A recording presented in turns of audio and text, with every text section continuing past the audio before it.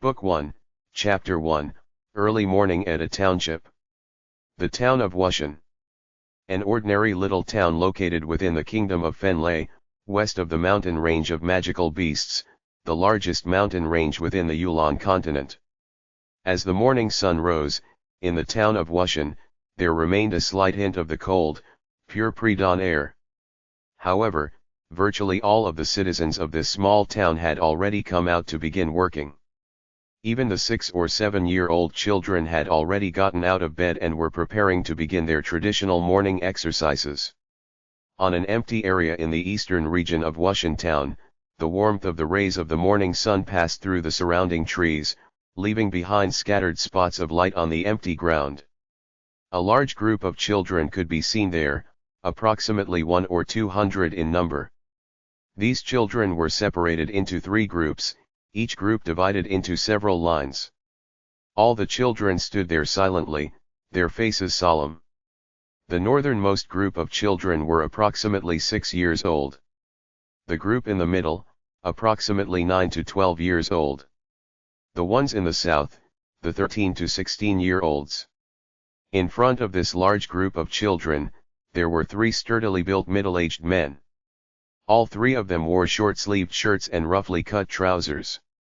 If you want to be a powerful warrior, then you must work hard from youth. The leader of the middle-aged men, head raised high, hands clasped behind his back, said to them coldly. He swept his cold, fierce gaze across the northernmost group of children. All of those 6 and 7-year-olds tightened their lips. Gazing at this man with their big, round eyes, none of them dared to make a sound. The leader's name was Hillman, 11er man. He was the captain of the guard for the Baruch, Baluke, clan, the noble clan which owned Wushan town. All of you are commoners. Unlike those noble families, you won't have access to any secret manuals teaching you how to cultivate battle chi do chi. If you want to become someone of worth, if you wish to be respected, then all of you must use the most ancient, most simple, and most basic ways of improving yourselves, through exercising your bodies, and building up your strength. Am I clear? Hillman swept the group of children with his gaze. Understood. The voices of the children replied brightly in unison. Good. Satisfied, Hillman coldly nodded. The eyes of the 6-year-old children displayed their confusion, while the eyes of the teenagers became very determined. They understood the meaning behind Hillman's words. Virtually every male in the Yulon continent would exercise very hard from a very young age. If anyone slacked off, in the future, they would be looked down upon by others. Money and power, these were the things that determined a man's status. A man without power would be looked down upon even by women. If one wanted their parents to be proud of them, wanted women to worship them, wanted to live a glorious life, then they must become powerful warriors. All of them were commoners. None of them would have access to any of those precious manuals which taught the arts of cultivating battle chi. Their only road to glory was through exercising from a young age, and gathering strength. Bitterly hard work. They would work harder than those nobles, spend more of their energy and blood in strengthening themselves. When the sun rises in the morning, all things begin to thrive. This is the best time to absorb the natural energy from your surroundings and improve the conditioning of our bodies. Same rules as always, legs spread apart, as wide as your shoulders. Both knees bent slightly, both hands pressed down at the waist. Assume the chi building stance. When assuming this stance, remember, focus your concentration, maintain a calm mind, and breath naturally. Hillman coldly instructed. The chi building stance was the most simple, yet most effective way of exercising one's body. This was based off of the experiences of generations of forefathers. Immediately the nearly 200 children assumed the chi building stance position. Remember, focus your concentration, maintain a calm mind, and breath naturally. Hillman said coldly as he walked amidst the children. At a glance, he could tell that the teenagers in the southern group all were maintaining the stance calmly and breathed naturally. At the same time, all of them attained the goals of being stable and steady in their stance. Clearly, they had attained some degree of proficiency in the Chi building stance. But glancing at the northernmost group of children, with their waists and knees crooked at odd degrees, their legs relaxed and loose, it was clear to Hillman that they were standing unstably and without any power. Hillman said to the two other middle-aged men, "The two of you, take charge of the south group and the middle group. I will go take care of the youngest children." "Yes, Captain." The two middle-aged men immediately obeyed, paying close attention to those two groups. Every so often, they would kick the legs of those teenagers, checking to see who was standing firmly and who was not. Hillman walked towards the northern group of children. Those children immediately became nervous. "Crap, the head monster is coming." A golden-haired child with large, bright eyes named Hadley, haughtily, said in a low voice. Hillman strode into the midst of the children. Staring at them, his face was cold, but in his heart, he was sighing. These kids are just too young. They are just too lacking in both wisdom and strength. I can't demand too much from them. However, it's still good to get them exercising from a young age. If they work hard from a young age, in the future, when they are on the battlefield, they will have a higher chance of survival. And to teach young children, getting them interested was the most effective way.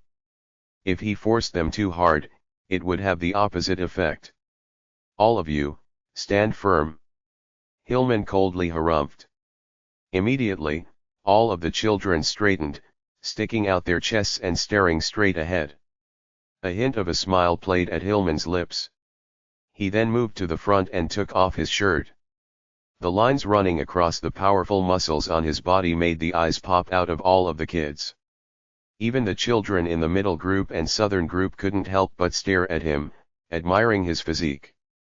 Aside from his perfect musculature, on Hillman's bare upper body, there were countless knife scars, sword scars, and dozens of other old wounds. All of the children stared at those wounds, their eyes shining. Knife scars. Sword scars. These were a man's medals. In their hearts, they were filled with veneration towards Hillman. Hillman, a mighty warrior of the 6th rank, a warrior birthed from life and death struggles. Even in large cities, he would be an amazing individual. In the tiny town of Wushan, he was a man who every single person venerated. Seeing the ardent gazes of the children, Hillman couldn't help but let a slight smile escape. He wanted to stir up a feeling of worshipfulness in the children, a desire to be like him. That way, they would work harder and be more motivated. "Let's add some more fuel to the fire." Hillman secretly grinned, then walked in front of a giant boulder, which weighed 300 or 400 pounds. With one hand, Hillman grabbed the boulder. In a very relaxed manner, he began brandishing it about. That 300-pound boulder, in Hillman's hands, seemed to be as light as wood. All of those children's jaws dropped, and their eyes widened. "Too light. Lori, Luarui, if you have some free time after training, go and get some larger boulders for me." With a casual toss, Hillman sent the boulder flying several dozen meters. Crash! It smote the ground next to a large tree, and the entire ground trembled. Hillman casually walked in front of some random stones. Ha! Hillman breathed deeply. All of the veins on his muscular body popped out prominently, as Hillman directly struck at a nearby bluish boulder. His fist shattered the air, creating a howling sound that made all of the watching children widen their eyes even further. Hillman's mighty fist smashed directly onto the boulder. Crash! The sound of the fist smashing into the boulder made the hearts of all the children tremble. That was an extremely hard bluestone boulder. The bluestone boulder trembled. Suddenly, 6 or 7 giant cracks appeared on it, as with a pang sound, it split into 4 or 5 pieces. But on Hillman's fist, not the slightest injury could be seen. The captain is as formidable as ever. Lori, one of the two other middle-aged men, laughed, as Hillman walked back towards them. The other man, Roger, Luoji, also walked over. Usually, when the children practiced the Chi building stance, it was time for the three of them to relax and freely chat, while paying attention to any child who decided to slack off. Hillman laughed as he shook his head. No way. In the past, when I was in the army, every day I would train like crazy, while on the battlefield, I engage in bloody close combat. Nowadays, all I'm doing is relaxing and stretching my muscles a bit in the morning. I'm not filled with as much energy as in the past. All of the children stared worshipfully at Hillman. That huge bluestone boulder was shattered by a single blow from his fist. What sort of power was this? And that 300 or 400-pound boulder was so easily tossed with a flick of the arm. What sort of power was this? Hillman turned his head. Staring at the children, he was very satisfied with the children's reactions. Remember, even if you aren't able to cultivate battle chi, in principle, if you reach your body's fullest potential, you can still become a warrior of the 6th rank. And a 6th-ranked warrior, upon entering the army, can easily become a mid-level officer, and easily obtain the military manuals which teach one how to cultivate battle chi. Even if you cannot become a warrior of the 6th rank, and can only become a common warrior of the 1st rank, you will still be qualified to enter the military. Remember, if a man isn't able to become even a warrior of the 1st rank, that man can't be considered a man at all. If you are a man, then you must raise your chest high, welcome any and all challenges, and fear nothing. Upon hearing these words, smiles appeared on the faces of all the 6- and 7-year-olds. All of them forced themselves to remain expressionless. These words were Hillman's often repeated mantra, and he repeated these words endlessly to the children. All of you, stand straight. Look at your elders to the south, then look at how you are standing. Hillman censured them. All of the 6-year-olds immediately tried to adjust their stance to be more stable. After a while, the 6- and 7-year-olds began to wobble. All of the kids felt that their legs were cramping fiercely, but they gritted their teeth. But after holding out for a short period of time, the children began to collapse and sit on the ground, one after the other. Hillman's face was cold and callous, but in his heart, he secretly nodded. He was still very satisfied with the performance of these 6- and 7-year-olds. After a short period of time, some of the 10-year-olds in the middle group also could no longer hold out, and one by one, they began to fall as well. Hold out for as long as you can. I won't force you. But if in the future, you are weaker than your peers, then you'll have no one to blame than yourselves. Hillman coldly said. Laurie suddenly stared, astonished, at the northern group. At this point in time, many of the kids in the middle group had fallen down, but in the northern group, a 6-year-old child had held strong. This must be Linley's first day at training. Who would have thought he'd be so formidable? Laurie said, amazed. Next time Roger and Hillman also noticed. Looking in that direction, they saw that to the north, a single brown-haired boy was still holding firm. His lips tightened, the boy stared determinedly in front, both fists tightly clenched so hard that his fists were white. A look of pleased surprise appeared in Hillman's eyes. Good kid. Hillman secretly praised. Despite being just 6 years old, he could maintain the Chi building stance for as long as the 10-year-old kids. Linley, full name Linley Baruch, was the eldest son and heir to the Baruch clan, which ruled over the Wuxian town. The Baruch clan was an extremely old clan. Once, it was extremely prosperous, but after thousands of years, it had only 3 members remaining. The clan leader, Chi Baruch, and his 2 sons. The elder son was Linley Baruch, 6 years old. The younger son, Warden Wodun Baruch, was just 2 years old. As for his wife, when she gave birth to the younger son, she died in the midst of childbirth. Linley's grandfather also was dead, having lost his life in battle. Linley's legs were trembling. Although his willpower was strong, his leg muscles were strained to their utmost and were beginning to tremble uncontrollably. He finally collapsed and sat down. "Linley, how do you feel?" Smiling, Hillman walked towards him. Linley cracked a smile, revealing his small canines. "I'm fine, Uncle Hillman." As captain of the Baruch clan's guardsmen, Hillman had watched Linley grow up. Naturally, the two of them were very close. "Well done. You acted like a man." Hillman patted Linley on the head. Immediately, the hair on Linley's head became tousled like windblown grass. "Ha ha." Linley grinned widely. In his heart, he felt very happy at being praised by Hillman. After resting for a while, they continued their exercises. The training regime for the 6 and 7-year-olds was a lot more relaxed. But for the teenagers, the training regime was terrifyingly strict. The large group of children, including the 6 and 7-year-olds, were lying down with their heads and their feet each on top of a flat rock, relying solely on the strength in their waists to keep straight. The waist and the thighs form a triangular region. Hillman gestured with his hands to show the area he was describing. This area is a person's nucleus.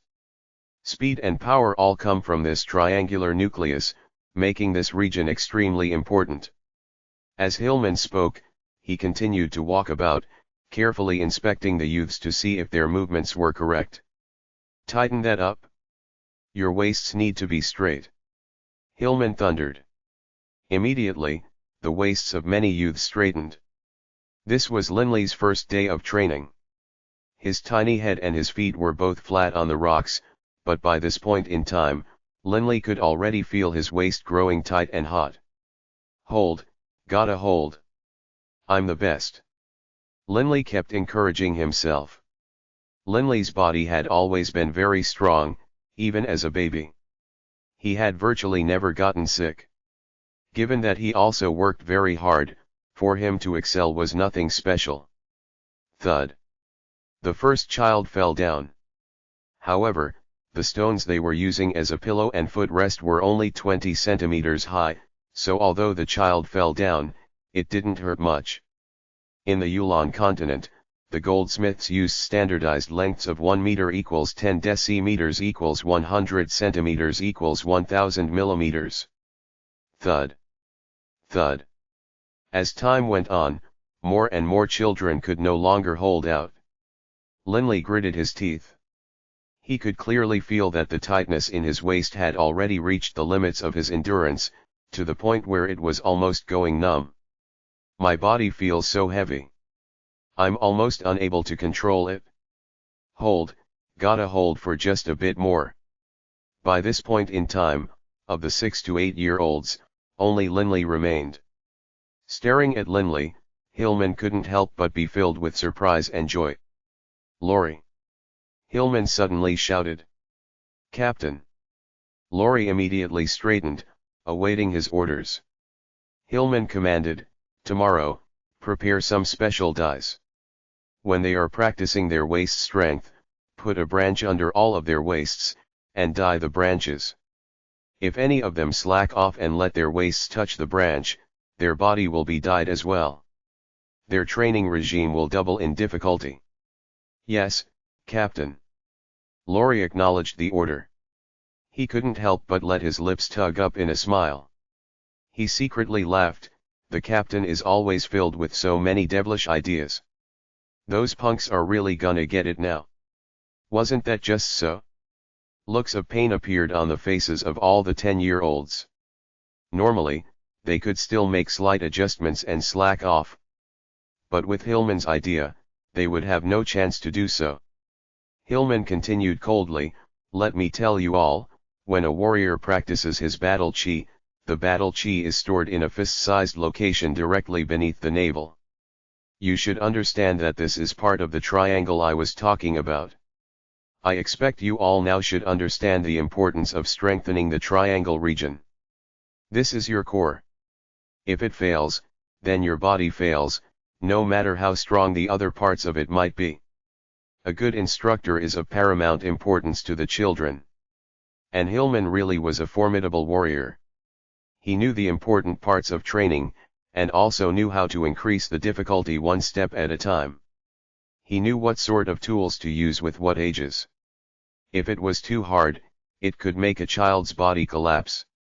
Battle Chi. Upon hearing these words, all of the youths, including the youngest children resting off to the side, stared at Hillman with wide eyes. All of the commoners were extremely eager to learn Battle Chi. Even Linley, this scion of a noble house, was extremely eager. Thud. Linley could finally hold out no longer, but he still used his arms to prop himself on the ground as he slowly rolled off. That feels good.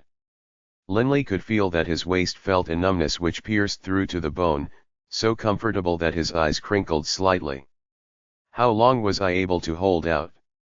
Linley opened his eyes wide, looking around him. All of the 6-year-olds had collapsed. Even half the 10-year-olds had collapsed as well. All of the 14-year-olds, however, held on.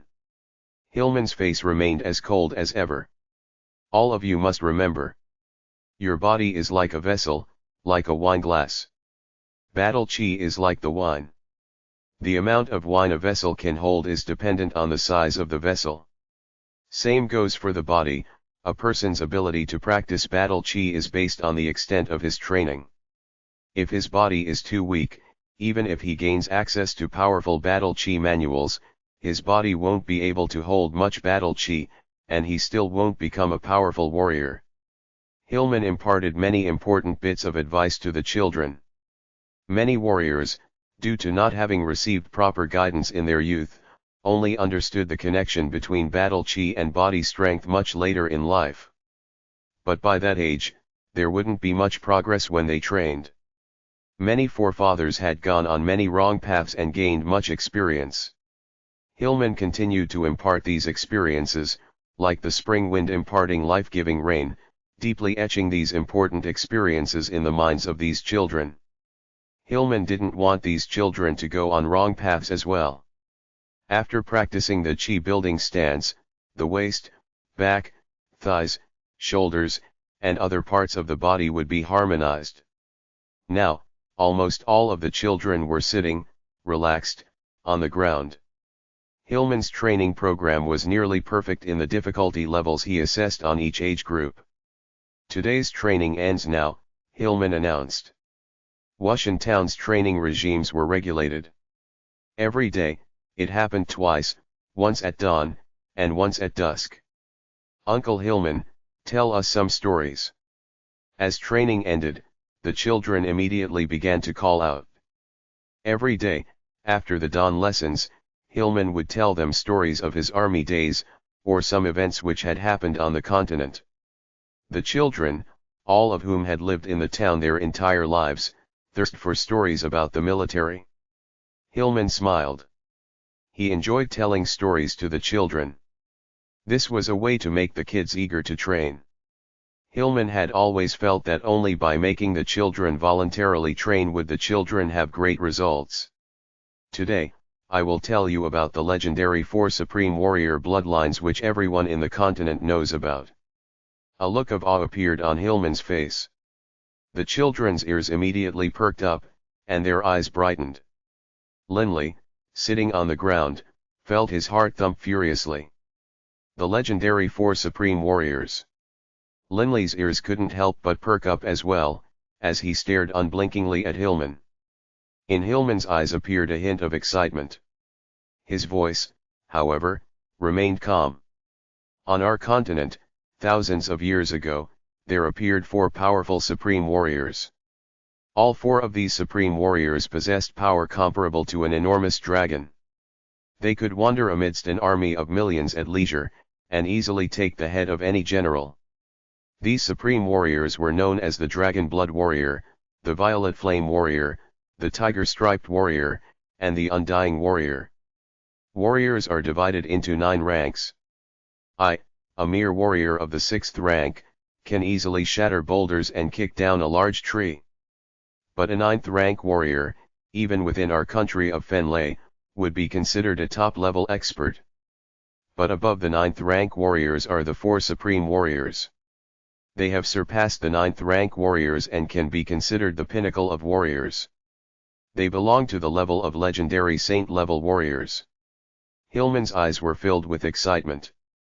The legendary saint-level warriors can melt giant icebergs, make the boundless sea roar with angry waves, make tall mountains crumble, make cities with millions of people collapse, and make meteors fall from the sky.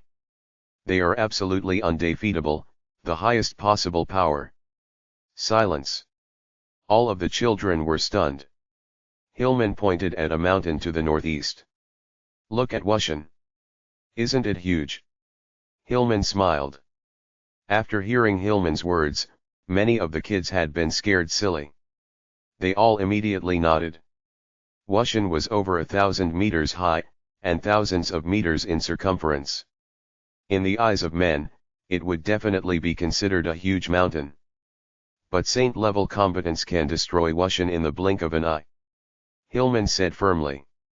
A 6th-ranked warrior can only smash a boulder. But a saint-level warrior can smash an entire mountain. All of the children's mouths dropped, and their eyes widened. All of them were shocked, and their hearts were suddenly filled with an unspeakable dread towards these saint-level combatants. But, their hearts were also filled with longing. Destroy a mountain. Hillman's words had a huge impact on Linley.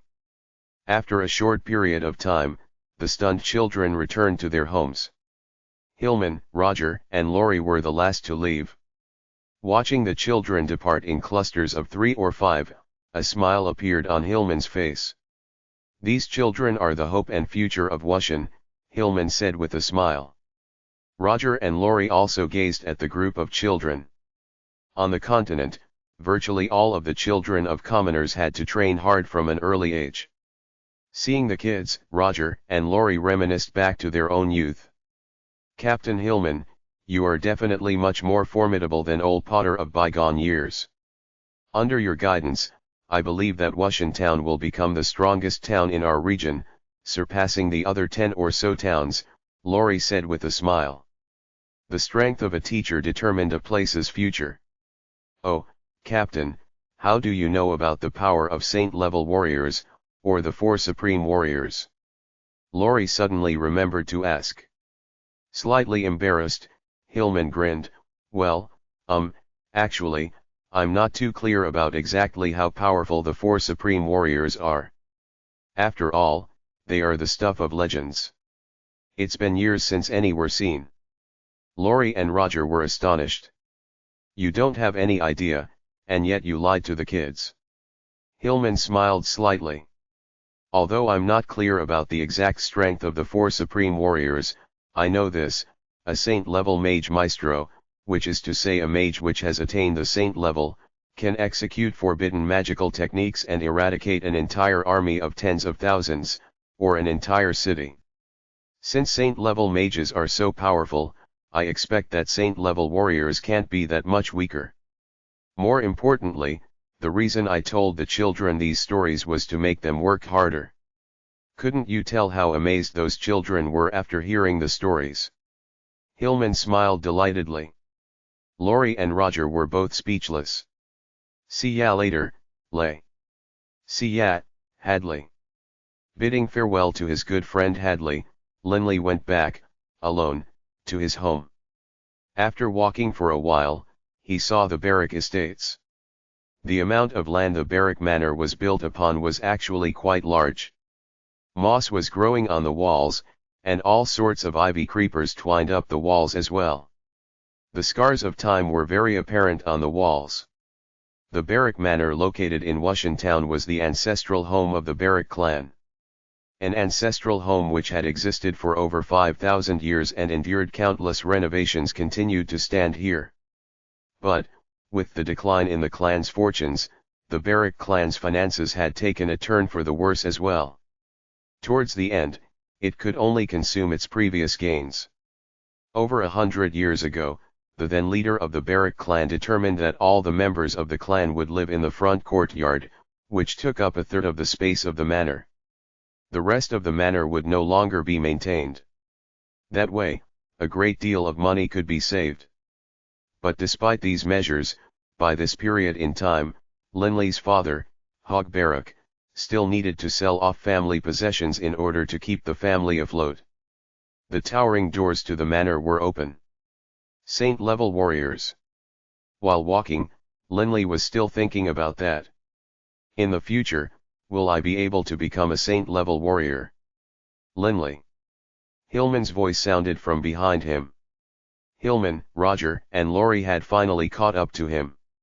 Linley turned around and immediately said happily, "Uncle Hillman." Following this, Linley sucked in a deep breath. Raising his head to look at Hillman, his voice filled with eagerness, he said, "Uncle Hillman, are saint-level warriors really that powerful? Then what about me? Is it possible that I will become a saint-level warrior?" In Linley's heart, there was a desire which all children possess. Hillman was stunned. Besides him, Roger and Laurie were also speechless. A saint-level warrior? This kid really has the daring to dream big. The country of Fenley has millions of citizens, but even so, after countless centuries, it hasn't produced a single saint-level warrior. To want to become a saint-level warrior, in Hillman's mind, he fully understood how difficult it was to become a saint-level warrior. It required someone to work extremely hard from a young age, the support of a noble clan, and also a high amount of natural talent. It also required luck. How could it be easy to become a saint-level warrior? Hillman knew quite well how much he himself had to suffer in order to become a sixth-ranked warrior. And how many life and death battles he had to experience. Even a warrior of the sixth rank was very difficult to become. A seventh, eighth, and ninth-ranked warrior was of course only harder. As for a saint-level warrior? Even in his dreams, Hillman didn't dare imagine himself as one. But he was facing Linley's earnest gaze. "Linley, Uncle Hillman has faith in you. I'm sure you'll become a saint-level warrior." Staring at Linley, Hillman spoke firmly. These words of encouragement caused Linley's eyes to shine. In Linley's heart, as well, a desire arose. A desire which had never been so ardent. "Uncle Hillman, from tomorrow onwards, can I participate in the training sessions with the 10-year-olds?" Linley suddenly asked. Hillman, Roger, and Laurie all stared at Linley in surprise. "My Lord Father always told me, if you want to become a man without peer, then you must work harder than other men." Linley unconsciously mimicked his father's manner of speech. Hillman suddenly smiled. He had seen the results of Linley's training today. Although Linley was only 6, his body conditioning could compare with 9-year-olds. He immediately nodded, smiling. "Fine. However, you'd best not slack off. You'd best realize that this isn't a 1-day or 2-day commitment. This will be a long-term regime." Linley raised his small head proudly. Self-confidently, he smiled. "Uncle Hillman, you just wait and see." This was a very normal morning for Wushan Town. Afterwards, every morning was the same as this one. The group of Wushan youths would follow Hillman, warrior of the 6th rank, and train hard under his guidance. The only difference was, the 6-year-old Linley was placed in the central squad of 10-year-olds. Book 1, Chapter 2, The Dragon Blood Warrior Clan, Part 1. In the blink of an eye, another half-year had passed. Training hard and strengthening his body, Linley passed through the gentle, warm spring, the blazing summer, and the chilly autumn. The white poplar tree next to the empty training field of Wushan would always scatter some dried leaves onto the ground whenever the wind blew. The leaves slowly whirled down, covering the entire training ground. The sky had slowly grown dark. Today, there was an exceptionally large number of people on the training grounds, nearly 300. Today's evening training session ends now. Hillman smiled. Before leaving, however, everyone needs to first congratulate this next crop of children who are about to leave Wushan and join the army. With autumn's end came the season of military recruitment. With the entire continent engaged in an age of warfare, every youngster viewed becoming a mighty warrior as a badge of honor. Naturally, there were also those who wished to become mages, but becoming a mage is an extremely difficult task. Perhaps only one person in 10,000 had the necessary qualifications to become a mage. With such a low probability, the average person wouldn't even consider it. Becoming a warrior was much easier. Upon turning 16, as long as they were at least warriors of the first rank, they could easily enter the army. Uncle Hillman, thank you. 126 children, all age 17, respectfully bowed towards Hillman. These youngsters normally did not attend training. They had all become adults, and had their own jobs to do. But since they had all been trained by Hillman since they were toddlers, they all considered Hillman to have been their benevolent master. Before joining the army, they all came here to say farewell to Hillman.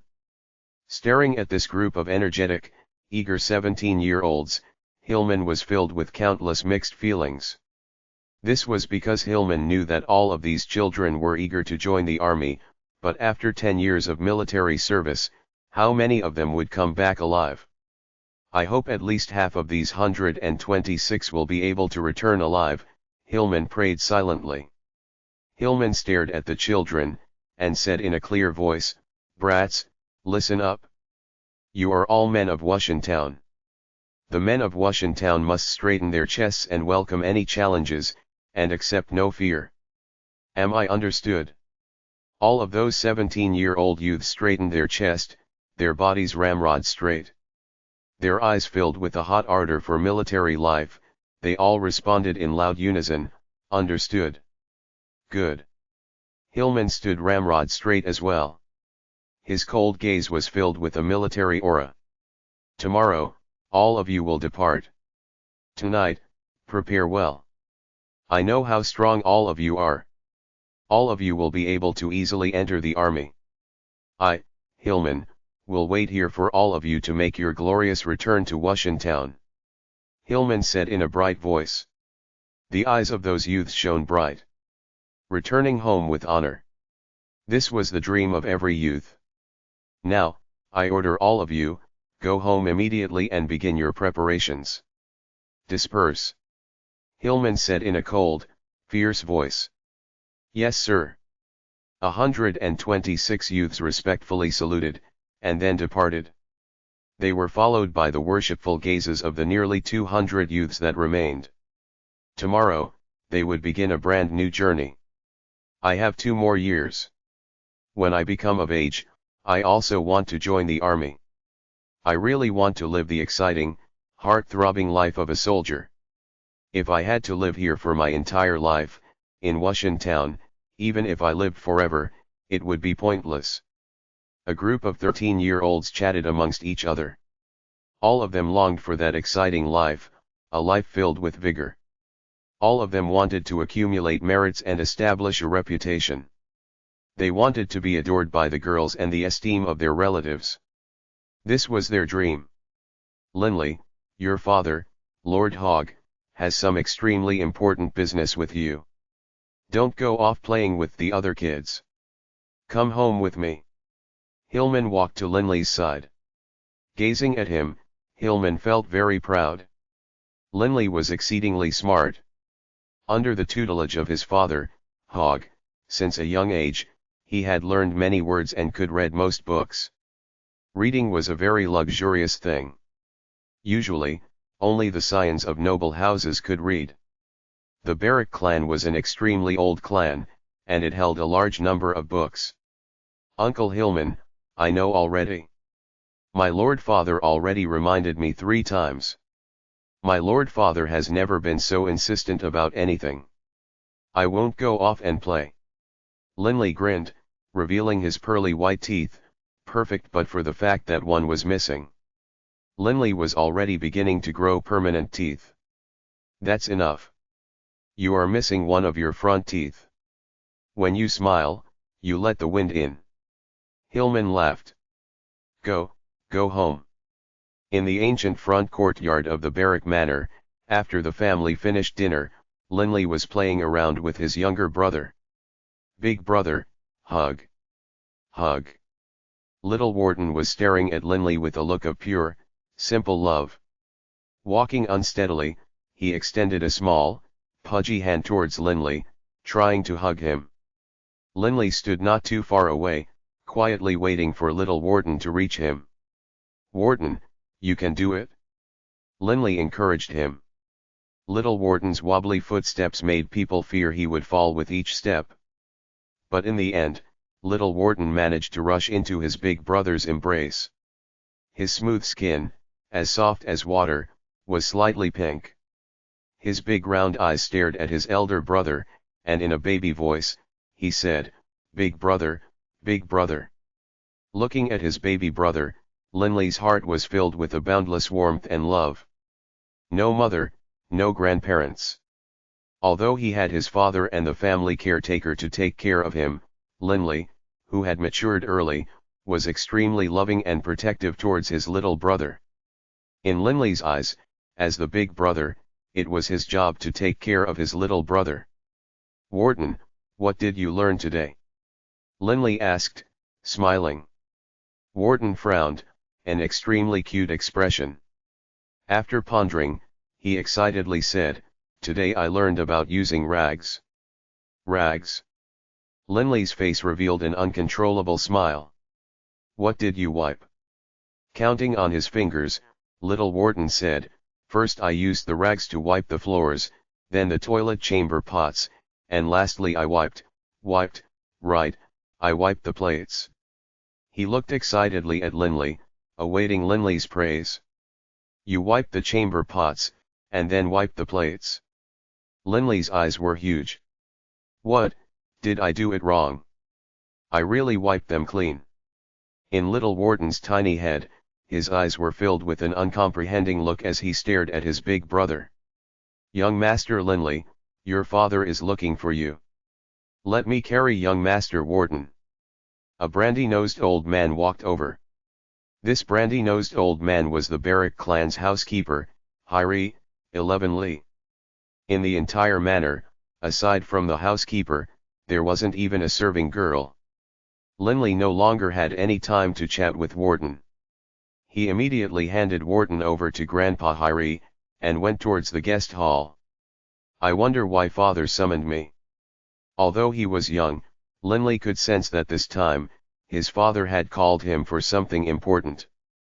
Entering the guest hall, in one corner there was a desk clock that was higher than Linley was tall. This desk clock can be considered a high-quality object. Generally, only wealthy or noble families had such a clock. At this moment, Linley's father was seated next to the fireplace. The flames in the fireplace burned, constantly crackling and popping. Why did father change his clothes?" Seeing his father, Linley was filled with astonishment. While at home, his father normally wore only very simple clothes. Just then, while eating dinner, his father wore normal clothes. But now, he had switched to a set of very noble, beautiful apparel. Hog's entire body emanated an ancient, noble aura. That aura wasn't the sort that money could buy. It was something which an ancient noble clan cultivated in its heirs. A clan which had survived for 5,000 years. How could an ordinary noble clan compare? Hog stood up. Turning around, when he saw Linley, his eyes lit up. "Linley, come with me. Let's go to the ancestral hall. Uncle Chi, you know about the matters of my clan, so you can come as well." Hog smiled. The ancestral hall. Linley was astonished. The members of the Baruch clan only stayed in the front side of the manor. The areas in the far back, virtually no one went there to clean. Only the ancestral hall in the back did they ever visit, once a month, to clean. But this isn't the time to sacrifice to our ancestors. Why are we going to the ancestral hall? Linley had a belly full of questions. Exiting the guest hall, Hog, Linley, and Uncle Chi, who still held Wharton, followed the bluestone path towards the back manor. Deep autumn. The night was as cold as water. The cold wind blowing, Linley couldn't help but shiver. But Linley didn't make a sound, because he could feel that something was different today. Following his father, Linley entered the ancestral hall as well. Clack! The door to the ancestral hall closed. With the candles in the hall becoming lit, the entire hall immediately became very bright. Linley could instantly see the many spirit tablets placed in the very front of the hall. That thick, dense cluster of spirit tablets spoke volumes as to the age of the Baruch clan. Hogg quietly stood in front of the spirit tablets, not saying a word. Linley felt very nervous. In the entire hall, aside from the sounds of the whispering candles, no sound was heard. The quiet was terrifying, creating an oppressive feeling on the heart. Suddenly, Hogg turned and focused his gaze on Linley. In a weighty voice, he said, "Linley, today, there are many things that must be done. But first, let me tell you some of the history of our Baruch clan." Linley could feel his heart thumping frantically. Our clan's history? What can it be? In his heart, Linley was eager to know, but he didn't dare to make a sound. A look of pride appearing on his face, Hogg said in a clear voice, "Linley, our Baruch clan has existed for 5,000 years. Even scanning the entire kingdom of Fenley, I don't believe we can find a second clan which is as ancient as ours." Hogg's voice contained an absolute pride. Ancient. This was a word which some noble clans viewed with great importance. "Linley, have you heard of the legendary 4 supreme warriors of the Yulon continent?"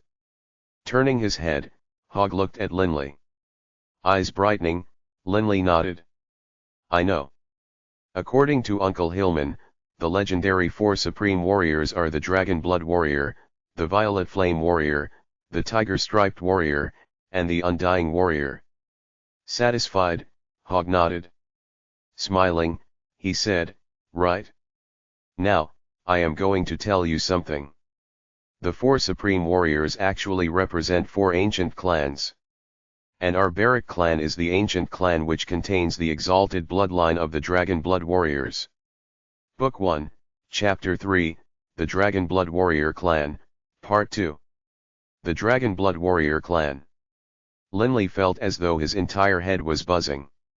In Linley's eyes, his clan was nothing more than just an ancient clan which had fallen on hard times. How could it be related to the legendary Dragon Blood Warrior? "You don't believe me?" A trace of arrogance could be seen on Hogg's face. "Linley, go up and take a close look at those spirit tablets. By now, you can read all the words on them. On the back of every single spirit tablet is the history of those departed forefathers. The 3 spirit tablets at the very top are 3 who are Dragon Blood Warriors." Hogg took Linley by the hand. "Come." Hogg led Linley towards the area behind the many spirit tablets. Lifting him up, Hogg said, "Take a close look at those characters behind." Linley widened his eyes and began to read. The words carved onto the uppermost tablet were etched very deep and very clearly. Those 5,000-year-old characters told of an astonishing story. Baruch, the very first Dragon Blood Warrior of the Yulon continent. In the year 4560 of the Yulon calendar, outside the walls of the city of Linley, Baruch did battle against a black dragon and a titanic frost wyrm. In the end, he slew both the titanic frost wyrm and the black dragon, causing his fame to be spread across the world. In the year 4579 of the Yulon calendar, along the coastline of the northern sea of the continent, Baruch did battle against a 9-headed serpent emperor. On that day, the waves crashed unceasingly and nearby cities crumbled, but after a vicious fight lasting a full day and night, Baruch finally executed the 9-headed serpent emperor. Finally, Baruch founded the Baruch clan, and became the first leader of the Baruch clan. Ryan Rui and Baruch, the second Dragon Blood Warrior of the Yulon continent. In the year 4690 of the Yulon calendar, in the mountain range of magical beasts, he defeated and subdued a saint-level golden dragon, and became known as the Golden Dragon Rider Saint. In the year 4697, Hazard Hazid Baruch, the third dragon blood warrior of the Yulan continent. Born in the year 5360 of the Yulan calendar, in his very first battle, he fought fiercely with a saint-level bloody-eyed maned lion in the mountain range of the setting sun. He defeated the lion, forcing it to scurry away and flee, causing Hazard to become famous throughout the world. One mighty name after another, one amazing story after another, made the blood in Linley's veins pump all the more vigorously. My clan is actually the clan of the Dragon Blood Warriors. Linley was extremely excited. Beside him, Hogg said in a low voice, the first 3 generations of the Baruch family were all Dragon Blood Warriors. Upon becoming a Dragon Blood Warrior, one's life expectancy would dramatically increase. The second generation Dragon Blood Warrior didn't get married or have children until after he was 700 years old. And afterwards? Linley wondered. Father, why doesn't our clan have any more Dragon Blood Warriors? Hogg nodded. To become a Dragon Blood Warrior, the most important thing is the density and thickness of the dragon blood which flows in our veins. The higher the density, the better. After many generations, the density of the dragon blood in our veins has grown thinner and thinner. However, that isn't an absolute. Because as time goes on, sometimes, out of nowhere, a descendant will possess a very high density of dragon blood. After Hazard Baruch, the fourth dragon blood warrior appeared, nearly 1,000 years later. And then, after 1,500 years passed, which is to say tens of generations later, the fifth dragon blood warrior finally appeared in our clan. But in the 1,000 years from then until now, not a single dragon blood warrior has shown up. Hogg shook his head and sighed. The fifth dragon blood warrior only stayed on the Yulan continent for around 2 centuries, before he disappeared. In the 1,000 years since then, our Baruch clan has totally decayed. After 1,000 years, even the most illustrious of families could decay. However, our clan still has hope. Perhaps in the future, one of our descendants will have the requisite density of dragon blood in their veins, and meet the requirements to become a dragon blood warrior. If they meet the requirements, after just a few decades of training, they would be able to become a true, full dragon blood warrior. And at that time, the Baruch clan would once more be restored to the glorious days of yore, when we were known as the Dragon Blood Warrior clan. Hogg's eyes shone. Linley, you are 6.5 now. According to our rules, at your age, the test to see if your blood has a high density of dragon blood will be fairly accurate. Today, I am going to test you. Linley was stunned. Testing the density of dragon blood in my veins. Test me. Linley fully understood the implications of his father performing this test. This test would show whether or not he met the requirements for becoming a dragon blood warrior. Linley, wait here. I'll go get the dragon blood needle. Hogg clearly was very excited, as he immediately departed the ancestral hall for a nearby private room. Dragon blood warrior? Will I really become a dragon blood warrior? Linley was mentally fidgeting. Standing there, Linley's mind was a confused mess. He was filled with both eagerness and fear. He feared that the density of dragon blood in his veins wasn't high enough. If I fail, I guess father will be extremely disappointed. Linley couldn't help but think. Having grown up with his father and his younger brother, Linley didn't want to disappoint his father. But the density of dragon blood in his veins wasn't something he could decide. After just a short period of time, Hogg returned with a 20-centimeter long needle that was extremely thin as he walked out from the private room. Dragon blood needle. Linley guessed, as he stared at the long needle in his father's hands. All right, Linley. This needle will just barely break the skin when it goes in. It won't hurt at all. Stretch out your hand. Hogg smiled, and Linley nodded. Taking a deep breath, Linley stretched out his right arm. The slight trembling in his arm showed that Linley really was very nervous. Not just Linley. To tell the truth, even Hogg was very nervous. Hold it, Holding the translucent dragon blood needle, Hogg lightly pricked Linley's ring finger with it, easily piercing the skin. Linley felt a piercing pain, and the translucent needle immediately turned crimson as well. Hands shaking, Hogg immediately lifted the dragon blood needle up and inspected it carefully. Raising his head, Linley stared at his father, feeling extremely agitated. Is the density of dragon blood in my veins sufficient? Why has father stared at the dragon blood needle for so long? Linley had a bad premonition. Sigh, with an exhaled breath, Hogg placed the dragon blood needle off to one side. Hearing his father's sigh, the nervous Linley knew that the density of dragon blood in his veins clearly didn't reach the required level. His tears immediately began to flow. Linley, why are you crying? Don't cry, be good, don't cry. Hogg immediately hugged Linley. Seeing Linley cry, Hogg felt sick at heart. After all, Linley was still just 6.5. He was just a child. I won't cry. Yeah. Won't cry. Linley sniffled twice, then forced himself to calm down. Father, I'm sorry. I've let you down.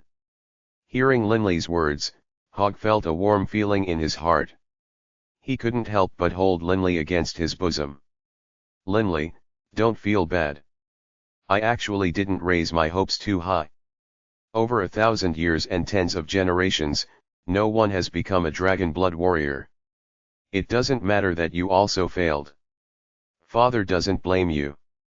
Feeling the warmth of his father's chest, Linley's tightened chest gradually loosened. By this point, the 2-year-old warden had long since fallen asleep in Grandpa Hyre's arms. Linley, at this point in time, the Baruch family just consists of you, me, and your little brother. I don't have any extravagant hopes. I've never dared to dream of becoming a dragon blood warrior. Hogg laughed at himself satirically. How could becoming a dragon blood warrior be an easy task? Linley raised his head, staring at his father. Linley rarely saw his father speak to him in such a manner. Normally, his father was always very strict and unyielding. Staring at the rows of spirit tablets, Hogg's eyes were filled with a dreary sadness. My true goal is actually to recover the ancestral heirloom of the Baruch clan, passed down across the generations.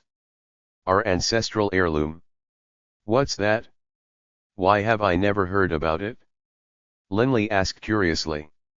Hogg proudly said, our ancestral heirloom, the warblade, slaughterer. This was the weapon used by the very first leader of the Baruch clan, the very first dragon blood warrior of the Yulan continent.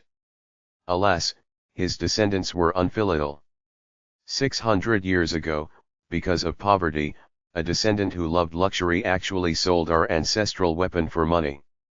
As he spoke, Hogg was filled with so much fury that his body actually trembled. Shaking his head helplessly, he said, afterwards, every single generation tried to recover the warblade slaughterer, but despite 600 years of trying, none of us have succeeded. After all, when we sold the warblade slaughterer, it was for the price of 180,000 gold coins of gold. 180,000 gold coins of gold.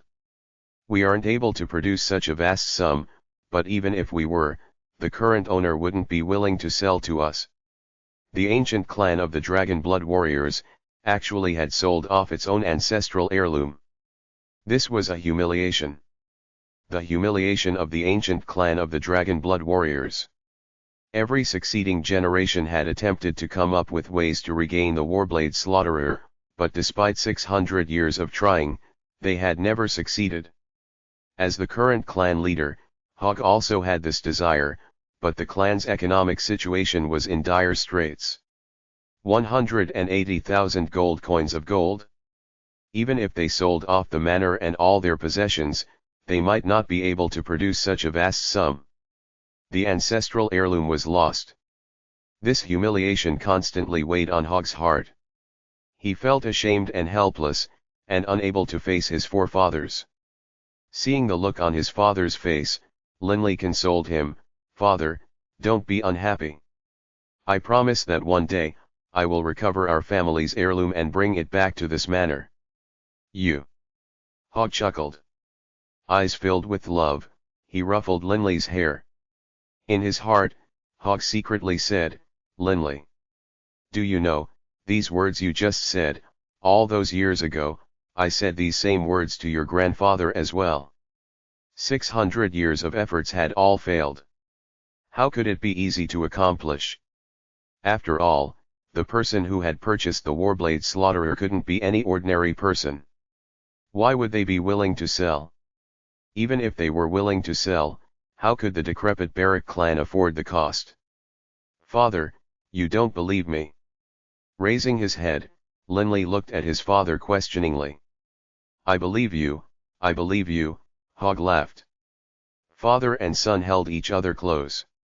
Only 3 members remained of the ancient Dragon Blood clan in this era. When would this decaying clan be able to regain the glory and honor it had in prior years? At this moment, lying against his father's chest, Linley's fists were clenched tightly. Book 1, Chapter 4, Growth, Part 1. The spring wind came, turning green the poplar trees near the empty space outside of Wushan town. On the empty ground, a group of youths were ardently training. Almost a year had passed since the Dragon Blood test, and Linley was 8 years old now. Over the course of this period of time, Hillman clearly saw that Linley had only become even harder working. Well done, Linley. Hold it, hold it. Hillman encouraged from the side. Right now, Linley was only wearing trousers.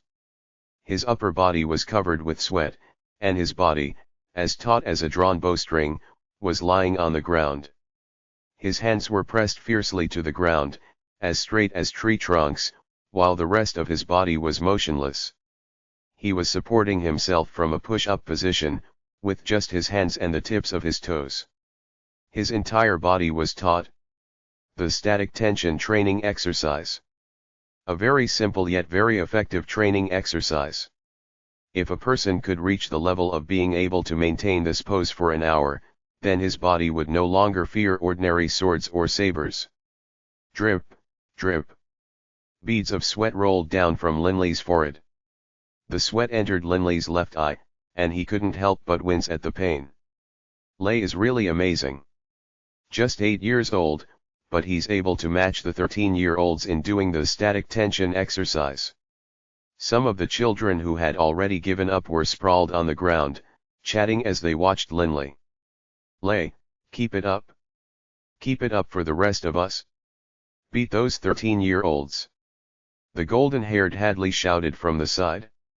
Yeah, keep it up, Lei. The other children started to chant as well. Linley was on extremely good terms with the other kids.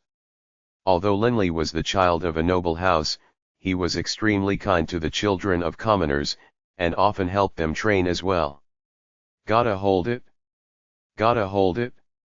Linley constantly said to himself.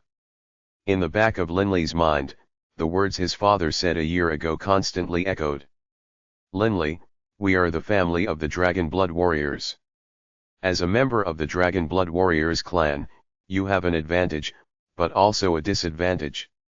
The advantage is, even though the density of dragon blood in your veins hasn't reached a sufficient level, your body will still be much stronger than those of most ordinary people.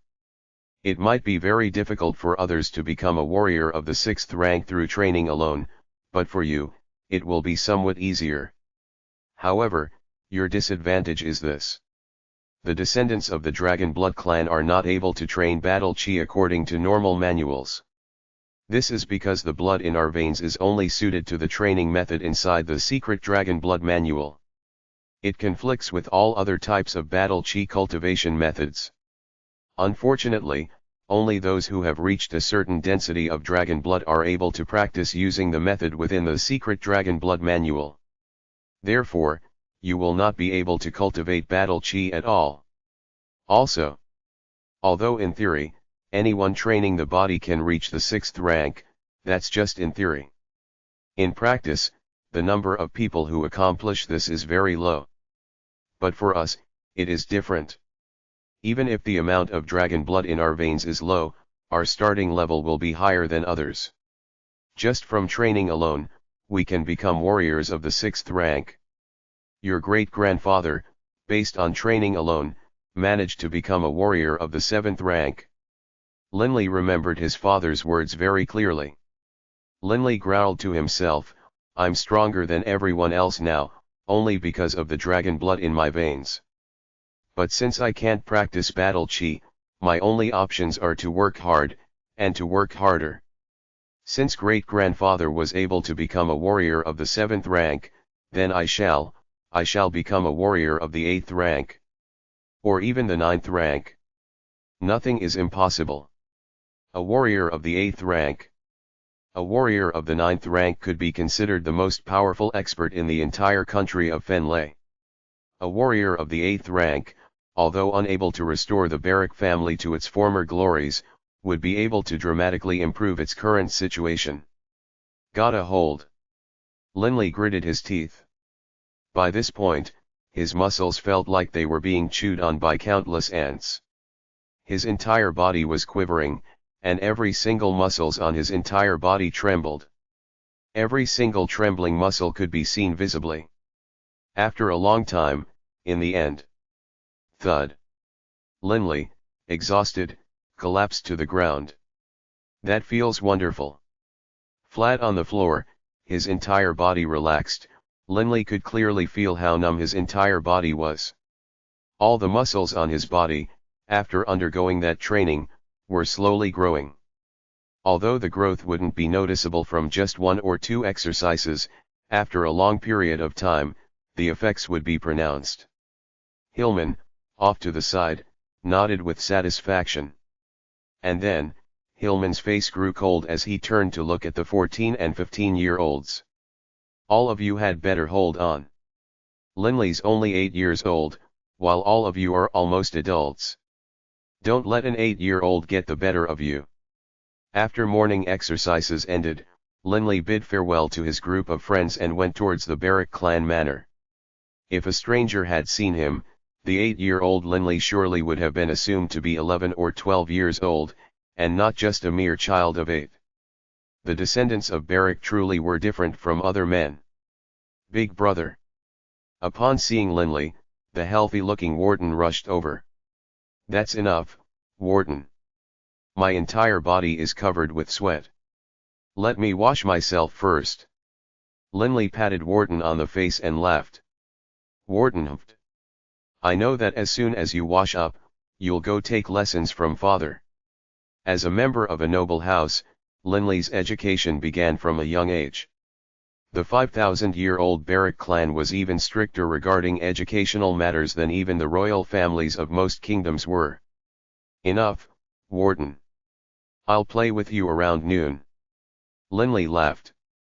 Warden was only a child, while Linley was much more mature. After washing up and changing into some fresh clothes, Linley entered the study. At this moment, his father, Hog Baruch, was sitting in front of a desk, his back ramrod straight. In front of Hog were 3 thick tomes. Father. Linley respectfully bowed. Hog coldly nodded, and Linley quickly walked next to him. Yesterday, I explained the history of the countries of the Yulan continent to you. Repeat it back to me. Hog said coldly. This was the real Hog. Instances like the time when he was holding the crying Linley in his arms were extremely rare. Normally, Hog's attitude towards Linley could be summarized in one word: strict. In all things, Hog strove for perfection. He wouldn't let Linley get away with any mistakes. Yes, father. Linley said calmly. In the Yulan continent, there are 3 dangerous areas. The number 1 mountain range, the mountain range of magical beasts.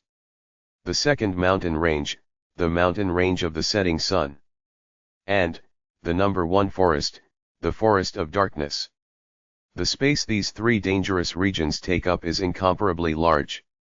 The mountain range of magical beasts runs across the entire continent, from north to south, covering over 10,000 kilometers.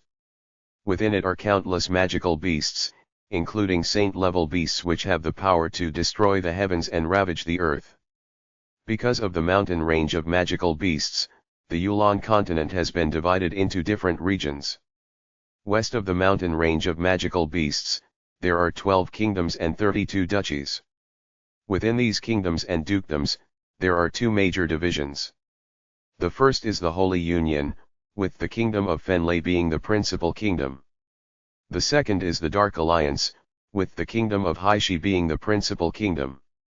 These two alliances are opposed to each other and constantly battle because one is controlled by the Radiant Church, while the other belongs to the cult of shadows. East of the mountain range of magical beasts, there are 4 empires, 6 major kingdoms, and countless duchies. These 4 empires are enormous, and are not influenced by the Holy Union or the Dark Alliance. In these 4 empires, the rule of the emperors is absolute. Any of the 4 empires are comparable to the Holy Union. The 4 empires are the Central Yulan Empire, the Southeastern Rhine-Lien Empire, the Eastern Rohald Luoao Empire, and the Northern O'Brien Obuletin Lien Empire. After having said all this at one go, Linley let himself relax slightly. Just this. Hogg frowned. Linley was about to immediately continue, but Hogg cut him off.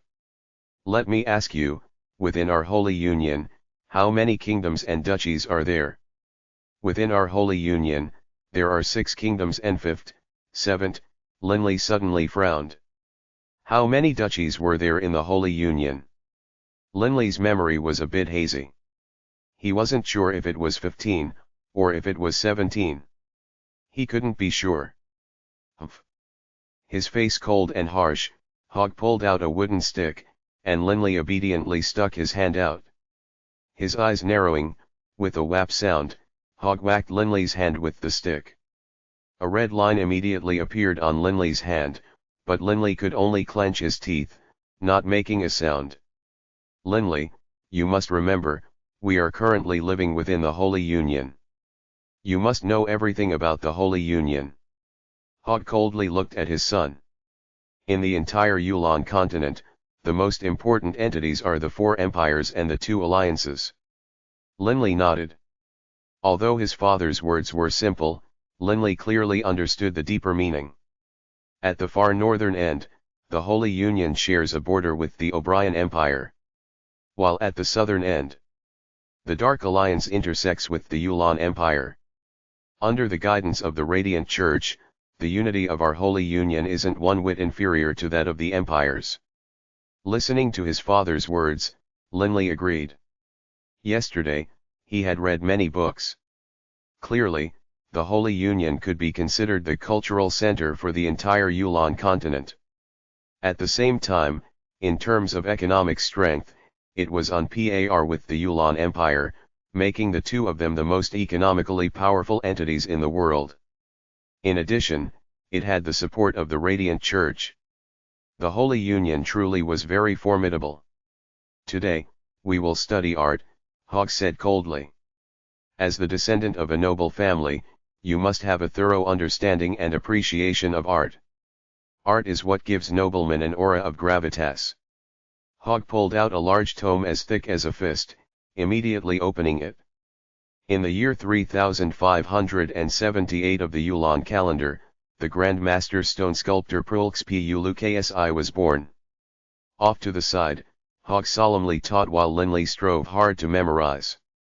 He wanted to meet his father's requirements. Book 1, Chapter 5, Growth, Part 2. Time flew by quickly, and in the blink of an eye, the grandfather clock within the hall rang 11 times, signifying that it was now 11 in the morning. "Is Hogg at home?" A clear voice rang out. The barrack manor had no guards, so clearly, this person had already arrived within the manor grounds. Hogg frowned, placing down the thick tome in front of him. "Linley, today we'll come to a stop here." Revealing a wisp of a smile, Hogg turned around and walked towards the guest hall. "Ah, Hogg, my dear friend. Just the other day, I heard the cloth spinner birds cry, and I just knew that something good was going to happen. Indeed, by noon, I received your missive, and as soon as I read it, I was overjoyed. Dear Philip, I am very happy to see you as well. Hillman, quickly go and bring me the stone sculpture, Fierce Lion. Philip, come, let's go to the main hall and wait. The sculpture will be here shortly. Hearing these words, Linley felt his heart twinge. We're selling off more family belongings. Linley knew that the Fierce Lion sculpture was one which his father deeply liked. But the Baruch clan, which took very little taxes from Wushan Township, really was in dire economic straits. Fortunately, the Baruch clan was an ancient one, and by virtue of its age, had stored many rare and precious items. Unfortunately, even the vastest of hoards could not withstand so many years of auctions and sales. By this point in time, the number of valuable items within the clan was very few. Linley couldn't help but turn to stare at the grandfather clock. I wonder how long it will be before even this clock has to be sold off. A middle-aged man with long, golden hair and a nobleman's aura strode into the hall by Hog's side. Linley immediately was able to guess that this middle-aged man must be Philip. Oh, this adorable child must be your son, right Hog? Philip smiled very warmly at Linley. Linley Baruch, right? May I address you as Linley? It would be my honor, sire. Linley placed his right hand against his breast and respectfully bowed. What an adorable child. Philip seemed very pleased. By his side, Hog laughed. Philip, stop wasting time with the child. Look, the fierce lion you have desired for so long has arrived. As he spoke, Hillman easily carried in the large sculpture into the hall. And then easily set it down. It was a nearly 1,000-pound stone sculpture, but in Hillman's hands, it seemed like naught but a toy, clearly showing Hillman's strength. Mr. Hillman, your strength amazes me. My own manor doesn't have anyone as fierce as you, guard captain, even though I control 12 towns. Philip smiled as he spoke, but the implicit meaning in his words was quite clear. He wanted to invite Hillman to work for him. Hillman said coldly, Wushan town is my home, sire. Forgive me. Philip quickly apologized. Philip turned to look at Hog. Hog, I must say, although I like this stone sculpture very much, the artisanship of this fierce lion sculpture cannot be considered to be top tier, much less the masterpieces of those grand master sculptors. Philip, if you don't wish to buy it, then forget about it. Hog was quite succinct. Philip's eyes couldn't help but narrow, but then he laughed. Ha ha, Hog, don't be angry. I'm not saying that I don't wish to buy it. I'm just telling the truth. How about this? I'll buy this sculpture for 500 gold coins. What do you think? 500? Hog frowned. This price was much lower than what Hog had hoped for. He had been hoping for at least 800. In the Yulan continent, 1 gold coin equaled 10 silver coins equaled 1,000 copper coins. The average commoner would be able to earn 20 or 30 gold coins in a year. Even the average army soldier would only earn 100 or so gold coins. The price is too low. Hog shook his head. Hog, you must know that in all the 10,000 plus years of the Yulan continent, there have been countless sculptures made. The true value of a sculpture is in terms of its artisanship. As far as the artisanship of this one, well, suffice to say, I just like it. 500 gold really is my highest offer. If you don't accept, then let's just forget about it. Philip laughed as he turned to look at the grandfather clock in the hall. His eyes gleaming, he said, Hog, if you were to sell this clock, however, I would be willing to pay 1,000 gold. Hog's face grew cold. Ahem, 2,000 gold would be acceptable as well. This would be my highest offer. Philip hurriedly said. Hog sternly shook his head firmly. The grandfather clock is not for sale. As for the sculpture, 600 gold. Take it or leave it. Philip carefully studied Hog for a moment, then chuckled. Fine, Hog. I'll give you some face. 600 gold it is. Housekeeper, bring me 600 gold. The caretaker for his manor, who had been waiting outside the entire time, immediately ran over with the gold. 6 sacks of yellow gold. 600 gold, Hog. You can count it, if you want. Philip smiled. Hog hefted the sacks. Just based on weight alone, Hog was certain that there really were 600 gold coins in them, 100 gold per sack. Hog smiled and nodded. Philip, how about staying and having dinner with us? No need, I still have some business back home. Philip laughed. Philip's housekeeper subsequently instructed 2 powerfully built warriors to lift and carry away the sculpture, which they did with difficulty.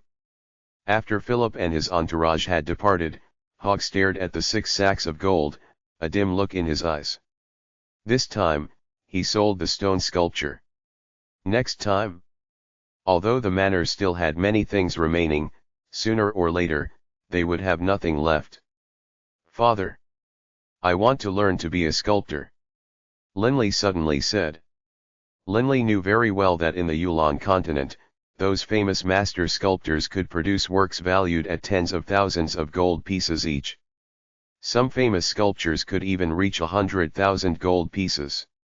And wealth aside, the societal ranking of these sculptors was also very high.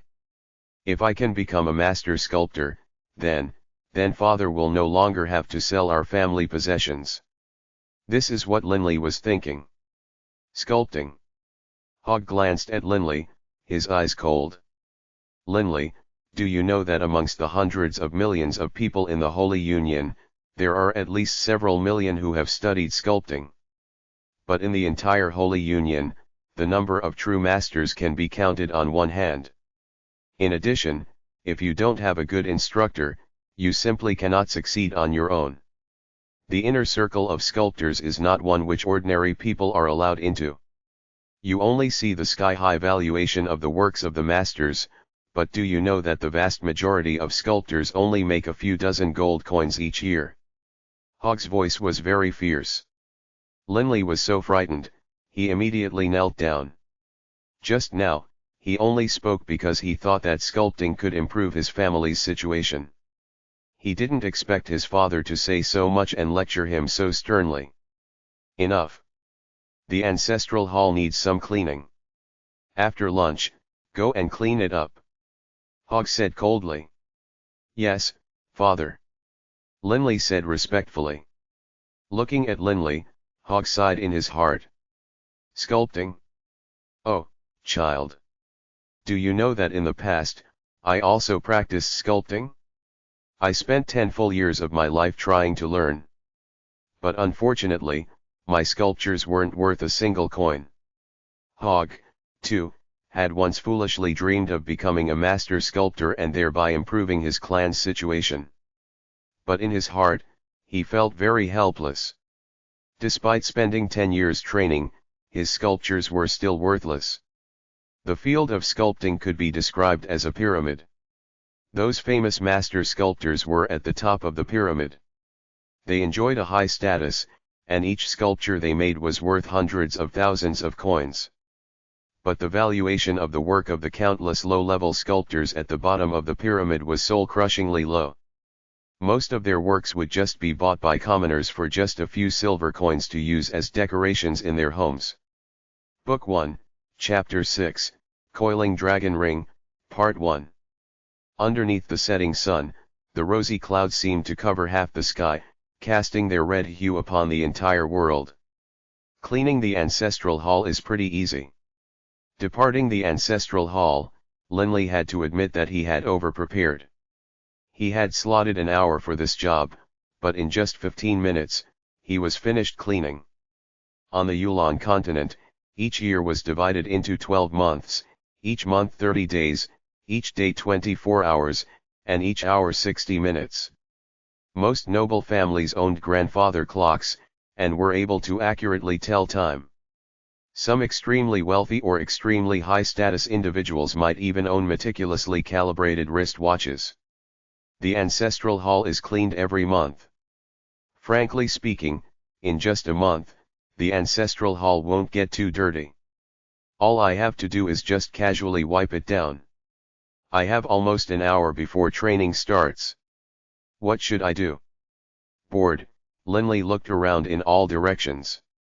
The ancient barrack mansion had 5,000 years of history. The front courtyard was cleaned every day, but the rooms in the much larger back courtyard, aside from the ancestral hall, were all covered in dust, and even the walls were cracked. Wild grasses and dark green lichen covered the floors and even ran up the walls. Seeing the decrepit architecture, Linley's eyes slowly brightened. Lots of places in the back courtyard haven't been visited in over a century. I wonder if there's any ancient, valuable items there. Upon coming to this realization, Linley's heart began to pound.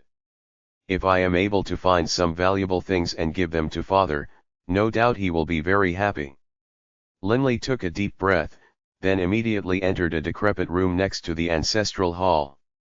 Step by step, he walked carefully, wielding a sturdy wooden stick in his hands, which he used to strike down the cobwebs, allowing himself a more careful examination. Immediately upon entering the room, a rotten scent wafted past Linley's nose. Thick cobwebs could be seen in each corner, and spiders could even be seen clambering about. Many spider webs were covering decorative curtains and furnishings. Upon closer examination, all of these curtains appeared very ancient. Unfortunately, the curtains were tattered beyond belief, just barely holding together in the semblance of a curtain. If these curtains weren't ruined, no doubt they would be worth a lot of money. Linley helplessly shook his head. He continued to inspect the room, using his stick to brush aside the layers of cobwebs as he carefully searched. He searched the floor, the cabinets, and even to see if there were any secret passageways on the walls. According to the books I've read, it is quite common for walls to contain hidden levers or passages. Linley carefully rapped the walls, listening to the sounds. Linley very much enjoyed this feeling of searching for treasures in the ancient room. But he had forgotten something. If he could come up with this idea, wouldn't his father, his grandfather, and the other elders of the Baruch clan also have thought of this? These ancient rooms had long ago been scoured clean by the deceased elders of the Baruch clan. Linley was only 8 years old, after all. Although the strict education of the clan helped him mature quickly, there was still a large gap between him and an adult. Naturally, he wouldn't be able to consider things from a more complete point of view. Nothing in this room. Next one, Linley exited the first room and entered the second. There were actually many rooms in the back courtyard. After all, the front courtyard which Linley resided in constituted only a third of the entire manor. The back courtyard was far larger. Linley would probably have to spend an entire day in order to finish searching the entire back courtyard. All these decorations are ruined. There isn't a single one worth money. Linley exited yet another empty room. He stared up at the sky. Looks like it's almost time for training. I have another 15 minutes or so at most. Linley turned his head around and stared at an extremely large room. I'll just look at that last one, that big one. I'll spend about 10 minutes searching. If I can't find anything, I'll go off to training. Having made up his mind, Linley raced towards the large room. This ancient room was much larger than even the main hall in the front courtyard. Stepping inside, Linley carefully scrutinized the place. I bet hundreds of years ago, this was the dinner hall for our Baruch clan. From the ornaments and furniture, Linley could tell that this was a living hall. A huge, grandiose-looking hall. Search the ground first. Same as before, Linley lowered his head, widened his eyes, and began carefully searching the room one part at a time. Upon seeing anything interesting, he would tap it twice with his stick. If it was made out of stone, he would ignore it. Since he didn't have much time left before training was to start, his searching speed increased as well. Time to search the walls and the curtains. Oi! Last, Best hope. Linley grimaced as he scanned the surroundings. Clan elders, I really hope you guys left one or two things behind for me to find. Even if it is just a small thing. Linley carefully searched the walls, even peeking behind the tattered curtains. On the ancient walls were many rotted wooden cabinets, each of which had many drawers. Linley pulled open each and every drawer, but the drawers were totally empty, almost immaculately so. The only thing inside of them? Some dust. Alas! After pulling open the last drawer, Linley felt bitter disappointment in his heart. After searching for all this time, I didn't even find a single valuable item. All I did was cover myself with sweat and dust. Linley stared at his clothes. They really were filthy, now. Linley couldn't help but feel discontented. Linley's gaze once more flashed across the room. Humph. I'm leaving. Linley angrily used the stick in his hand to strike hard against a nearby cabinet, as though he wanted to give vent to all the anger which had built up over an hour of fruitless searching. Thud. The stick solidly struck against the cabinet. The cabinet was extremely ancient. After having been chewed on by mites for 100 years, it couldn't withstand any weight. After having been struck so fiercely, it began to creak and groan. Hearing this, Linley couldn't help but look behind him in alarm. Oh no, it's going to collapse. While searching the other rooms, Linley had also destroyed a few other pieces of furniture, so by now, he was very experienced. Linley hurriedly dodged to one side. In the end, the cabinet, which was twice as tall as Linley himself, collapsed. With a crashing sound, the cabinet smashed against the floor, breaking into 7 or 8 pieces, covering the room with even more dust. But hidden amidst the dust, unseen by Linley, was. Upon the shattering of the cabinet, a black ring which had been hidden within the wooden supports came tumbling out, falling to the ground. Ew, ew. Linley spat out the 2 words as he hurriedly tried to escape the wave of dust. How unlucky. My entire body is covered with dust now, and I bet training is about to start. I'd best go take a quick shower and put on some new clothes. With a wave of his arm, Linley pushed open the door and departed the ancient room. Book 1, Chapter 7, Coiling Dragon Ring, Part 2. That black ring had rolled forward, landing precisely in front of the doorway. When Linley had strode forward by 3 steps, reaching the doorway, he came to a sudden halt, because he could clearly feel that he had stepped on something hard. Just now, I searched the ground and didn't see a single rock. This must have come from the shattered drawers. Thinking about the collapsed drawers, Linley couldn't help but feel angry. And he viciously stomped on the piece of shattered wood beneath his feet. Based on Linley's thinking, if it was a piece of shattered wood, it should be stomped into fragments. But in reality, whoa, it's hard. What's under my foot? Linley felt that the item underneath his foot was extraordinarily tough, and immediately stepped aside to take a closer look. He saw a jet-black object in the shape of a ring lying peacefully on the ground. It was covered by a layer of dust, and was not at all catching to the eye. Oh, a ring. Linley's eyes were bandit sharp. He happily plucked the ring up, then used his filthy sleeves to give the black ring a vigorous rub-down. Only then could Linley make out what this item really looked like. This black ring was made of a material that seemed to have properties of both wood and stone. On the body of the ring, there was a very faint carving of an indistinct object as well. Earthworm. Linley suspiciously looked at the carving on the ring. At first glance, Linley felt that the sinuous carving on the ring seemed to be that of an earthworm. Linley laughed to himself, the carving skill for this ring is really terrible. I bet even an average carver could make something more attractive. Alas, what a waste. This black ring doesn't even have a single diamond on it, much less any valuable magic crystals. Most rings were adorned with either diamonds or magic crystals. Unfortunately, this black ring seemed to have been made out of a material that had properties of both wood and stone. Not even the shadow of a gemstone could be seen. Clearly, it was worthless. But for some reason, upon seeing the ring, Linley immediately felt that he had taken a liking to it. He suspected that it was most likely because this was the only thing he had discovered after spending a prodigious amount of effort in searching the manor. This ring is really thick. There's no way to wear it on my finger without it slipping off. I'll string it through with silk and wear it around my neck. Linley's eyes brightened.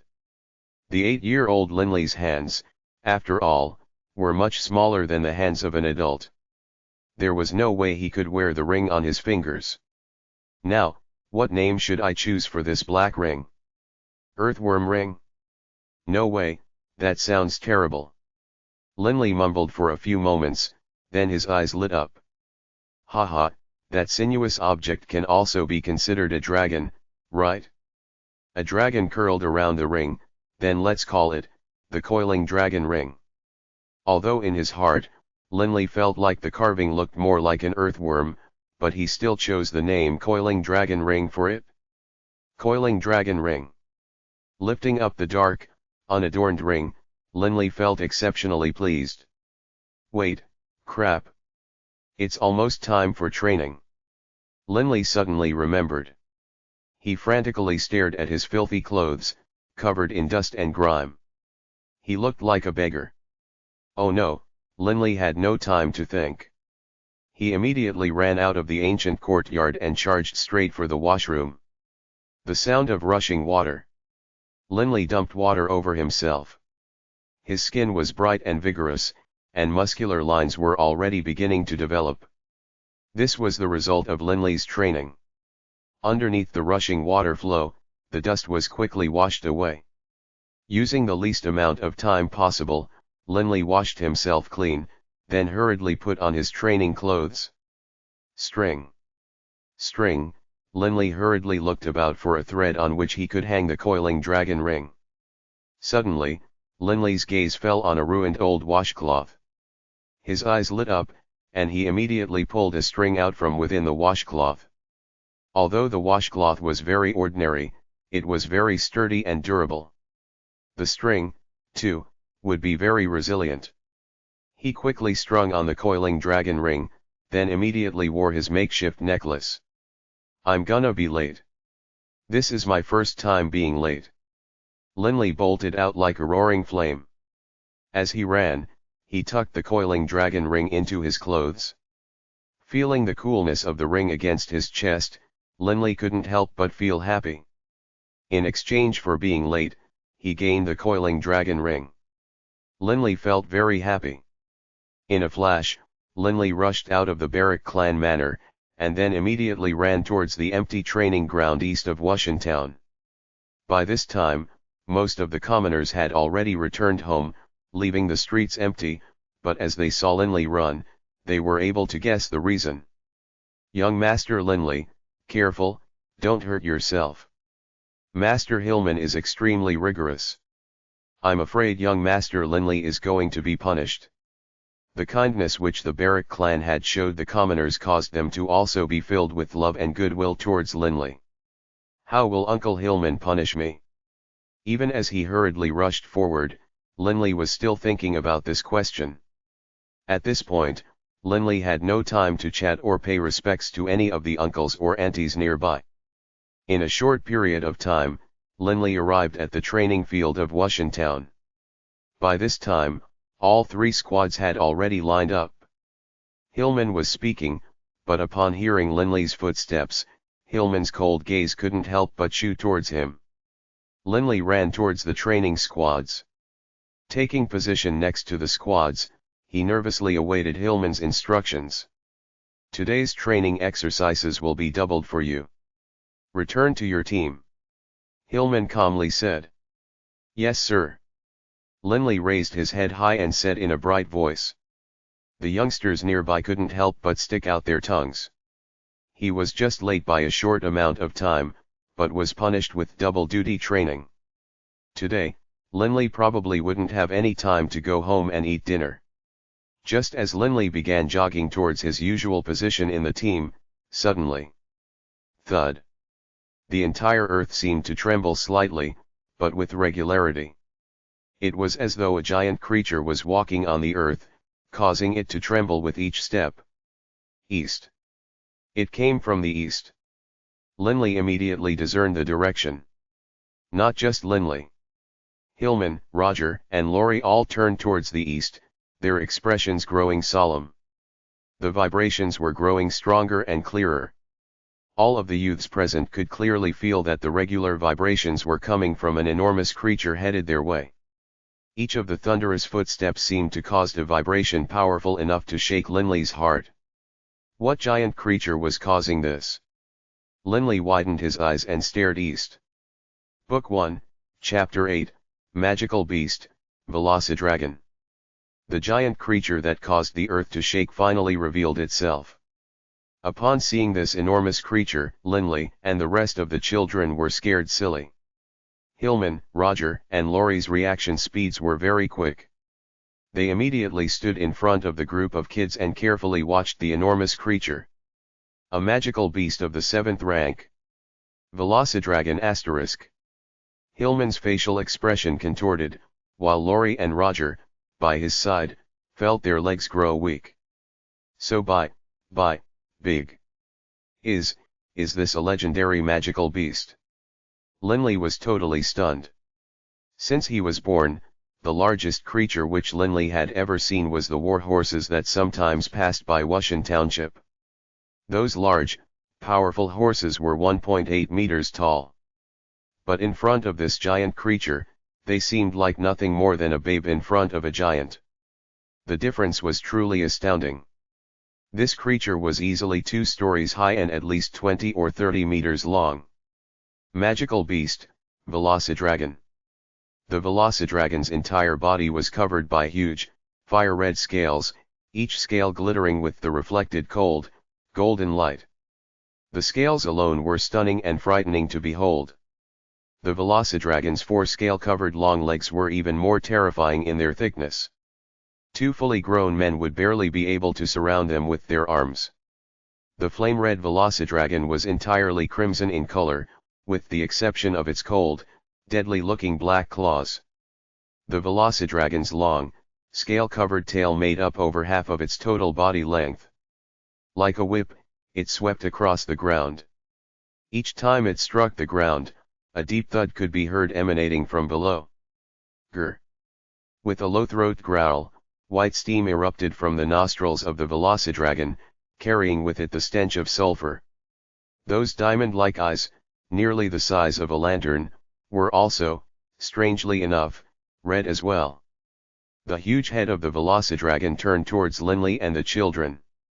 Its cold gaze terrified all of the children, freezing them in their tracks. Tchhh. The Velocidragon's mouth tensed, revealing 2 rows of enormous, saw-like teeth. Each teeth was ivory white, and the sight of them caused everyone's hearts to grow cold. No one dared to question its sharpness. Linley felt as though his heart had stopped beating. Right now, it seemed as though all sound had faded away. Too terrifying. Is there anyone who can possibly defeat such a creature? Linley was scared stiff. Just from looking at this huge magical beast, Linley felt as though its power was irresistible. Linley believed that with but a swipe of its enormous tail, most likely even the sturdiest stones of the houses of Wushan Town would be disintegrated. Is this Wushan Town? Suddenly, a cold voice emanated from on top of the Velocidragon. All of the terrified children looked up, astonished. Upon the Velocidragon's enormous, scaly back, a mysterious man wearing violet robes was sitting cross-legged. The Velocidragon was simply too huge in size, and its back was extremely broad. There was more than enough space for someone to stand, sit, or even roll around.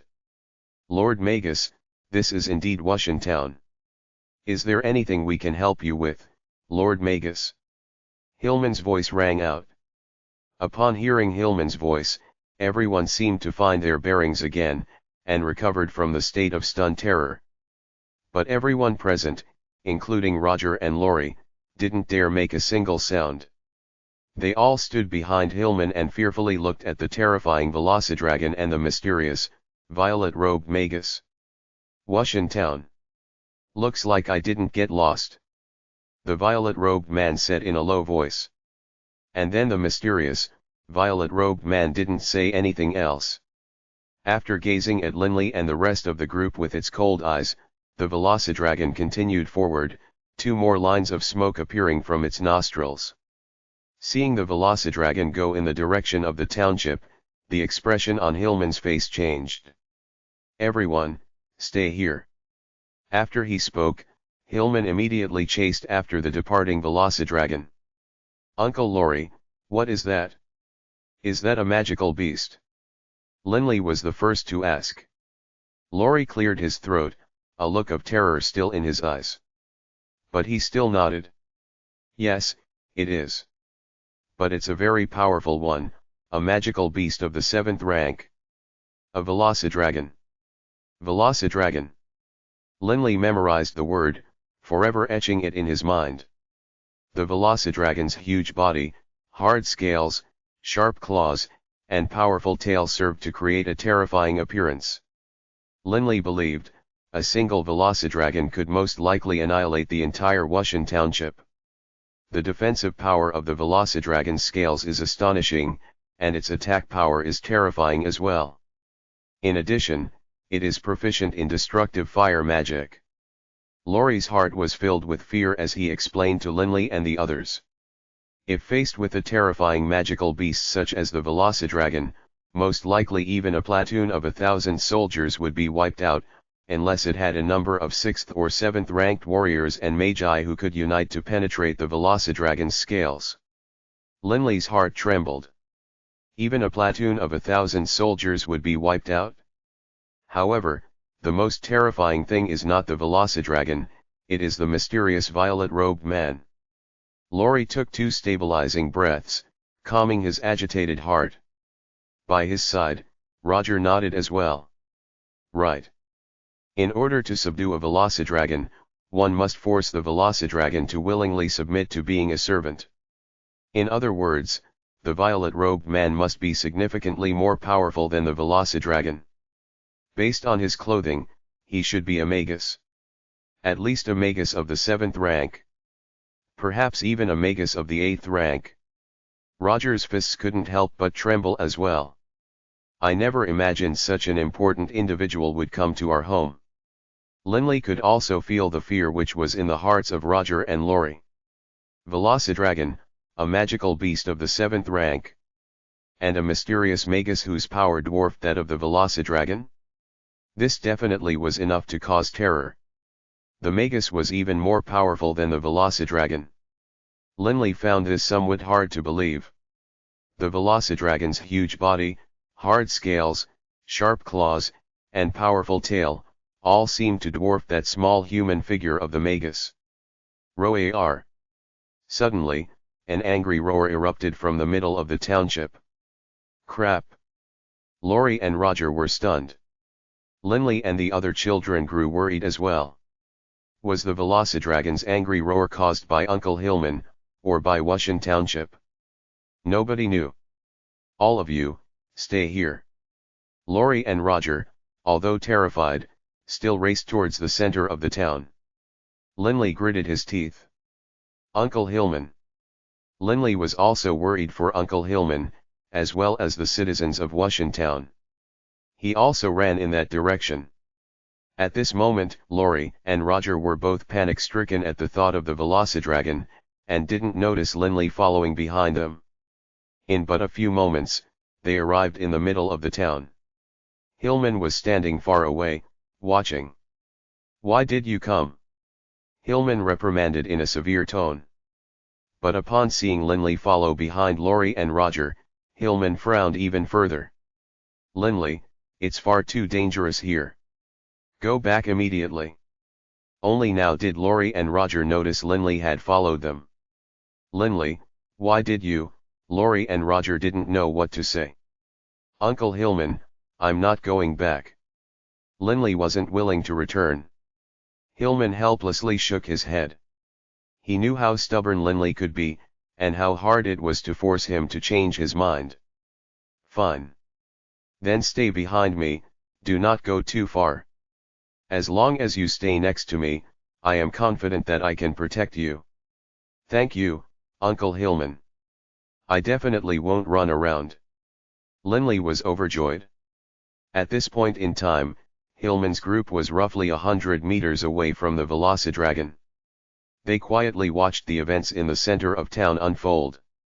In front of the huge Velocidragon, a group of youngsters could be seen. 4 men, 3 women. Book 1, Chapter 9, Magical Beast, Velocidragon. Part 2. Captain, what's going on up ahead? Laurie said in a quiet voice to Hillman. A hint of a smile played at Hillman's lips. That mysterious Magus seems to be at odds with that party over there. Just stay here and watch. No need for us to interfere. Hillman himself was only a warrior of the 6th rank. In truth, he didn't dare to interfere either. The Velocidragon alone was something he would not be able to fight off, much less the mysterious Magus. The strength of the 7-man party in front of the Magus was not weak either. 5 of them were warriors, while the other 2 were magi. The leader of their party was a powerfully built man with tousled red hair, who rode a pitch-black iron bull. The 2 sharp horns of the iron bull glittered under the light, dark and deadly. Its blood-red eyes gave testament to the true nature of this bull, vampiric iron bull, a magical beast of the 5th rank. With a snort, smoke began to emit from the bull's nostrils as well. Of the 7 people in the party, 4 were men, 3 were women. Both of the magi were women, while the 3rd woman was an archer. Aside from the vampiric iron bull, a huge griffin floated in mid-air. Griffin, a magical beast of the 4th rank. It had the head of a lion, but a pair of enormous, powerful wings. For a party to have 2 magical beasts and 2 magi, clearly this adventuring party was no ordinary one. Youngsters, it'd be better if you handed the Depeloying de Barrow Shadow Diamond over. The mysterious man seated on the Velocidragon said a second time, his voice cold. Lord Magus, we don't wish to be your enemy, but in order to acquire this de Barrow Shadow Diamond, we spent countless amounts of time and effort. The value of it exceeds 100,000 gold coins, but you, Lord Magus, want to buy it from us for just 700 coins.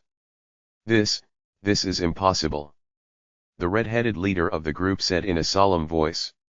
Listening to the conversation from far away, Linley, by Hillman's side, now understood everything. So this mysterious Magus wanted to spend 700 gold to purchase this de Barrow Shadow Diamond, which was worth 100,000. Wow, the price of that diamond, Linley was shocked. For it to be worth so much money, clearly this de Barrow Shadow Diamond must have some significance attached to it. Otherwise, it wouldn't cause this Magus to be willing to lower his status and try to forcibly buy it.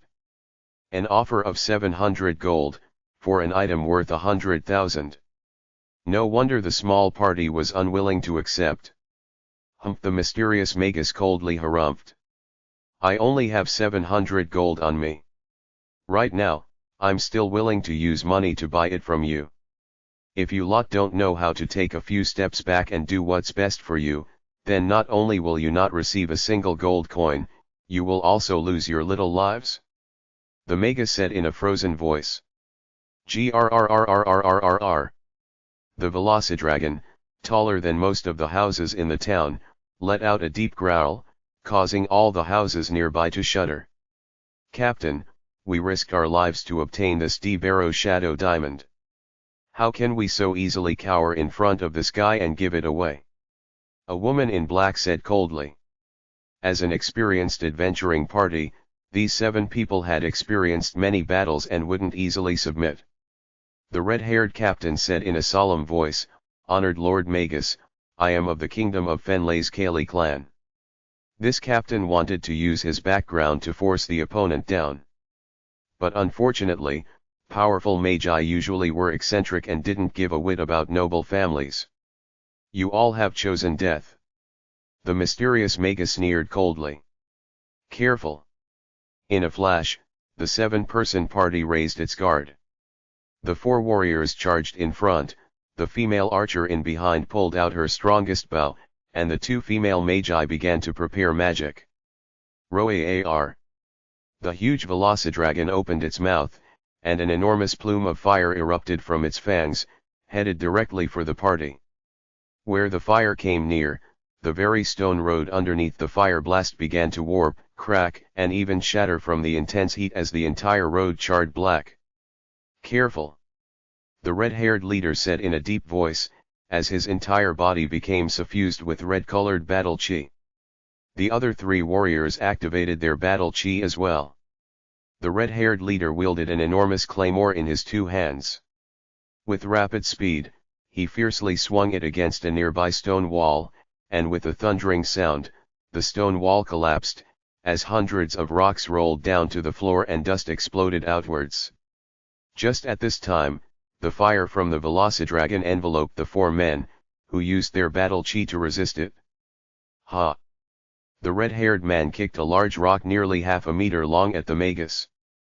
The other 3 warriors did the same, also kicking large rocks with the speed and power of enormous slingshots. The 4 rocks split the air, howling as they pierced forth towards the Mega seated on the huge Velocidragon. Swish! Swish! Swish! One after another, a barrage of rocks assaulted the Magus. In the twinkling of an eye, all the rocks from the collapsed wall were used up. Seeing this battle from afar, Linley's hands were tightly clenched. How incredible! They actually dare to use their feet to kick such huge rocks. Watching the 4 men unceasingly kick the huge rocks, he felt all the more in awe of warriors in general. Although, the Velocidragon is even more terrifying. Staring at the Velocidragon, Linley watched as its whip-like tail snapped about, dancing in front of it. Crack! Crack! Crack! Crack! One giant rock after another was smashed into smithereens. The rocks couldn't even come close to harming the Magus on the Velocidragon's back. Swoosh! The Velocidragon's tail seemed to be totally unimpeded. It covered an enormous area, and whenever it casually passed by a stone house, it sliced through it as though the house was made of mud. The stones would be shattered without any resistance. As one house after another began to collapse, stones rolled about everywhere and the entire area was bathed in dust. Roar! Even in the middle of the dust storm, the Velocidragon's mighty roar could be heard, and it continued to vomit fire from its jaws. This entire time, the 2 female magi in the back of the party were continuously mumbling magical incantations in a light voice. The words of magic were totally different from the common tongue spoken on the Yulan continent. It was much more awkward sounding and complex. Before too much time had passed, the 2 female magi finished their incantations. Protective icy carapace. The 2 female magi chanted out in a low voice. Bright light erupted from their bodies, with 4 rays covering the 4 male warriors with a translucent, crystalline armor. The red-haired leader was delighted. With the protective icy carapace supporting his battle chi, he now felt more confident in this battle. Attack! The red-haired leader ordered. The 4 warriors shot out 4 more rocks at nearly the same time, attacking the mounted Magus simultaneously. Immediately following, the 4 warriors charged forward like arrows released from bows as they shot towards the Velocidragon. Book 1, Chapter 10, Dance of the Fire Serpents, Part 1. Roar! The flames erupting from the Velocidragon's mouth encompassed a diameter of tens of meters of the surrounding area, bathing them in a sea of fire. Hiss! The Velocidragon's fire danced around the bodies of the 4 warriors, but guarded by the protective icy carapace and their own battle chi, the 4 warriors definitely would be able to resist the heat. As for the archer, by this point, she had already mounted the griffin and taken to the skies, her bow knocked. The vampiric iron bull stood there like an iron wall, protecting the 2 female magi. Swish! Swish! Swish! Her eyes filled with a fierce cold gleam, and her hands as steady as a rock, the griffin-mounted archer shot out 3 arrows in a row. The target, the mysterious magus on the back of the Velocidragon. Whoosh! The Velocidragon's whip-like tail shot out like lightning, moving even faster than the arrows. In the blink of an eye, it shattered the arrows released from the archer's triple shot. Immediately afterwards, its tail swept back towards the 4 charging warriors. The howling sound generated from the tail shattering the air with its movement caused the expressions on the faces of the 4 warriors to change dramatically. They immediately tried to leap backwards, like agile monkeys. But the draconic tail didn't move in a purely straight pattern, it oscillated and curved strangely, with no fixed pattern. Crash! One of the 4 warriors didn't manage to dodge in time, and was directly struck by the draconic tail on the waist. Both the protective icy carapace and his own battle chi were smashed into nothingness in the blink of an eye. With a slight flick, the tail curled around him and tightly wrapped him up. Luke! Lucia! The red-haired warrior by his side howled angrily, his eyes filled with pain. No!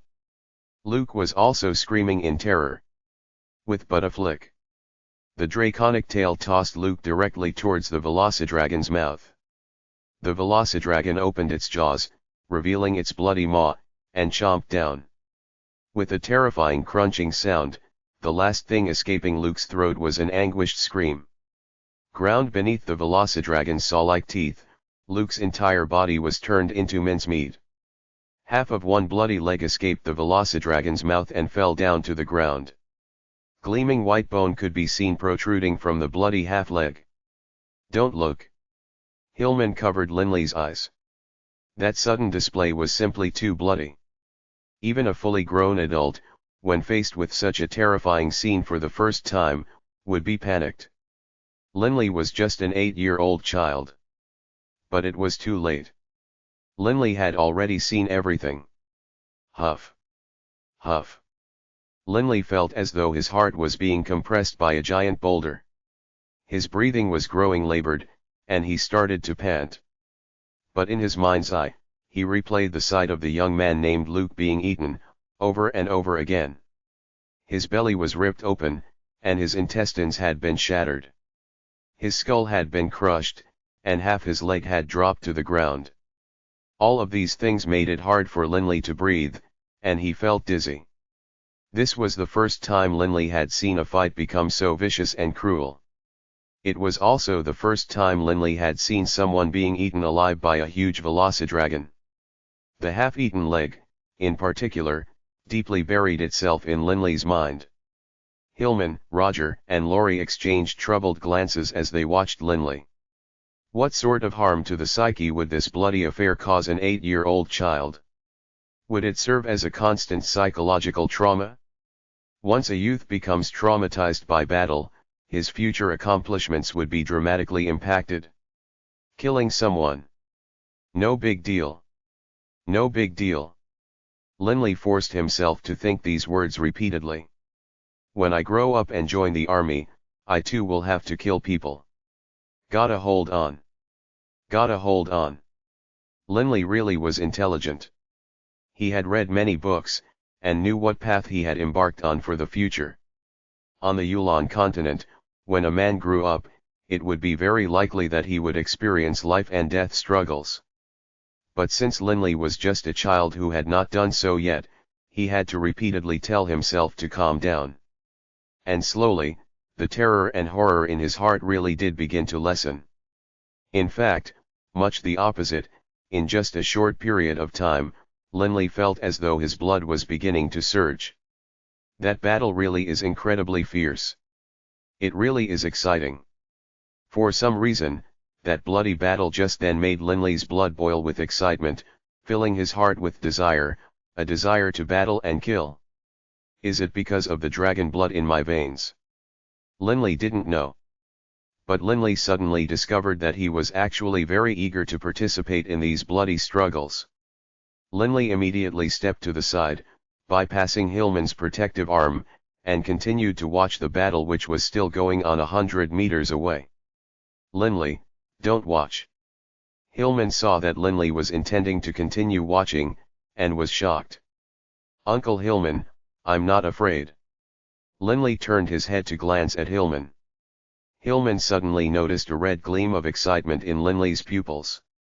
Surprised, he no longer tried to prevent Linley from watching. As Linley continued to watch the battle from afar, he saw that it was reaching an even bloodier climax. Roar! With a howl, the Velocidragon turned its head and bit down towards a warrior, while its huge claws swept towards another one. Its lightning-fast, whip-like tail, as well, struck out, aiming at the third warrior. The warriors were pressed to the point of abandoning their assaults and instead retreating. The mysterious magus on the back of the Velocidragon still hadn't moved. He let the Velocidragon deal with the threats as his lips continued to mumble. "Dance of the Fire Serpents." The cold voice of the mysterious magus suddenly rang out, and in the blink of an eye, 7 enormous fire serpents, each spanning tens of meters long, appeared. Howling, they erupted away from the magus in all directions. Each fire snake appeared to be a real, living creature, with distinct scales and enormous bodies that inspired fear in all who saw it. Everyone who was watching was stunned. A fire element spell of the 8th rank, Dance of the Fire Serpent. It now became clear that this entire time, the mysterious magus was mumbling the words to a magical incantation. He was preparing this terrifying fire element spell of the 8th rank, Dance of the Fire Serpent. This spell could unleash 7 enormous fire serpents, each of which had a simply astonishing attack power. Even the terrifying defensive ability of the Velocidragon would not be proof against it. If struck, even if it survived, it would be badly injured. If dealing with a magus of the 7th rank, the small squad might be able to hold on for a while longer, but dealing with a magus of the 8th rank, and a Velocidragon as well? They simply did not have the power to resist. Only now did they understand that this mysterious magus was a master of the 8th rank. "It's the Dance of the Fire Serpents. Quick, run away." The red-haired warrior's facial expression changed dramatically, and he shouted in a loud voice. The 6 remaining members of the small squad were now all filled with terror. Too late. "Prepare for the baptism of death," the mysterious magus said in a cold, cruel voice, which pierced like a cold dagger at the hearts of the members of the small squad. Book 1, Chapter 11, Dance of the Fire Serpents, Part 2. The 7 fire serpents flew at a very high speed, and wherever they passed through, the stone houses nearby immediately began to blaze. The burning flames towered towards the high heavens, an absolutely catastrophic scene. Seeing their homes be disintegrated from afar, the denizens of Wushan Township, who had long since fled and hidden far away, all felt pain and sorrow in their hearts. In front of the 7 giant fire serpents, their stone houses seemed like naught but toys. They were easily demolished, and the flames in the wreckages rose towards the sky. "Run!" The female archer no longer cared about anything else. She immediately directed her griffin to fly to a higher altitude. There was a limit to the distance at which a fire element magus would be able to control the 7 fire serpents. If the archer and her mount could fly beyond that point, she would be safe. Whoosh! 2 of the blazing fire serpents enveloped the 2 female magi and the vampiric iron bull as well. Almost instantaneously, the sound of burning, crackling flesh could be heard, and Linley thought that he could smell hair burning. "Big brother Carry Kai Lai! Save us!" The desolate cry of a female magus sounded out. Filled with pain, from within the middle of the fire serpent. Snort! Snort! The eyes of the vampiric iron bull were terrifyingly red, and every single muscle in its body was quivering non-stop. It continuously roared in anger, wanting to charge past through the encircling fire serpents, but unfortunately, the restrictive power of each fire serpent was simply too great. "Louisa Lu Yi Shak!" The red-haired warrior howled angrily, his voice filled with anguish. Very shortly afterwards, both female magi and the vampiric iron bull were reduced to naught but grey ash. but the red-haired warrior no longer had even the opportunity to cry out. He and the other two warriors each had to face an enormous fire serpent of their own as well. In front of the titanic flaming body of the serpents, they seemed to be nothing more than children, incapable of the slightest resistance. They had the power to split stone with a single punch, but so what? While constricted by a huge flaming serpent, what could they do? Surrounded by flaming serpents, the three warriors couldn't help but let out torturous cries. As they shouted, their battle chi vanished, having been demolished. The hissing sound of burning flesh once again could be heard. The muscles on the faces of the three warriors twitched, and their eyes bulged out. All the hair on their bodies was burnt clean in the twinkling of an eye, and following that their skin, their flesh, and their bones. Nothing could withstand the terrifyingly high temperature of the fire serpents. In a very short period of time, the three formidable warriors had also been reduced to nothing more than dust. Huff, huff. The female archer's breath was ragged, but she had finally escaped the boundaries of the dance of the fire serpents. Luke, Louisa, Big Brother Carrie, I will definitely avenge you all. Definitely. The female archer cried bitterly, and as she did, she directed her griffin to fly still higher. Zzzt. An enormously thick bolt of lightning struck down from the clear, cloudless skies, striking directly down on the totally unprepared archer. Her entire body was turned directly to dust from that strike, while her griffin was scorched black as well. The two of them fell down from the sky, heavily crashing into the stone ground of the town as they crashed through a wooden roof and into the base of a dwelling. Want to run? Humph. The mysterious magus let out a deep snort. Over 100 meters away, Hillman swallowed hard, his own heart filled with a thread of inescapable fear. Not only is he a magus of the 8th rank, he is a dual-element magus. That spell was called Dance of the Fire Serpents. Linley was still standing there, totally awestruck. The sight of those enormous fire serpents and the inferno they had cast had totally shocked Linley, like he had never been shocked before. Each of the fire serpents was as terrifying as the Velocidragon. 7 of them together? They represented an utter apocalypse. Even the stone houses were disintegrated by their flames. In the blink of an eye, those 4 mighty warriors, those 2 magi, and that archer, as well as their 2 magical beast companions were utterly destroyed, with the possible exception of that griffin. The 7 fire serpents had disappeared by now, but Linley could still feel the terrifying, seismic presence and power emanating from the area. The entire battlefield had been annihilated, leaving nothing left but the finest of debris.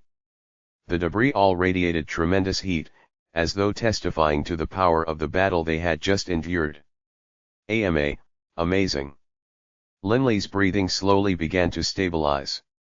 Swimming in his mind were images of those 7 fire serpents, and how they had descended on the battlefield like a catastrophe of power. Compared to that vision, even the Velocidragon was not as impressive as before.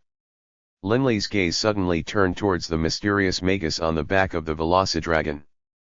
By appearances, the magus was much smaller and much weaker. Just then, was he the one who cast the Dance of the Fire Serpents?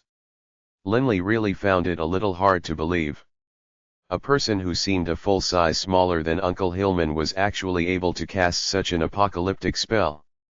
Linley's heart was suddenly filled with dread, as he stared at that far-off, distant figure. This is what a magus is.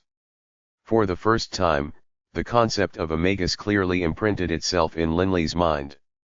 At the same time, Linley suddenly had a powerful urge to become a powerful magus as well. If one day, I too was capable of such a powerful attack, fantasizing about it, Linley felt the blood in his veins boil to the limit. He was in a state of tremendous excitement. Right at that moment, Linley knew the path that he would take in the future. To pursue the peak, the pinnacle of power. Father. Linley suddenly saw that his own father, Hogg. Seeing how Wushan Township had just suffered an unmitigated catastrophe, As the lord of Wushan Township, Hog's heart was filled with helplessness. "Don't make a sound." Hog glanced at Linley, conveying that message with his eyes. Hog turned towards the magus, his heart filled with ruefulness. He's actually a magus of the 8th rank. And a dual-element magus. Perhaps the entire kingdom of Fenley has only a handful of people more powerful than him.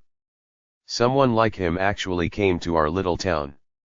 Hog's only desire, at this point, was that the mysterious magus would leave as soon as possible, and let Wushan town return to its normal tranquilness. The mysterious magus suddenly leapt down directly from the back of the Velocidragon. He was at least 2 stories up, but he descended easily with a single jump. Striding up to the ashes of the red-haired warrior, the mysterious magus waved his hands, and the grey ash parted. A violet, almost translucent-looking diamond suddenly appeared. With a flick of the wrist, the mysterious magus plucked out the D-Barrow Shadow Diamond. "Ha ha, the D-Barrow Shadow Diamond. I searched for you for 10 years. Who would have thought that just because today, I decided to pass by this town, I would actually meet you by accident. Ha ha, Hyman Si, now that I have this Shadow Diamond, once I socket it into my staff, I want to see how you will possibly stand against me next time." Ha ha, the mysterious magus began to laugh wildly. Hog and the other residents of Wushan Township simply watched quietly from afar, not daring to make a sound, for fear of angering this powerful, mysterious magus. "Wushan Town, who leads Wushan Town?" the mysterious magus suddenly said. "Father," Linley was shocked. At this point, Hog had no choice but to stiffen his spine and step forward. He respectfully said, "Mighty Lord Magus, I am the leader of Wushan Town." "Oh." The mysterious magus' face was still covered by his violet robes, preventing anyone from seeing his face. He lightly said, "Your town suffered some serious damages today. I annihilated this small adventuring party. On their bodies, there is sure to be a good amount of gold coins. The gold coins, no doubt, have been melted and reforged by my dance of the fire serpents, but they are still worth some money. Just consider them yours, as my recompense for what Wushan Town just went through." Hearing the words of the mysterious magus, Hog felt a sense of relief. This mysterious magus probably wouldn't go kill crazy now. "I, Hog, on behalf of the entire Wushan Township, would like to thank you for your kindness, Lord Magus." Hog respectfully bowed down. The mysterious magus lightly nodded, then turned and walked towards the Velocidragon.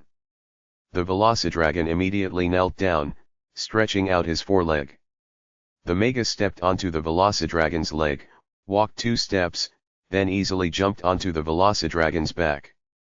Hump! The Velocidragon let out a lazy snort, as 2 plumes of white smoke once more emanated from its nostrils. And then, the Velocidragon once more began walking, its heavy footsteps shaking the earth. Watching the enormous creature and the mysterious magus on its back walk far away and disappear off into the distance, all the citizens of Wushan Township finally felt their hearts begin to calm down. Book 1, Chapter 12, The Will of the Mighty, Part 1.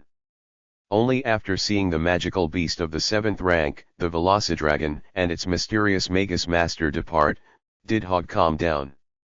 "Uncle Hyri." Hog immediately turned to look at his housetaker Hyri. "Immediately order some people to recover all of the melted gold from within those piles of ashes." This adventuring party was quite extraordinary as well. No doubt, they had a great deal of wealth on them. I hope they had enough to recompense the losses we have suffered today. Hog stared in all directions, seeing how so many houses had been reduced to rubble. "Yes, milord." Hyri nodded. "Hillman." Hog turned to look at Hillman. Smiling, he said, "What do you think?" Hillman nodded as well. "I was absolutely terrified. When I saw that magical beast of the 7th rank, the Velocidragon, and that mysterious magus, I knew that Wushan Township didn't have the slightest ability to fight back in any way. If such an exalted personage as a magus of the 8th rank decided to destroy our town on a whim, I doubt anyone would dare to criticize him, much less sanction or punish him. Magi had extremely high social standings. Normally, even an ordinary magus had the same social standing as a noble. And a magus of the 8th rank? Even if he was in the presence of a king, he would not need to kneel or show obeisance. He could just chat while staying standing. From this, one could tell how exalted a level an 8th rank magus held. Right. So, we should all celebrate the fact that not a single person from Wushan town perished today. Hogg laughed. It definitely is worth celebrating. Hillman nodded and laughed as well. Hillman, take some men to assist Uncle Hyrie. After finishing up, please address the issue of the commoners who lost their houses. Hogg instructed. Yes, Lord Hogg. Hillman assented. Hogg looked behind him carefully, then asked Hillman suspiciously, Where did Linley go? He was just here a moment ago. No idea. Didn't notice. Hillman shook his head as well. My lord. Young Master Linley has already went home. Hyrie said from the side. Although, when he left, he seemed to be in a daze. No clue what he was thinking about. Hogg thoughtfully nodded. Equals equals equals equals equals equals equals equals equals equals equals equals equals equals equals equals equals equals. If there was one thing which the Baruch clan manor did not lack for, it was rooms. In the days of the Baruch clan's glories, hundreds of people lived here. The population now was much lower than before. Even an 8-year-old child such as Linley had his stand-alone quarters. Within Linley's bedroom, Linley was kneeling on the bed, his brow furrowed in thought. Again and again, the terrifying power of the dance of the fire serpents swam about in his mind's eye. Those 7 huge fire serpents and the tempest of flame they generated repeated in his mind over and over again, as well as how they instantly turned everything around them to ash, including the powerful warriors and magi of the small adventuring group. Magi are so powerful. Linley felt a thread of desire in his heart. Although I am a member of the Dragon Blood Warriors clan, the density of dragon blood in my veins is too low. The fact that anyone with dragon blood is totally unable to utilize any other battle chi cultivating methods is something which will hold back my ability to develop my warrior abilities to the maximum. I wonder if it would be possible for me to be a magus, instead. Linley suddenly had the desire to become a magus. That Velocidragon was terrifyingly powerful as well. If I were to have a Velocidragon, then... Linley began to think back to the awe-inspiring might of the Velocidragon. Its lightning-fast, whip-like tail had so easily shattered the stone projectiles aimed at it, and had demolished any houses it touched. Its enormous body resembled huge siege weapons which armies might field in a war. Once it charged forward at a fast pace, considering how tough its scales were, the Velocidragon really would be a terrifying opponent. Magical beasts. I wonder how someone acquires a magical beast. Linley desired to have a magical beast of his own as well. For whatever reason, as he lay on the bed, Linley simply couldn't fall asleep. He tossed and turned, his mind filled with images of the Velocidragon and the dance of the fire serpents which the magus had displayed. Linley, what's wrong?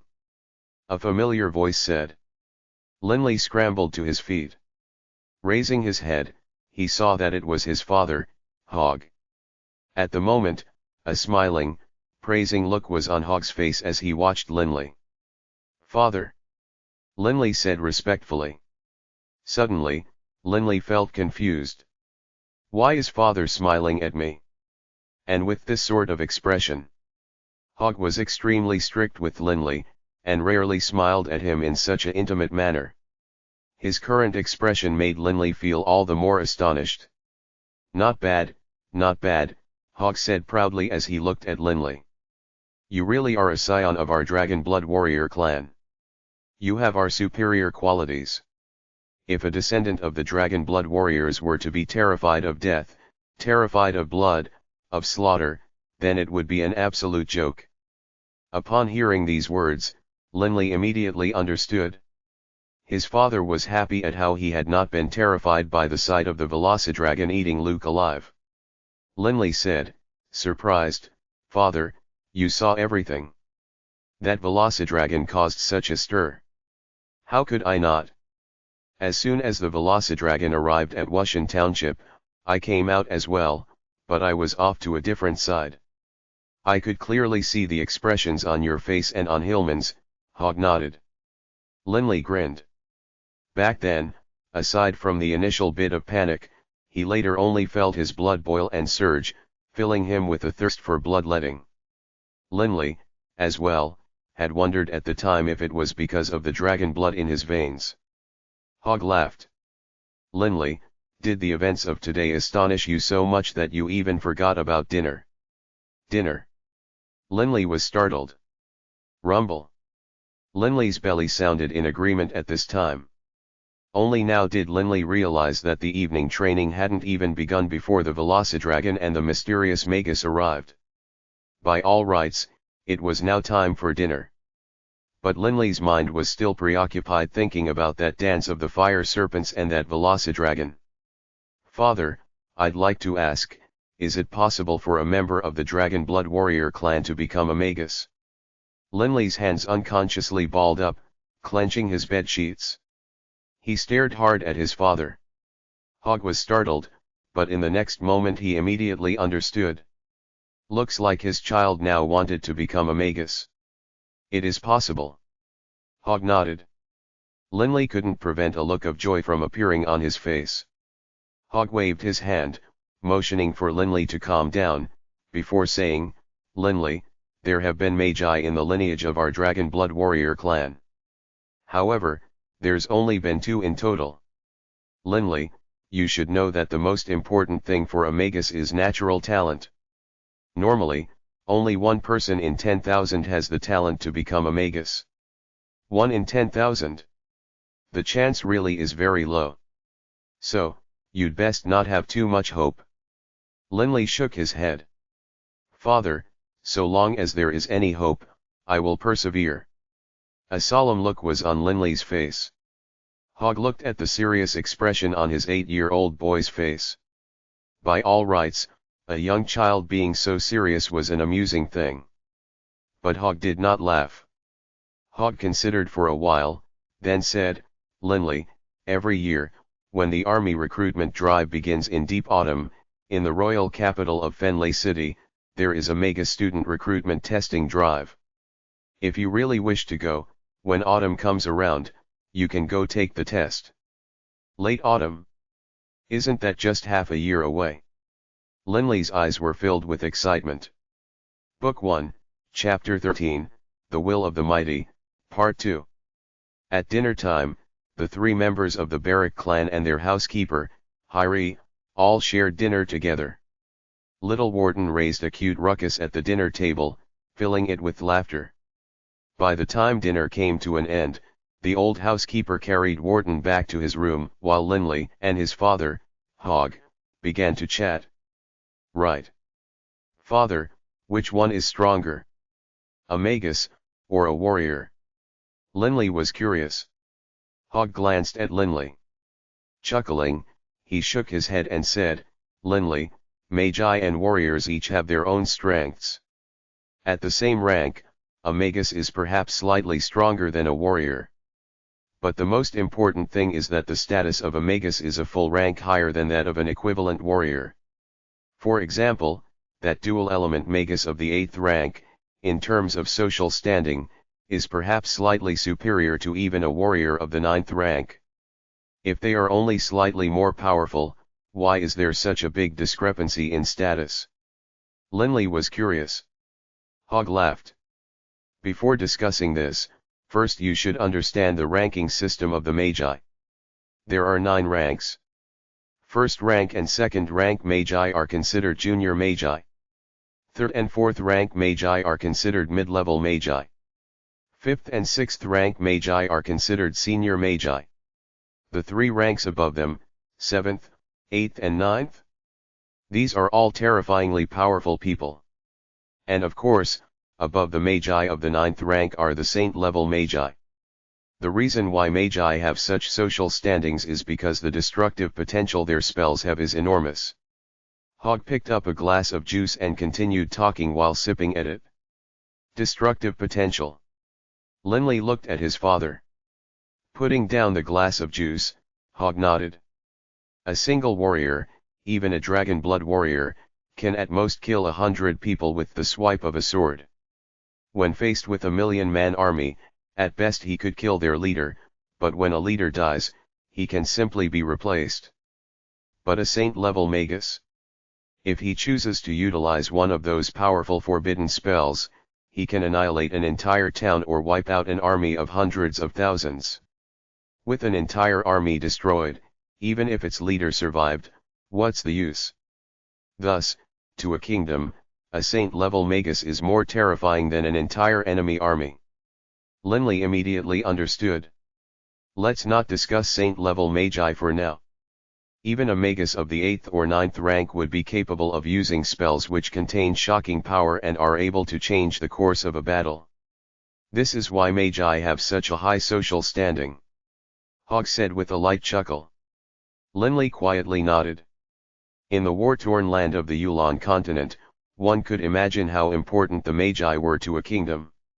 Oh, right. Father, I read in one of the books that compared to a warrior, a magi's physical strength is much weaker. But just then, I watched that magus jump down from the back of the Velocidragon with ease. How could his body be physically weak? Linley pursued. Hogg replied, let's discuss this question later. Linley, you should know that in the Yulan continent, an average person's lifespan is around 120 to 130 years. Powerful magi and warriors can live for longer, usually up to 200 or 300 years, or sometimes even 400 years.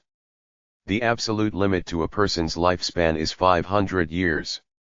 Only those who have attained the legendary power of saint-level combatants can live eternally, unbound by the dictates of time. Linley nodded. He had read of this in his books as well. But Linley, do you know the reason why powerful warriors and magi enjoy such a long lifespan? Hogg followed with a question. Linley was startled. Linley had always considered it to be a fact of life that powerful warriors and magi could live for 300 or 400 years. He had never considered the reason. Looking at the expression on Linley's face, Hogg couldn't help but laugh. Linley, first of all, I must tell you that in this world, there are elemental powers. Fire-type element, water-type element, wind-type element, earth-type element, lightning-type element, light-type element, and darkness-type element. Warriors and magi both rely on absorbing these elements from nature as part of their training. Both magic spells and battle chi are fueled by and determined by a specific elemental type. If you had carefully observed, you would have been able to notice that in the adventuring party you saw earlier today, for the 4 warriors, the red-headed leader had fire-type battle chi. The other 3 had either wind-type battle chi, or water-type battle chi. And just like battle chi, the spells of magi also have elemental types. This was the first time that Linley had ever heard about this. Only now did he learn that both magi and warriors relied on absorbing natural energy from the elements. The reason why powerful magi can live so long is because when magi absorb natural elemental energy into their body to generate pure mage force, when the elemental energy flows through their body, it will naturally refine their apertures, their joints, and their flesh, making their bodies stronger and stronger. With a stronger body, naturally they will live longer. By the same logic, when warriors cultivate their battle chi, they also absorb natural energy, which flows through their body and strengthens it. The more powerful a warrior is, the stronger his body will be. Naturally, he will live a long life. Hogg explained everything in detail. Linley felt as though only now did everything become crystal clear. Based on his father's words, the bodies of magi had also been strengthened by elemental power and would therefore naturally be very strong. But father, why is it that people say magi have weak bodies? Linley was confused. Hog shook his head. Can't you think this through yourself? Magi only have weak bodies in comparison to warriors of the same rank, and not in absolute terms. For example, a magi of the 8th rank might have the same physical strength of a warrior of the 2nd or 3rd rank, even if he never engaged in any physical training. But of course, compared to a warrior of the 8th rank, his body would be very weak indeed. Linley slapped himself on the head, then laughed, somewhat embarrassed. How could he not have realized this simple logic? His thoughts really had been too rigid. Although, despite the fact that magi are vulnerable in melee combat, they do have their own ways to address this deficiency. One method is utilizing magical protective spells, such as the Shield of Earth, Shield of Ice, Shield of Wind, or Shield of Light spells. First, they would use their magic to defend, then, they would use their magic to strike back. And truly powerful magi have another method. Using magical beasts. Hearing these words, Linley's eyes shone. Linley wanted a magical beast of his own as well, such as a powerful velocidragon. A powerful magical beast can protect the body of his magus, preventing enemies from getting close.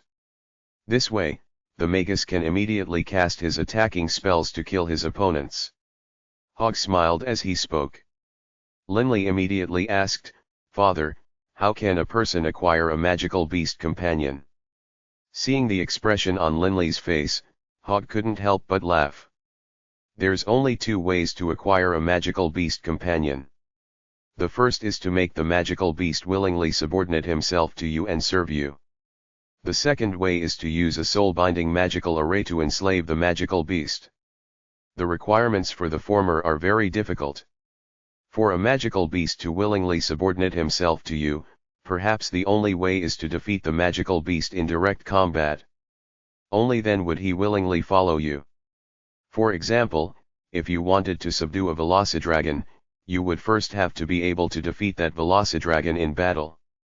His father's words rendered Linley speechless. He wanted a velocidragon of his own. But how could he possibly have the power to defeat one? As for the second method, it is extremely complicated to set up a soul-binding magical array. Only a magus of the 7th rank, at the very least, could set up such an array. Hog said in a composed voice. Linley was stunned. "Father, by what you say, only a magus of the 7th rank or higher can enslave a magical beast." "No, not necessarily. If you have enough money, you can purchase a soul-binding scroll.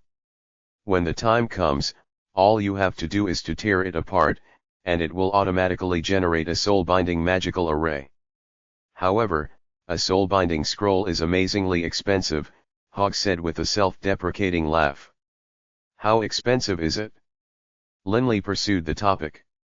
"Last I heard, the going price was around 10,000 gold coins. And what's more is, even if you had the money, there's almost no market for it due to its rarity." Hog's words forced Linley to laugh bitterly at himself. The hardest part to acquiring a magical beast companion was in defeating it. Of course, you could always acquire a weak magical beast as a companion, but what would be the point? But for a powerful magical beast, do you have enough power of your own to subdue it? If you were to defeat it using traps and trickery, how could the magical beast possibly be willing to serve? It isn't an easy thing to convince someone to wholeheartedly subordinate themselves to you.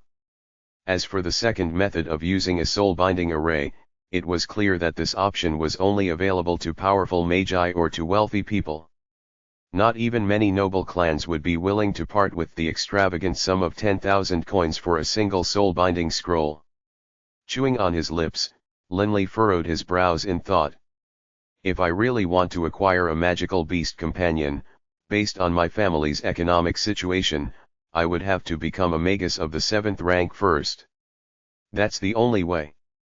Linley secretly pondered all the possibilities, but he knew very well how difficult this would be. And the first barrier to this plan? The question of whether or not he even had the natural talent to use magic. After all, he only had a 10,000 in 1 chance. If he didn't have the natural talent for it, then there was no way he could become a magus. Book 1, Chapter 14, The Battle in the Sky, Part 1. Dawn the next day. Just like every other day, the empty ground east of Wushan Township was filled with youths. Hillman and the other two teachers had not yet arrived, and so all the children were noisily and energetically chatting together. Naturally, the topic of their conversation was yesterday's shocking battle. That magical beast yesterday was so powerful.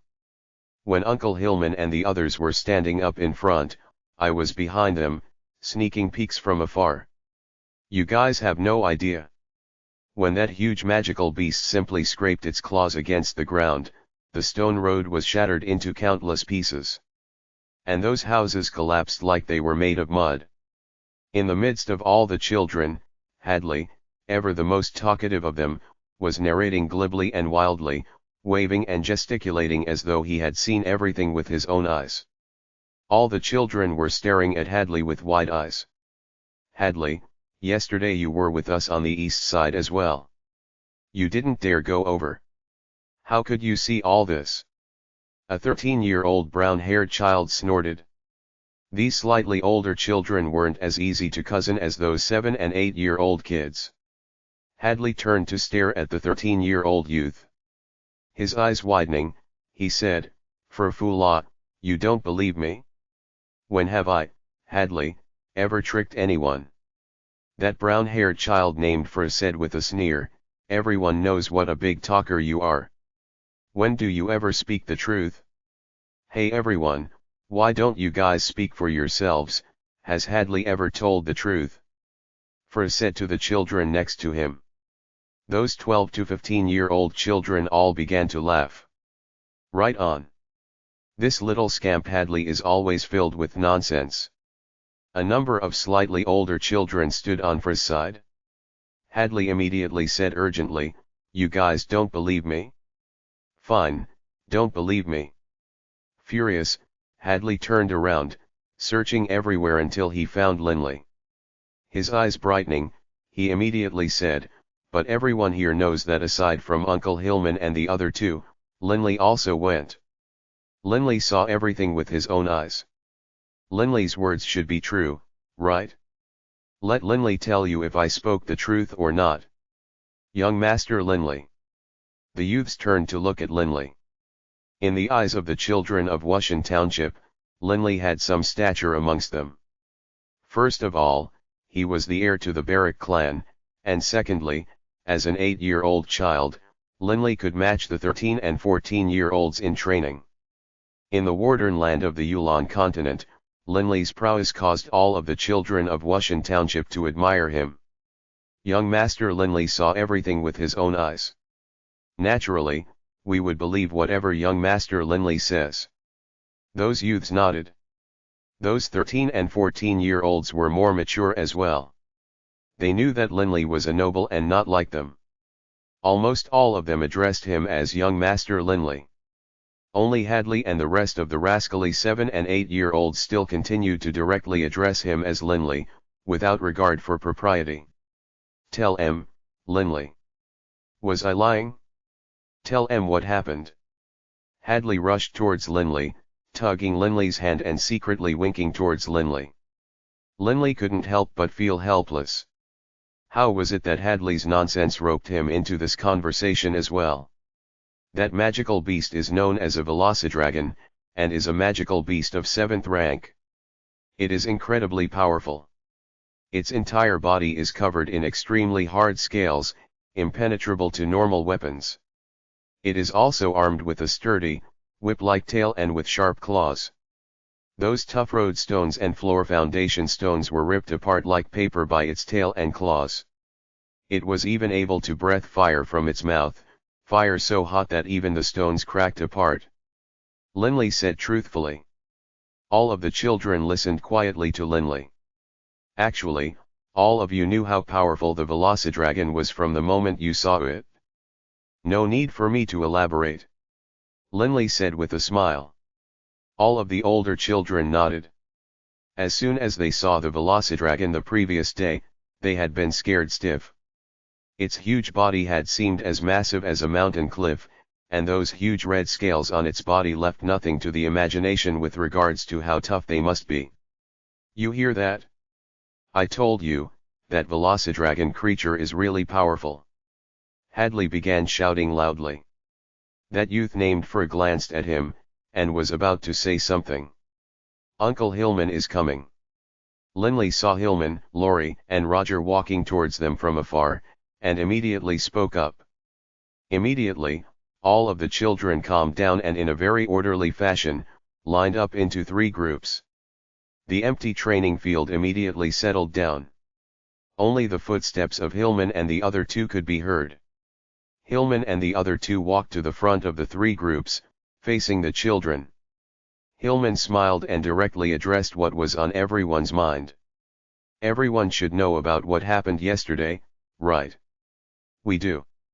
Hearing Hillman's words and seeing how relaxed Hillman was, all of the children immediately replied vigorously. Great. Hillman's facial expression suddenly turned serious. That huge creature is known as a Velocidragon. The Magus on top of the Velocidragon is incredibly powerful.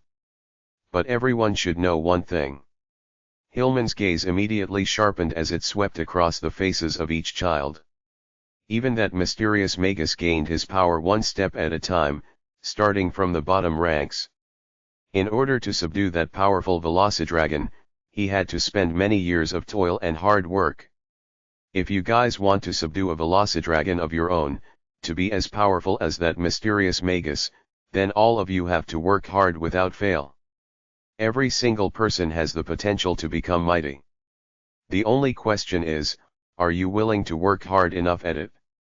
Uncle Hillman's words were as clear and as hard as nails.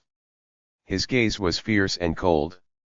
Immediately, all the children quieted down, but all of them still had their own imaginations running wild, and their gazes shone with their different thoughts. Now, time to do our morning exercises. Same as always, face the sun, and begin the chi-absorbing exercise. Hillman crisply began the day's program, and immediately the 3 groups of children began to practice the chi-absorbing stance. Underscore underscore underscore underscore underscore underscore underscore underscore underscore underscore underscore underscore. Based on each squad's ability, Hillman assigned different exercises. Under the guidance of the 3 adults, each child studiously completed each exercise. Today, the training atmosphere was totally different. Almost none of the children complained of being tired. Every single one of them had some fire in their belly today, and they trained hard.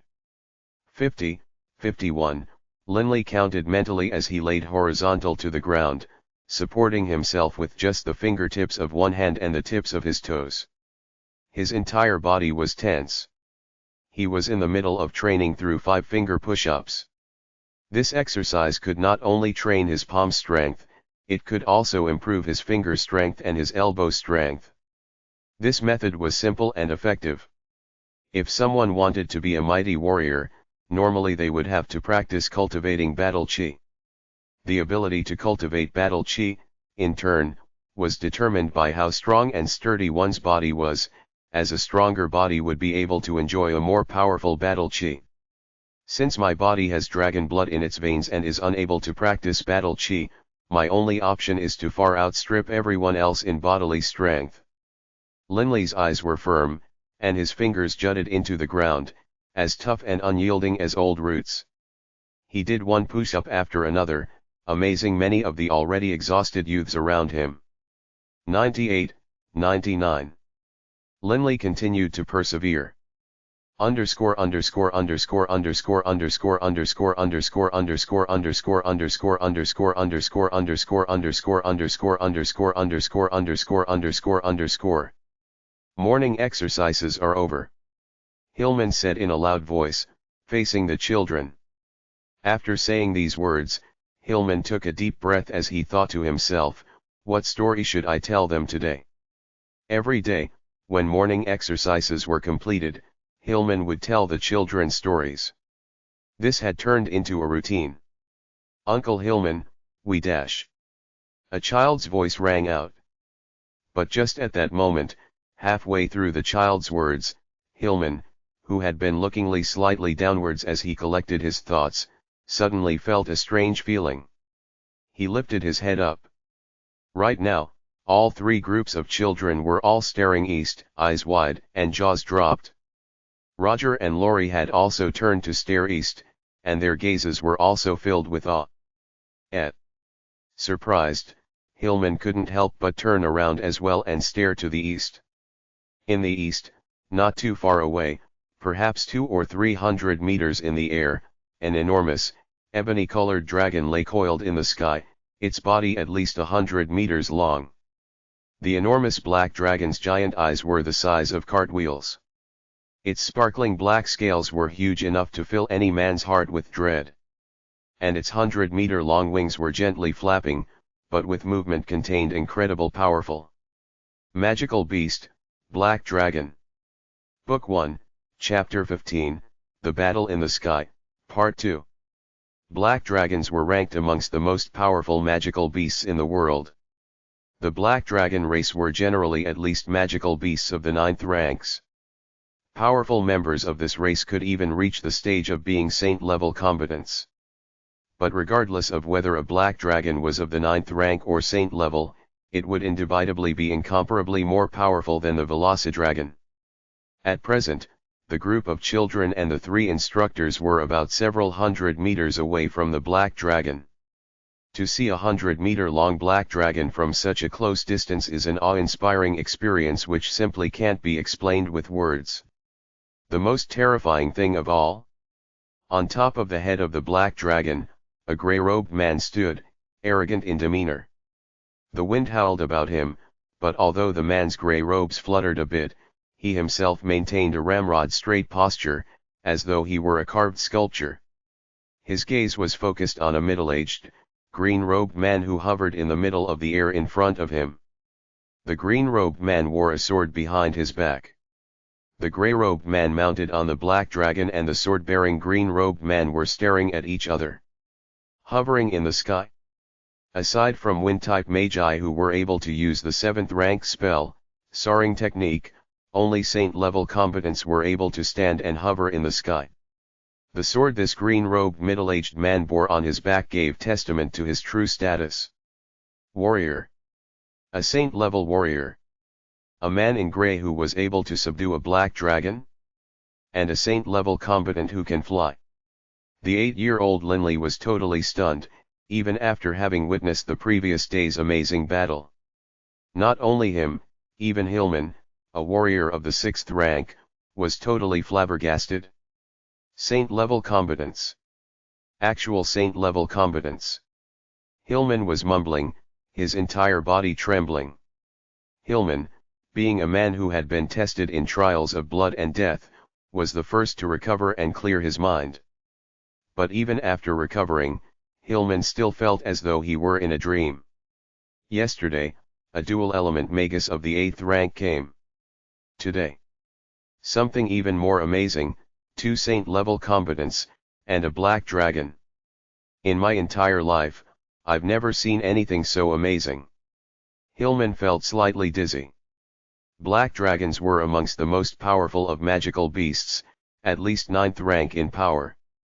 Someone who was able to subdue one was almost certainly a saint-level combatant. And from the looks of it, the person facing off against him was also a saint-level combatant. This was ample proof that the gray-robed man was a saint-level combatant as well. Hillman and the others were hundreds of meters away from the black dragon. No matter how sharp their ears were, there was no way for them to hear the words being exchanged by the two parties. Not knowing what was being said, they just watched, until suddenly. Roar! Suddenly, the enormous black dragon let out a furious roar as its 2 huge wings began to flap vigorously. It emanated a terrifying pressure, causing everyone, Hillman included, to feel their legs grow soft and to feel as though they couldn't breathe. Is this dragon's fear? Linley also felt as though his heart was being squeezed by a huge stone, making it impossible for him to breathe, but nonetheless, Linley felt extremely excited, and his blood was beginning to boil. The black dragon was simply too powerful. Rudy Lude. Don't go overboard. That green-robed man suddenly let out a powerful shout. The explosive sound of his words reverberated in the air as though it were thunder. Not only did Hillman hear these words clearly, every single person in Wushan Township heard the words clearly. Hillman paused. He mumbled the words, "Rudy. Rudy." But Hillman quickly realized what was going on. Rapidly turning around, he shouted fiercely at all the children, "Everyone, go home right now. Go home and hide. Now." Hillman's loud roar and his urgent expression stunned every child present. Hillman's thought processes were very clear. These two saint-level combatants obviously were engaged in some sort of dispute. Apparently, they were about to come to blows. When saint-level combatants were about to engage in a fight, the children standing there watching the fight would not be able to protect it whatsoever. The slightest side reverberations could kill all the children present. Saint-level combatants were reputed to have the power to shatter the heavens and obliterate the earth. Even if that reputation was slightly exaggerated, they definitely did have the power to obliterate a city or a tall mountain. "Quick, let's move. Don't stand there in a daze, move." Hillman shouted loudly while shoving some children away. Only now did the rest of the children awaken from their stupor. Although they didn't understand why Hillman was pushing them to go back to their homes and wanted to continue watching the saint-level combatants, Hillman's awe-inspiring presence was still enough to send all of the children running speedily for their homes. "Lori, Roger, quick, take the 6 and 7-year-olds back home. Quickly. If saint-level combatants clash, when the side effects of their struggle reach us, the aftermath will be." Hillman's face was filled with urgency. "Understood, Captain." Lori and Roger totally understood what their captain was thinking. Lori and Roger immediately turned around and lifted up the children who were slow runners. They carried 2 in each arm and 2 on their backs as well. Hillman joined them as well, quickly beginning to pick up child after child. "Linley, go home, quick." Hillman, still carrying several children, shouted towards Linley, who was also running. "I know, Uncle Hillman." Linley replied loudly. Although Linley was only 8 years old, his running speed was on par with 14-year-olds. While running, Linley would often turn back to stare at the sky. That huge coiled black dragon and those 2 saint-level combatants had fully captured his attention. "Captain, Lord Hog ordered us to come assist you." 12 warriors had come flying out of the Baruch clan manor. As soon as they saw Hillman, they shouted at him. "Quick, take these children home." Hillman immediately ordered. "Yes, Captain." The warriors hastily replied, and quickly began sending the 6 and 7-year-olds to their homes. "All of you, go home. Go home and hide. Protect yourselves." Hillman shouted again in a loud voice. Hillman possessed a great deal of authority in Wushan Township. Upon hearing his words, many of the villagers who had been terrified at the sight of a black dragon knew immediately what to do. Right now, the entire Wushan Township had turned into a frenzy of activity. All of the children and all of the workers fled to their homes. At this point in time, the only thing which could protect them was the sturdy stone of their houses. Linley directly charged into his own residence. "Quick, hide in the cellar beneath the storage room." Hog was standing in the middle of the courtyard. Upon seeing Linley, he immediately ordered him in. The cellar beneath the storage room was the largest, most sturdy cellar within the Baruch clan's manor. Anyone hiding there definitely would be able to survive. "Yes, Father." Linley repeatedly nodded, and immediately ran in the direction of the storage room. While running as fast as he could, Linley's mind returned to the black dragon, its grey-robed rider, and the green-robed man. He couldn't help but turn once again and look back at the eastern sky. Since all the buildings in the small town were fairly low in height, he could clearly see for hundreds of meters. Right now, The black dragon was growling in a low voice non-stop. Dylan Dilong, if you are going to be so stubborn about this, then don't blame me for my actions. A cold voice emanated from the sky. Immediately afterwards, the black dragon began to let out a series of angry roars and belching forth smoky black fire from its mouth. Rudy, today I'm going to see exactly how powerful of a saint-level magus you are. The green-robed man shouted angrily. Book 1, Chapter 16, Catastrophe, Part 1. Clearly, the swordsman wearing green was named Dylan, while the grey-robed man was named Rudy. The black dragon beneath the grey-robed man breathed out a huge plume of black flame, surrounding the green-robed man and swirling like smoke. Suddenly, the green-robed swordsman's eyes shone with a fierce green light, and then his entire body was surrounded by a protective green aura, preventing the flames from injuring him in the slightest. At the same time, the ringing sound of a sword could be heard. That ringing sound was even louder and more pure than the dragon's roar, encompassing the heavens and the earth. The green-robed man struck out with his long sword, and suddenly, a huge, indistinct sword tip spanning tens of meters in length appeared and slashed outwards into the air, fiercely attacking the grey-robed man. The grey-robed man stared coldly at that sword of light. Not moving in the slightest, he just constantly mumbled magical incantations. Is this the tip of a sword? The tip of an enormous sword. While running to the warehouse, Linley was still watching with his head turned. How is that grey-robed man going to block? Using the black dragon. Crash. The black dragon didn't block at all, and allowed the enormous sword tip to come crashing down directly on the body of the grey-robed man. The man's grey robes immediately exploded in all directions, but after having done so, a suit of shining protective battle armor was revealed underneath it. The battle armor was so shiny, it was piercing to the eye, as though it were made of diamonds. The sword tip's collision with the battle armor had actually done no harm at all to the grey-robed man. How is that possible? Linley was truly scared silly. Since he wasn't watching where he was running, Linley suddenly stumbled on a stone and went crashing to the floor. But even on the floor, Linley was still continuing to watch that battle in the eastern sky. What sort of armor is that? How could its defensive abilities be so strong? Linley, hurry. Stop daydreaming. Seeing Linley, Hog couldn't help but let out a furious roar. Yes, father. Linley was startled awake. He immediately clambered to his feet and began running in the direction of the warehouse again. Rumble, rumble, suddenly, a terrifying sound could be heard from the heavens, followed by a terrifying screech which shook the entire Wushan township. Linley couldn't help but once again turn his head towards the eastern sky to take a look. That single glance stunned him once again.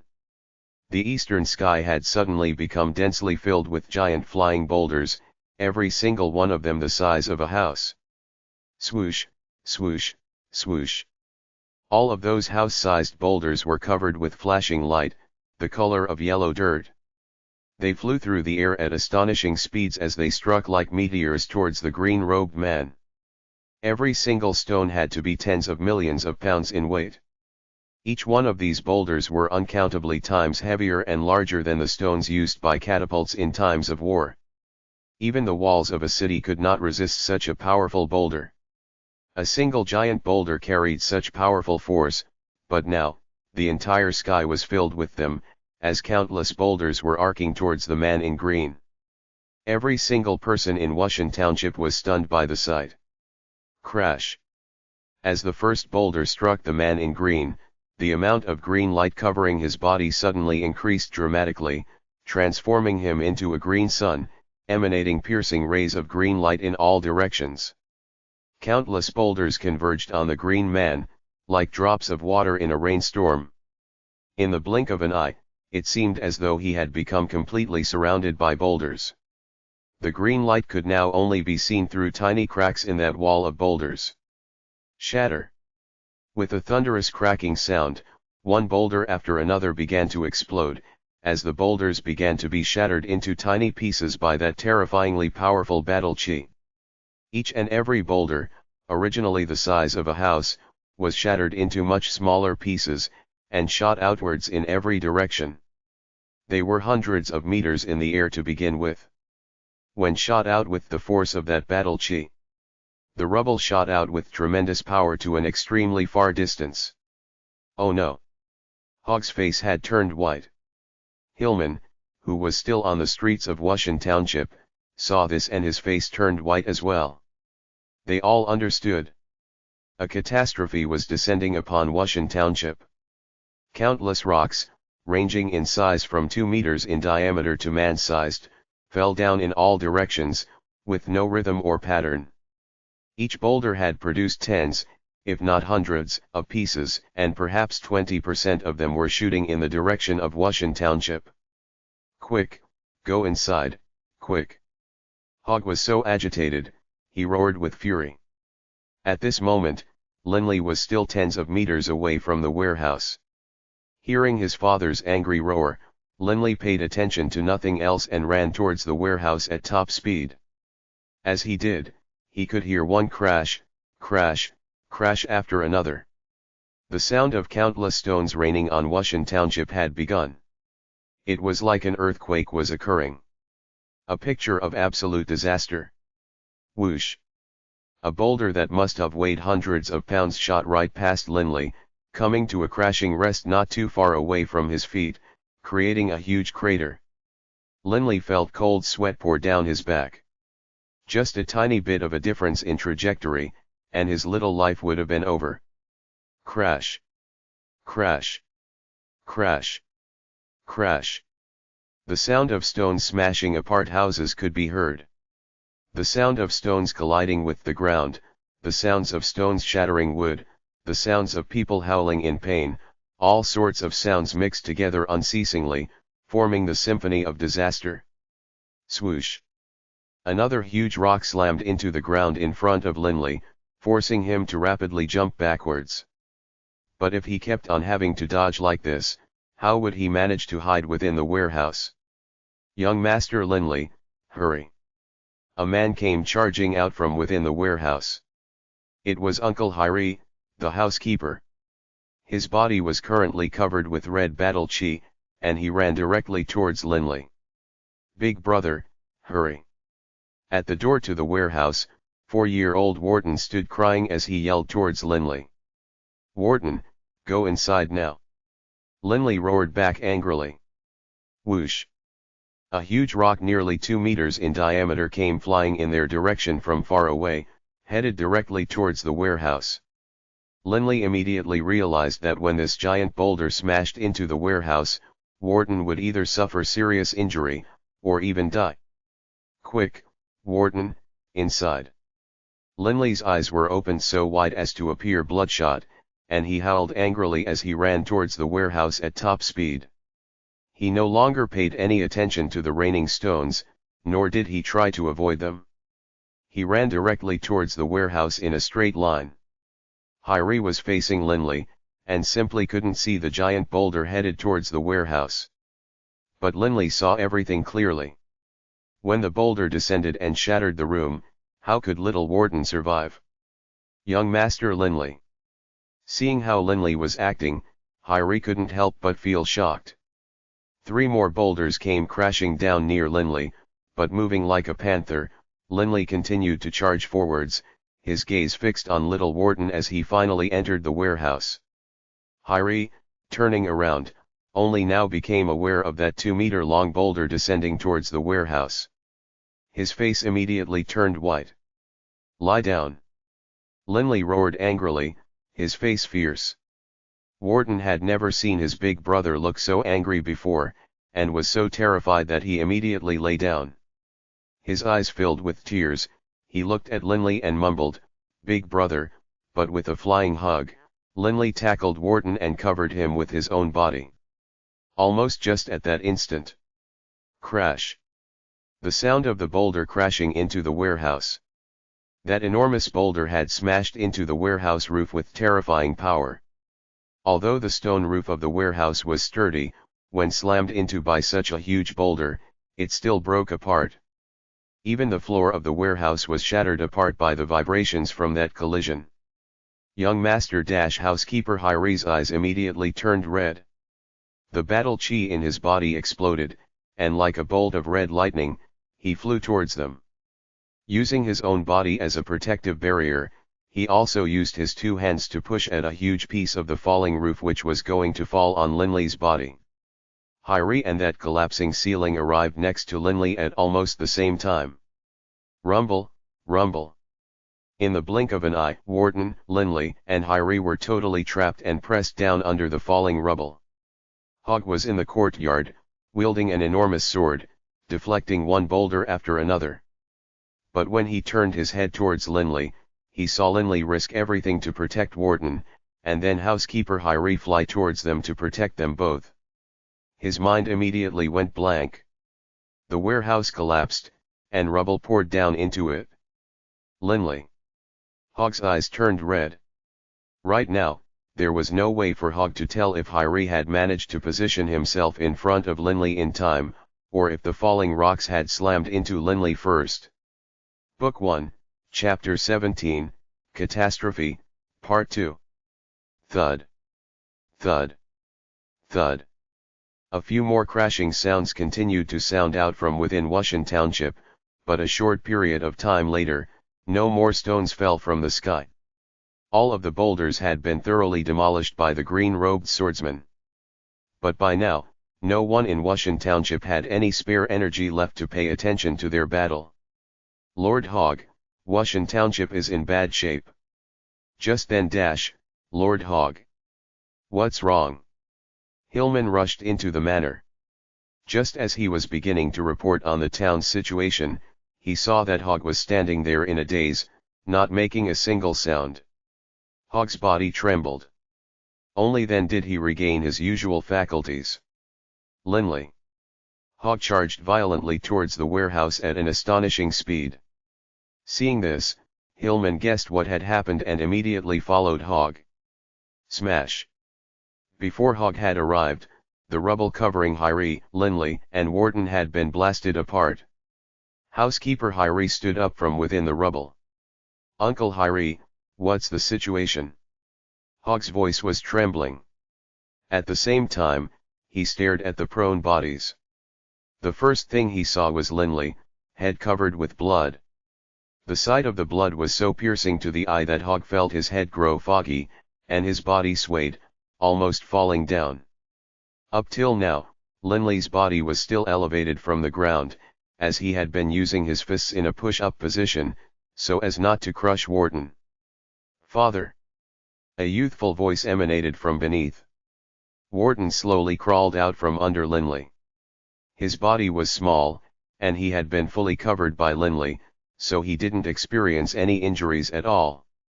Big brother, what's wrong? Wharton tugged at Linley's body. Linley. Linley. Hogg's voice was quavering. Housekeeper Hyri said from off to the side, I was still a little too slow. There was one piece of rubble that I managed to block, but before it struck young Master Linley in the head. Although I believe that the strike shouldn't have been too heavy. I'm fine. A low, hoarse voice. Linley forced himself to lift up his head and stare at Hogg, managing a weak smile. At this moment, upon seeing Linley's smile, Hogg's tears came spilling out. Linley straightened his body and sat up. His clothes were covered with blood, as was his face and his hair. When the stone had struck him, it had caused a great deal of blood loss. At the moment, Linley also felt slightly woozy. Still staring at his father, Linley said in a weak, low voice, Father, you are crying. I'm fine. An excited smile appeared on Hogg's face. Wharton. Why were you at the doorway earlier? Linley rubbed his little brother's head and said in a reproving tone. Wharton also knew that he had made a mistake. Lowering his head, he said, Big brother, I'm sorry. Housetaker Hyri, off to the side, said, This was my fault. This disaster came too suddenly, and as soon as I had taken Wharton into the warehouse, I saw young Master Linley in great danger, so I immediately rushed forward to help him. I didn't imagine that in just that instant, a huge boulder would head for the warehouse. This was my fault. Rumble. Suddenly, a huge trembler shook the earth. Everyone's facial expressions changed as they stared towards the eastern sky. A giant had appeared, hovering in the sky, over 10 meters tall, muscles bound tightly, with a ruthless expression on its face. Its entire body was the color of yellow earth. At the moment, this earthen giant was engaging in a fierce battle with the green-robed swordsman, and their every exchange of blows created a sound like crashing lightning or roaring thunder. The sound of the blows alone gave testament to how mighty the earthen giant was. Every single one of its blows was more powerful than the combined force of those countless boulders from earlier. Linley stared at this battle in awe. This earthen giant must have been conjured by the magic of the grey-robed magus. Linley could easily come to this conclusion, since the grey-robed magus was a mighty magus, after all. "Linley, how are you feeling?" Hogg said with concern. Linley squeezed out a smile. "I'm fine. There's just a cut on my head, is all. I just lost some blood." "Young Master Linley, you actually lost quite a bit of blood. If you lose too much, you could die." Housekeeper Hyrie immediately retrieved some white gauze from within the warehouse and wrapped it around the injury on Linley's head. Hogg took a close look at Linley. "Uncle Hyrie, how does his injury look?" Uncle Hyrie smiled at Hogg. "Not bad. Linley is in excellent physical shape, and he hasn't fainted. There shouldn't be too much to worry about. In the coming days, he just needs to eat more meat to replenish his blood, and he'll be fine." Only now did Hogg secretly let go of a breath he had been holding. Just then, when he saw Linley charge over to protect Wharton, Hogg had truly been scared silly. He had truly been terrified that his sons would have died, just like that. After taking a deep breath, Hogg looked at Hillman. "Right, Hillman, you were just saying that Wushan Township was in bad shape. How bad of a shape is it in?" "I can't say with exact precision as to how bad the condition is," Hillman said, his face grim. "But from what I could see, some people must have died, and many were injured or even crippled. This catastrophe came simply too quickly. Even though I shouted for everyone to hide, many people didn't have the chance to barricade themselves in their cellars. It really did come too fast." Hogg turned his head to stare at the eastern sky. Saint-level combatants were on a totally different level than the people of Wushan Township. A Saint-level combatant could wipe out the entire town with the wave of a hand. Earlier, the rain of boulders and the green-robed man's destruction of said boulders was nothing but the opening gambits of these two combatants. But even the side effects of just those initial, testing blows were enough to cause an utter catastrophe to Wushan Township. The legendary Earth-style incantation of the 10th rank, a forbidden spell, the Earth Element World Protector. The power of this World Protector is extremely terrifying. It's considered the most powerful offensive spell available to an Earth-style magus. Staring at the earthen giant, Hogg's face had grown cold as he spoke. Hogg was a member of the Dragon Blood Warrior clan. Although the Dragon Blood Warrior clan had fallen on hard times, their 5,000 years of history meant that within their family archives, there was information about all of the most powerful magical attacks used by the most powerful people in history. Hogg naturally could tell what was going on at a glance. An incantation of the 10th rank, Linley took a deep breath. Linley badly wanted to one day also ride a black dragon and utilize apocalyptic incantations of the 10th rank. His thoughts naturally turned to the magical testing and recruiting event. The test will only be held in autumn in the capital. There's still half a year left. From the bottom of his heart, Linley was eagerly awaiting the magical ability examination in half a year. "Hillman, in a little while, accompany me in inspecting the situation of the residents of Wushan Township," Hogg said, and then looked at Hyrie. "Uncle Hyrie, after these two saint-level combatants depart, Take Linley home to change his clothes and make sure he gets some rest. Yes, Lord. Hi nodded. Hogg turned back to look at Linley, who was enraptured watching the exciting battle between two saint-level combatants. Laughing, he said, "Oh, Linley, you little rascal. Even though you are injured, you still want to watch saint-level combatants fight. Fortunately, given that the saint-level Magus has unleashed the World Protector, this battle is about to come to a close soon." Absorbed in the shocking battle going on off in the distant, Linley didn't notice at all that around his chest area. Since his head was injured, the so-called coiling dragon ring he wore underneath his clothes had also been stained by blood.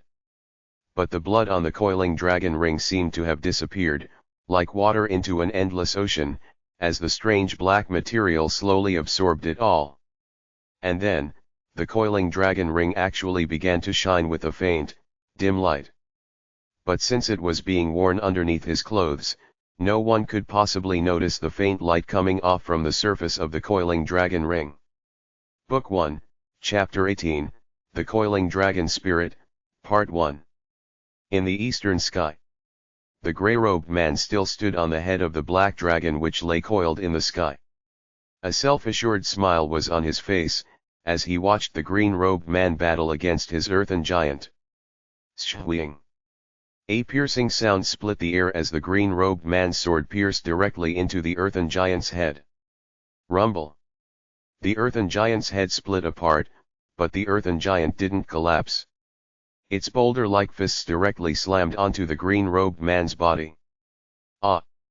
Then green-robed man spat out a mouthful of blood, his entire face turning ashen white.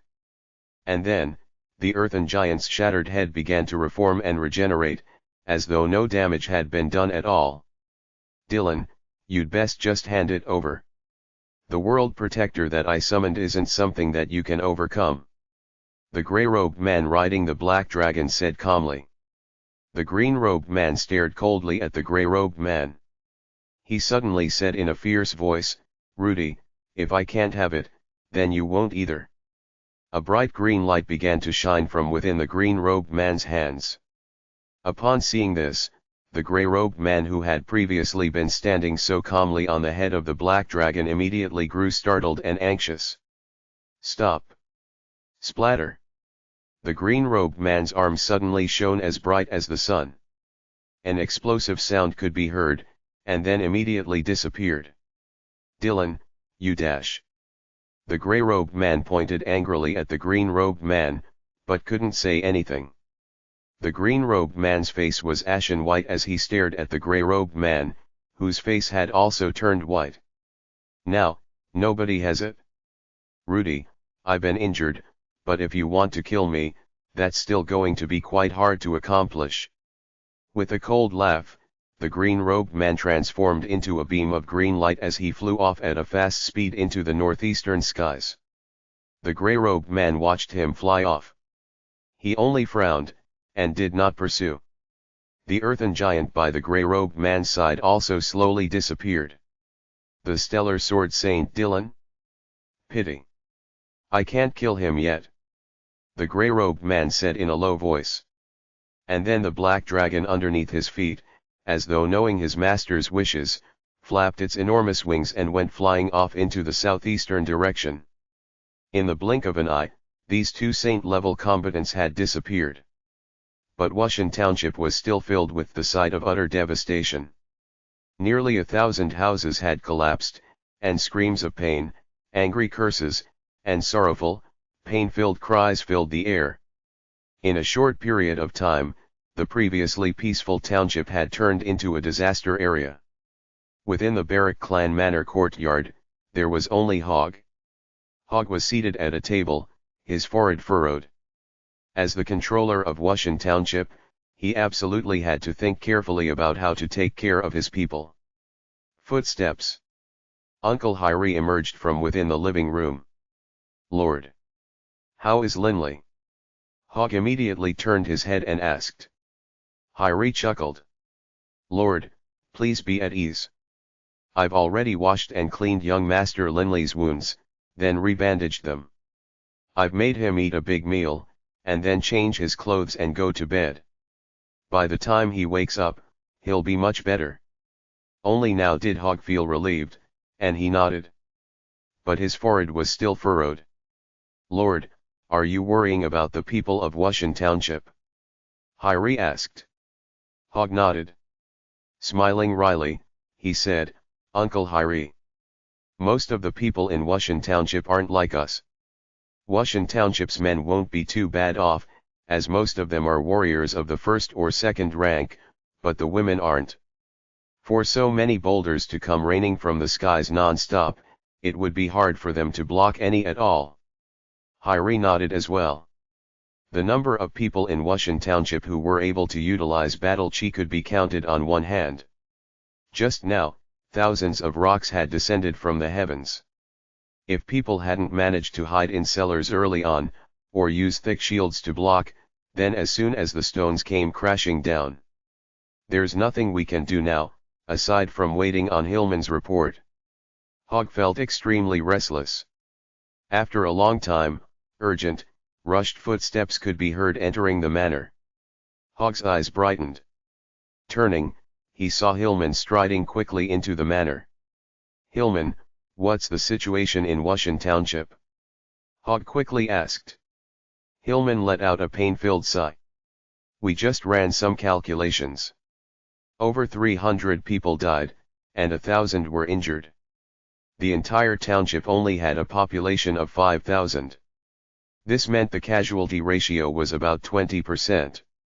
And this was for those who lived in stone houses. This really was a disaster.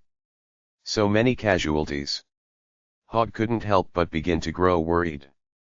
Food was the life's blood of any nation, and a small town was the same. For their workforce to suddenly decrease dramatically, but the number of injured and crippled to skyrocket, the economic situation of the town was going to worsen even further. Ugh! Hog let out a long sigh. He wanted to lower their taxes, but Wushan Township's tax rate was already very low. Right now, his own clan's survival had already become a problem. How could he assist the commoners of the town? The situation was different from those other towns, where taxes were so high that many commoners died of exhaustion and misery. Lord Hog, all the commoners in Wushan Township greatly appreciate your kindness and generosity. Everybody knows how much you have done for us. Please don't be too vexed. Hillman said from the side. Hillman himself was born in Wushan Township. Based on his status as a warrior of the 6th rank, even in the capital, he could be the guard captain for a noble family. But because Hillman felt gratitude towards the Baruch clan due to their kindness and generosity, after Hillman retired from his army career, he directly became the captain of the guard for this decaying old noble Baruch clan. Hillman, lead the guard squad to do some more scouting about the township. Uncle Hyri, go and get some rest. Hog directly instructed. Yes, Lord. Hillman said. Housekeeper Hyri also bowed respectfully and departed. After Hillman also left the pavilion, once again, the only person left remaining was Hog. Within Linley's bedroom. Due to Linley's head injury, Hyri had instructed everybody not to bother Linley and to let him get some rest. While Wushan Township was a whirlwind of activity, Linley's bedroom was peaceful and quiet. Linley himself had been drawn deeply into a world of dreams. Ding! A gentle, chime-like sound could be heard as rays of light began to leak out from Linley's chest area. And then, a cage of light surrounded the pitch-black coiling dragon ring, which slowly flew out from under Linley's pajamas and began to hover roughly 10 centimeters away from him. The ring began trembling more strongly. And the glow from the coiling dragon ring began to grow as well. Fortunately, there was no one in Linley's bedroom right now. Anyone entering the room would have been stunned. Linley, however, was still blissfully asleep, and didn't notice at all that the coiling dragon ring was now floating. Ting! The glow surrounding the coiling dragon ring suddenly began to contract rapidly, and then a single ray of hazy light flew out from within the ring. Descending next to Linley's bed, It transformed into a person's image. The image was of an amiable-looking old gentleman with moon-white robes and a long white beard. At this point in time, the coiling dragon ring directly fell back onto Linley's chest, powerless. Linley's eyelids flickered, and then slowly opened. Upon seeing an old man whom he had never met before at the head of his bed, he couldn't help but feel shocked. "You, who are you?" "Hello, kiddo. My name is Douring Cowart de Linke. I am a saint-level Grand Magus of the Poent Puang Empire," the amiable-looking old man said with a smile. Linley's eyes suddenly turned round. You are a saint-level Magus instructor." The white-haired old man nodded confidently. "No way. Gramps, you just said you are from the Poent Empire. The Poent Empire that was eradicated over 5,000 years ago."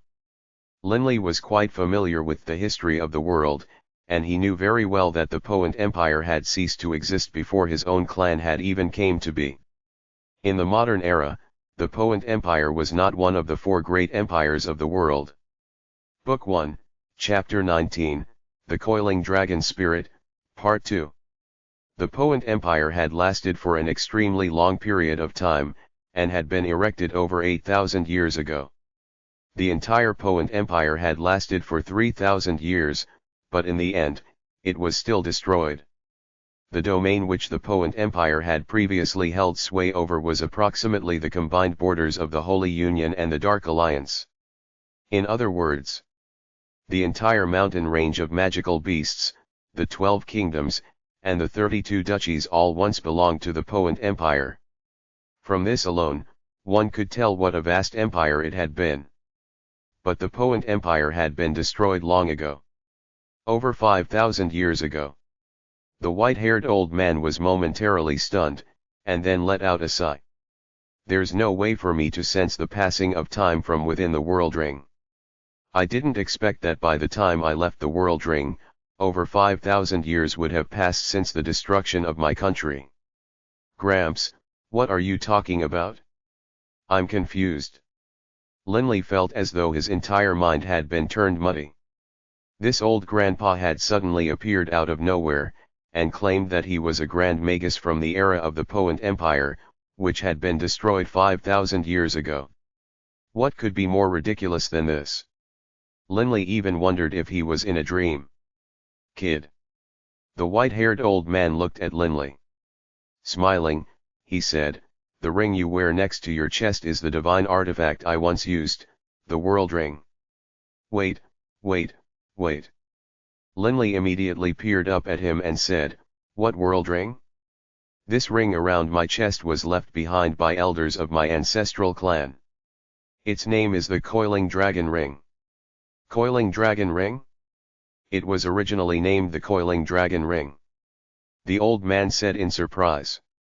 Linley was stunned. "Original name? What do you mean?" "Original name." Linley looked questioningly at the old man. Only now did the old man begin to laugh. "Oh, Coiling Dragon Ring must be the name you gave it. Or perhaps the name an elder of yours gave it. When I originally discovered this ring, I searched through all sorts of documents but couldn't find any information about it.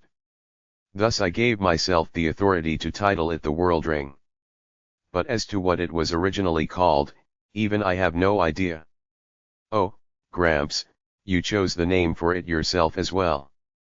But now it belongs to me, and I named it the Coiling Dragon Ring."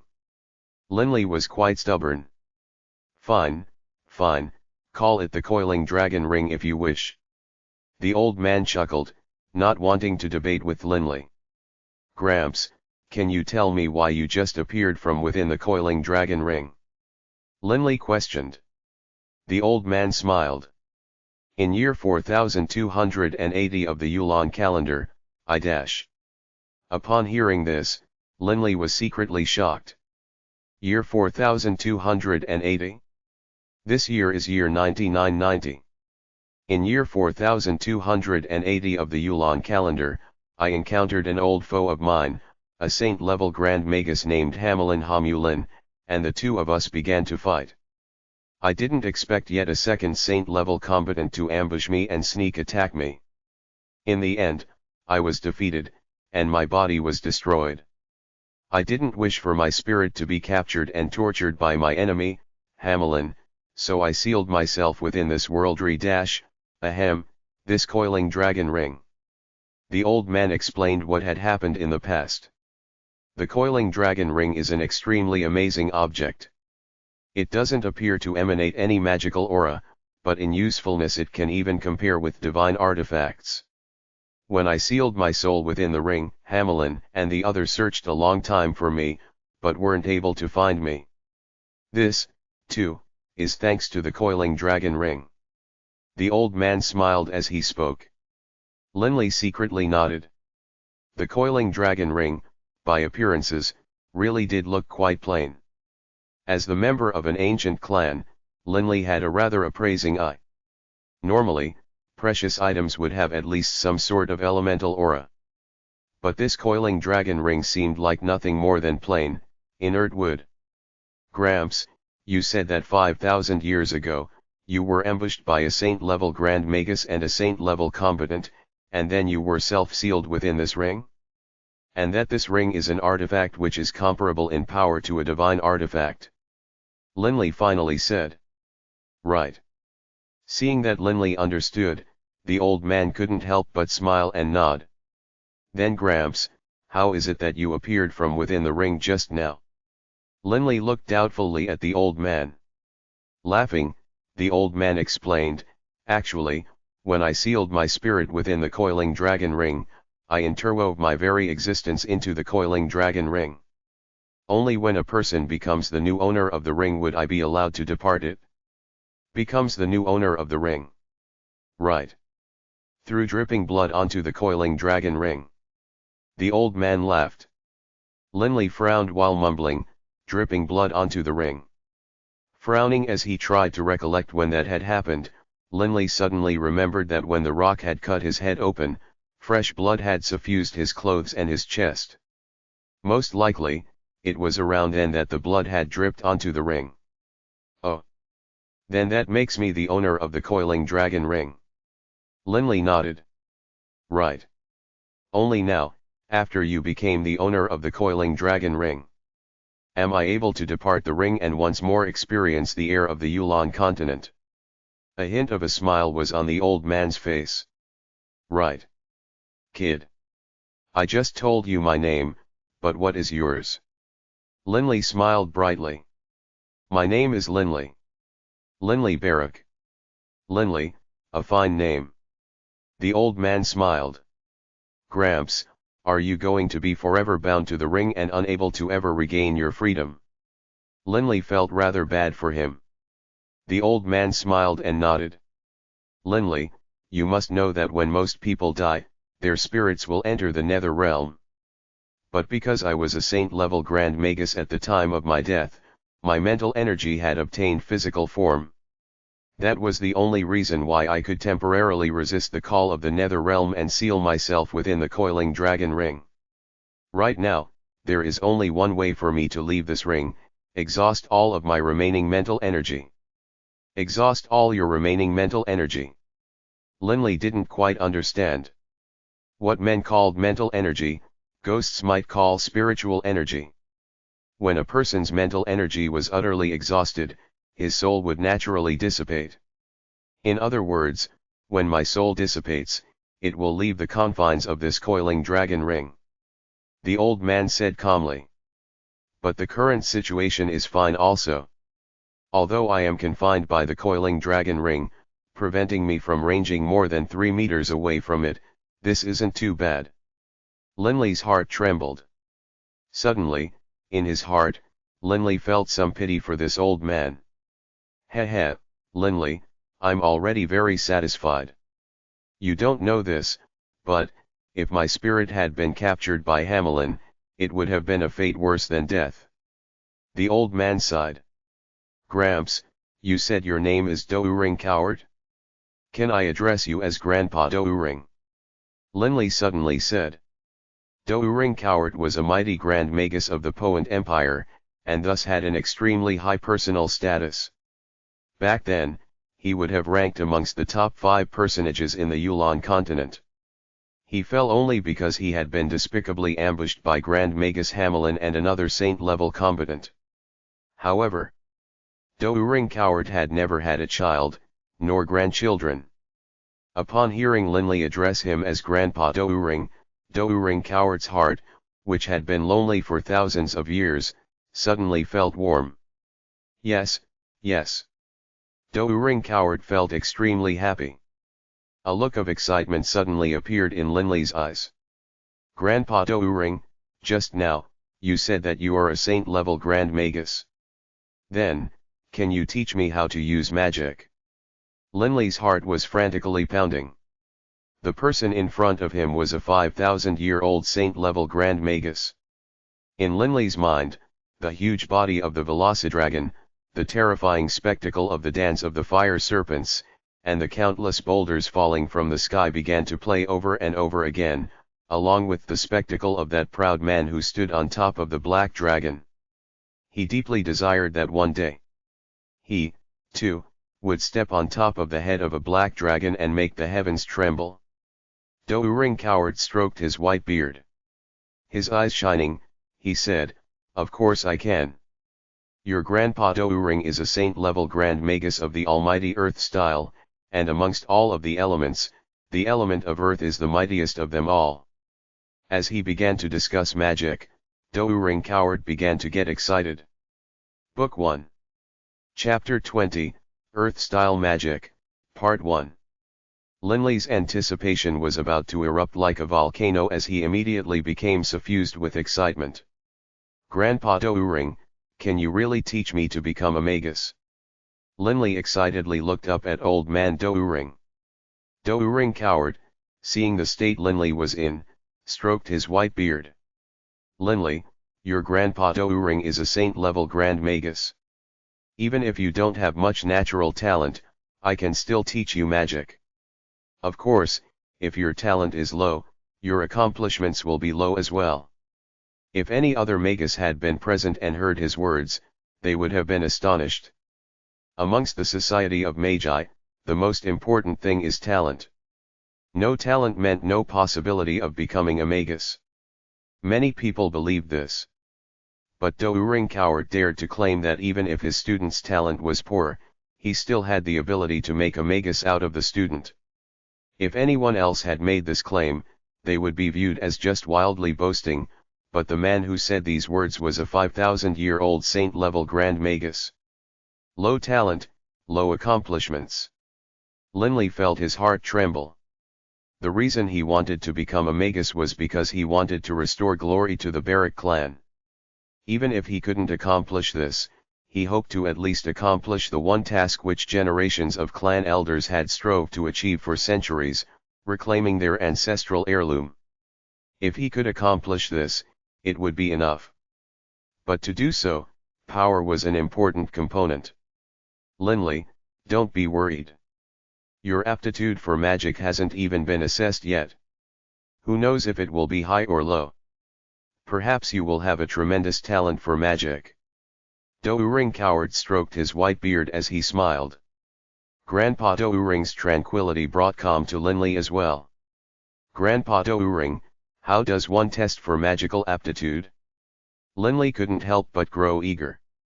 It is actually quite easy to test for magical aptitude. Just as Douring Coward spoke, suddenly, footsteps could be heard from outside the door. Hearing them, Linley immediately grew nervous. He quickly said to Douring Coward, "Grandpa Douring, quick, hide. Someone is coming." If this 5,000-year-old saint-level Grand Magus of the bygone Poent Empire was discovered, it could be disastrous. Douring Coward only smiled, not moving at all. "Grandpa Douring." Linley was beginning to grow impatient. Kriak. The bedroom door swung open, and housekeeper Hyrie stuck his head inside. Seeing that Linley was awake, he couldn't help but smile. "Young Master Linley, I didn't expect that you would have already awoken. How do you feel, young master?"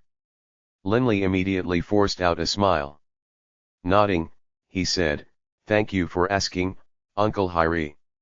I'm much better now." Linley felt extremely agitated.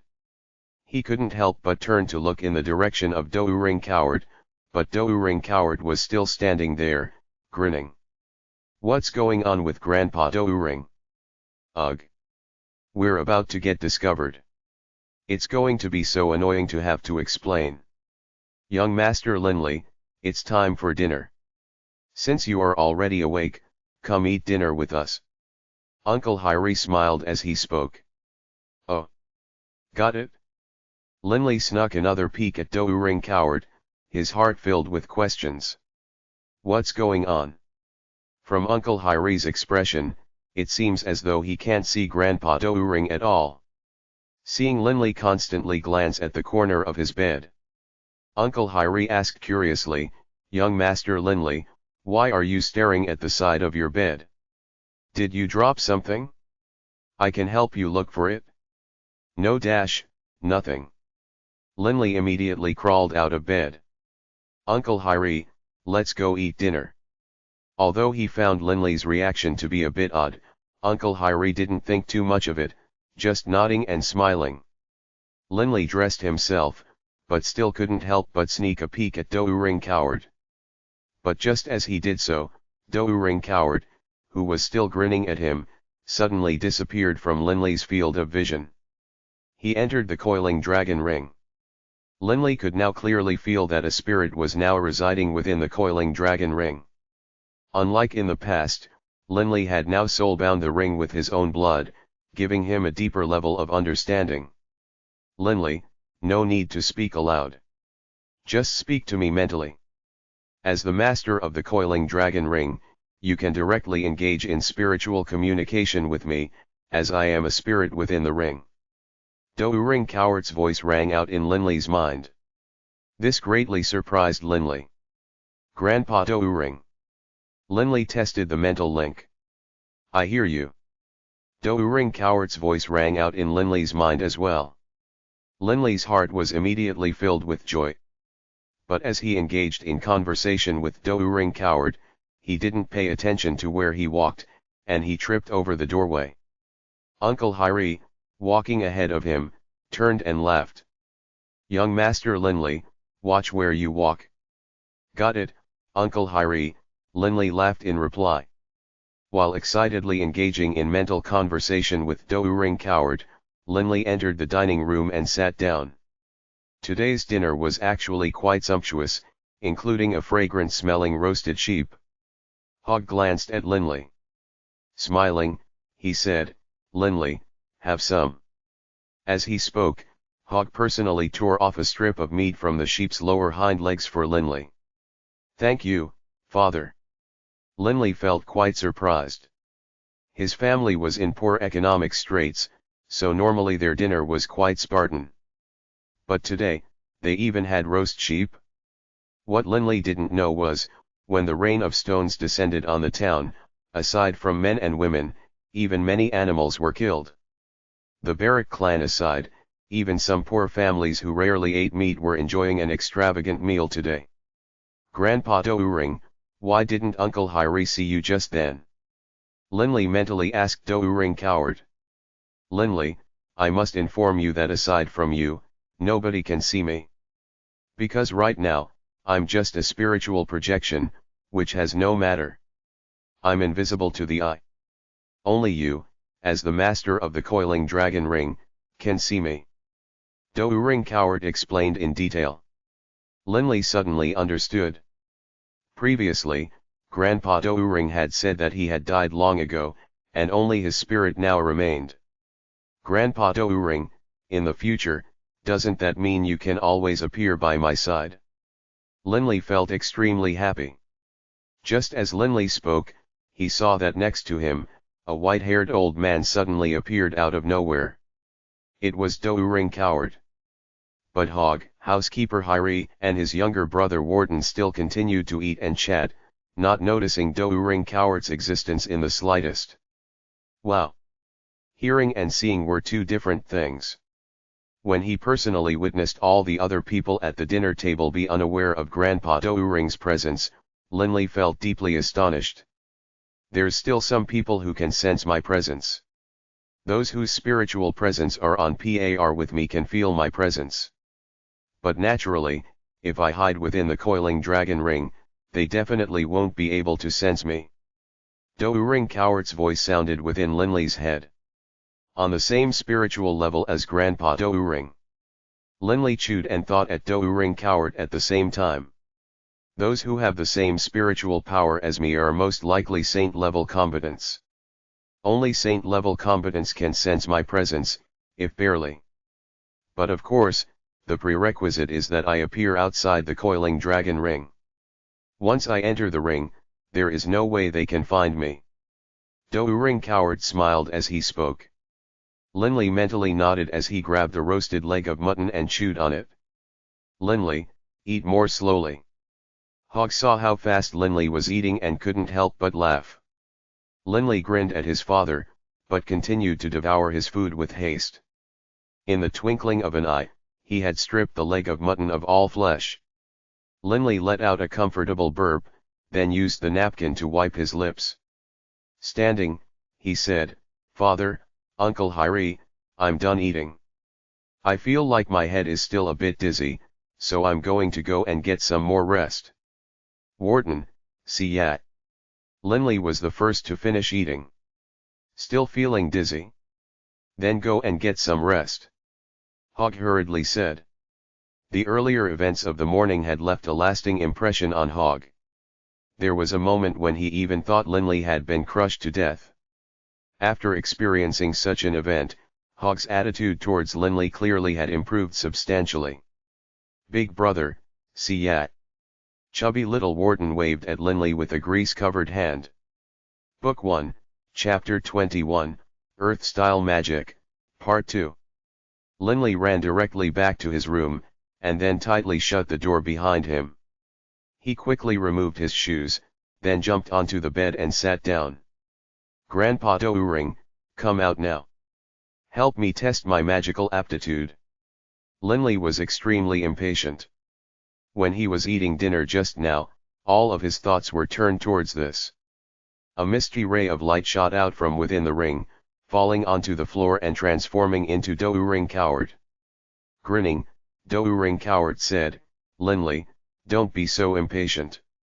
First, I must tell you that because I don't have any specialized magical aptitude testing equipment with me, I can only test whether or not you have any talent for Earth-style magic. Since I have no tools, there's no way for me to test and see if you have aptitude for any other magic. You can only test for my aptitude for Earth element magic." Linley felt a little disappointed. He had also heard that in order to test for magical aptitude, special tools were needed, but since Grandpa Doureng was a saint-level Grand Magus, Linley had been hoping Doureng might have some special methods. "What's wrong with the Earth style? Linley, let me tell you, amongst the elements of earth, fire, water, wind, thunder, light, and darkness, Earth is the mightiest style of them all." A look of pride was on Doureng Coward's face. Clearly, he was filled with confidence. After all, he was a saint-level Grand Magus of the Earth element style. Linley found this somewhat hard to believe. Each style should be equal. How could the Earth style be the mightiest? "Grandpa Doureng, I heard that fire-style elemental attacks are the most powerful? And that darkness-style elemental attacks are the most unpredictable? How could the Earth style be the mightiest?" Linley frowned. The formerly amiable Grandpa Doureng suddenly turned angry as he grumbled, "Linley, let me tell you that when it comes to attack power, each elemental style has its strengths. For example, the forbidden fire-style spell of heavenly fire burning the fields, earthly fire burning the cities can burn an entire city to ashes, true. But the water style has the forbidden spell of absolute zero, which when unleashed can freeze to death hundreds of thousands of people. Thunder style's heavenly lightning of absolute destruction can unleash tens of thousands of lightning bolts, which no one can survive. Wind style's forbidden spell, annihilating tempest, can fill the entire sky with blade-like gusts of wind." Doureng Coward let out a long sigh. Linley's heart was trembling. He had thought that the fire style's attacks were the most powerful, but from the sound of it, that was an absolute joke. Every single elemental style, at the level of forbidden spells, contained astonishing destructive power. And earth style. Linley didn't forget about the earth style elemental magic. Doureng Coward self-confidently said, how could the earth style be weak?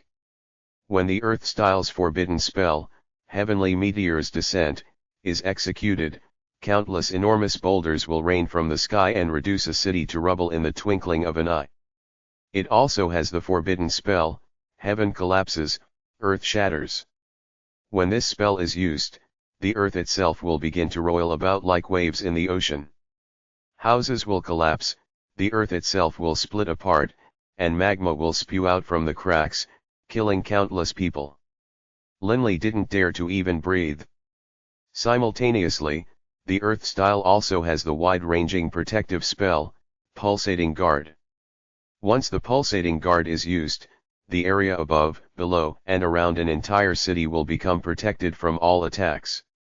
Even if an opponent uses the heavenly lightning of absolute destruction, this spell can fend it off. Doureng Coward began to speak faster and faster while laughing. But of course, I'm just speaking of wide-range destructive spells, and not one-on-one battle magic. Linley nodded. He could tell that Grandpa Doureng was exclusively talking about wide-range, catastrophe-level magic. Grandpa Doureng, it seems like the earth style has lots more forbidden spells. Why is that? Linley said curiously. Doureng Coward said confidently, Linley, there's something you aren't understanding. Actually, each elemental style is roughly balanced, but in different environments they will have different effects. For example, in the water-rich environment of the ocean, water-style magic will be extremely strong. In some places where the wind blows powerfully, wind-style magic will be very powerful as well. Linley began to understand.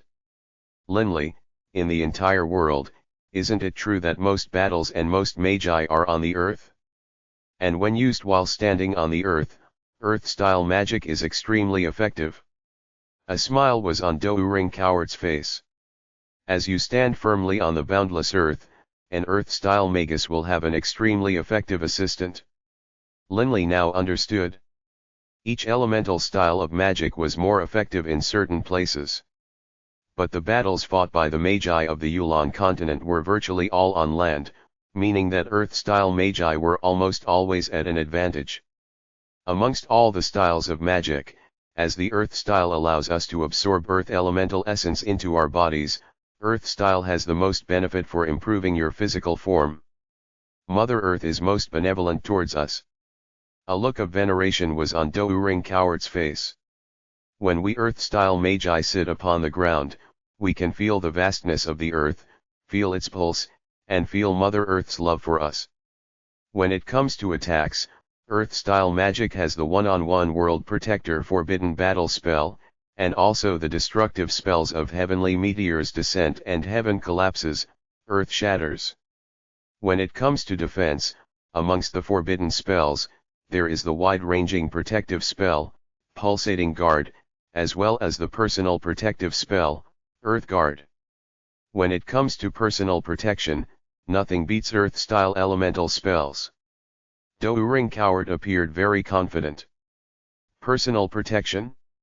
Grandpa Doureng, you're saying that the Earth style has the strongest personal protection spells. Linley looked questioningly at Doureng Coward. Doureng Coward laughed as he said, at the earliest levels, Earth-style magi have access to simple spells such as a Shield of Earth, or a Wall of Earth. Upon becoming a magus of the 5th rank, you will gain access to the Earth Guard spell, which will continuously grow in power along with you. When utilized by a magus of the 5th or 6th rank, it will cover your entire body with a layer of stone armor. But upon reaching the 7th rank, it will transform into an armor of jadeite. Upon reaching the 8th rank, this Earth Guard armor will be made up of crystal jade. And upon reaching the 9th rank, it will be composed of platinum. Finally, when a saint-level magus executes the Earthguard spell, the protective armor will be made out of diamonds. The defensive power of this spell, as he spoke, a smile appeared on Doureng Coward's face. Linley couldn't help but sigh inwardly. This Earth-style element really was a mighty one. When the Earthguard spell reached the saint level of power, it was composed entirely of diamonds. Linley knew that diamonds were an extremely hard and unyielding substance. And the diamonds composing the Earthguard were no ordinary diamonds, but ones formed from magic, making them even tougher than real diamonds. Oh, right. Linley suddenly remembered the two saint-level combatants who were fighting in the sky. He remembered how the green-robed man had landed that huge hazy sword-tip attack on the grey-robed man, whose robe shattered and revealed a diamond-like armor beneath it. That saint-level magus named Rudy had relied on that diamond armor to block the attack by Dylan. That must have been a saint-level Earthguard spell. Linley felt secretly shocked. It was powerful enough to take a direct blow from a saint-level combatant. From this, one could tell how powerful it was, defensively. This is why I told you that Earth-style magic is the mightiest elemental style of them all. Doureng Coward's white beard fluttered about, making him look all the more self-satisfied. After all men survived by living on the earth. They lived on the earth, and they made war while on the earth. Naturally, Earth-style magi would always have an advantage. Book 1, Chapter 22, Spring Ends, Autumn Comes, Part 1. Actually, all of the elemental styles, including Earth-style, had their own particular strengths. But as a saint-level Grand Magus of the Earth-style, it was only natural that Doureng Coward would strongly praise the Earth-style. The 8-year-old Linley, upon hearing Doureng's words, was filled with eagerness. "Grandpa Doureng, hurry up and test me and see if I have any aptitude for becoming an Earth-style magus." Linley was feeling extremely anxious. Doureng Coward began to laugh. "Fine, I'll test you right away. First, let me tell you that the test for magical aptitude is a 2-part test, so the test I am administering will also have 2 parts. Doureng Coward was behaving in an unusually generous manner.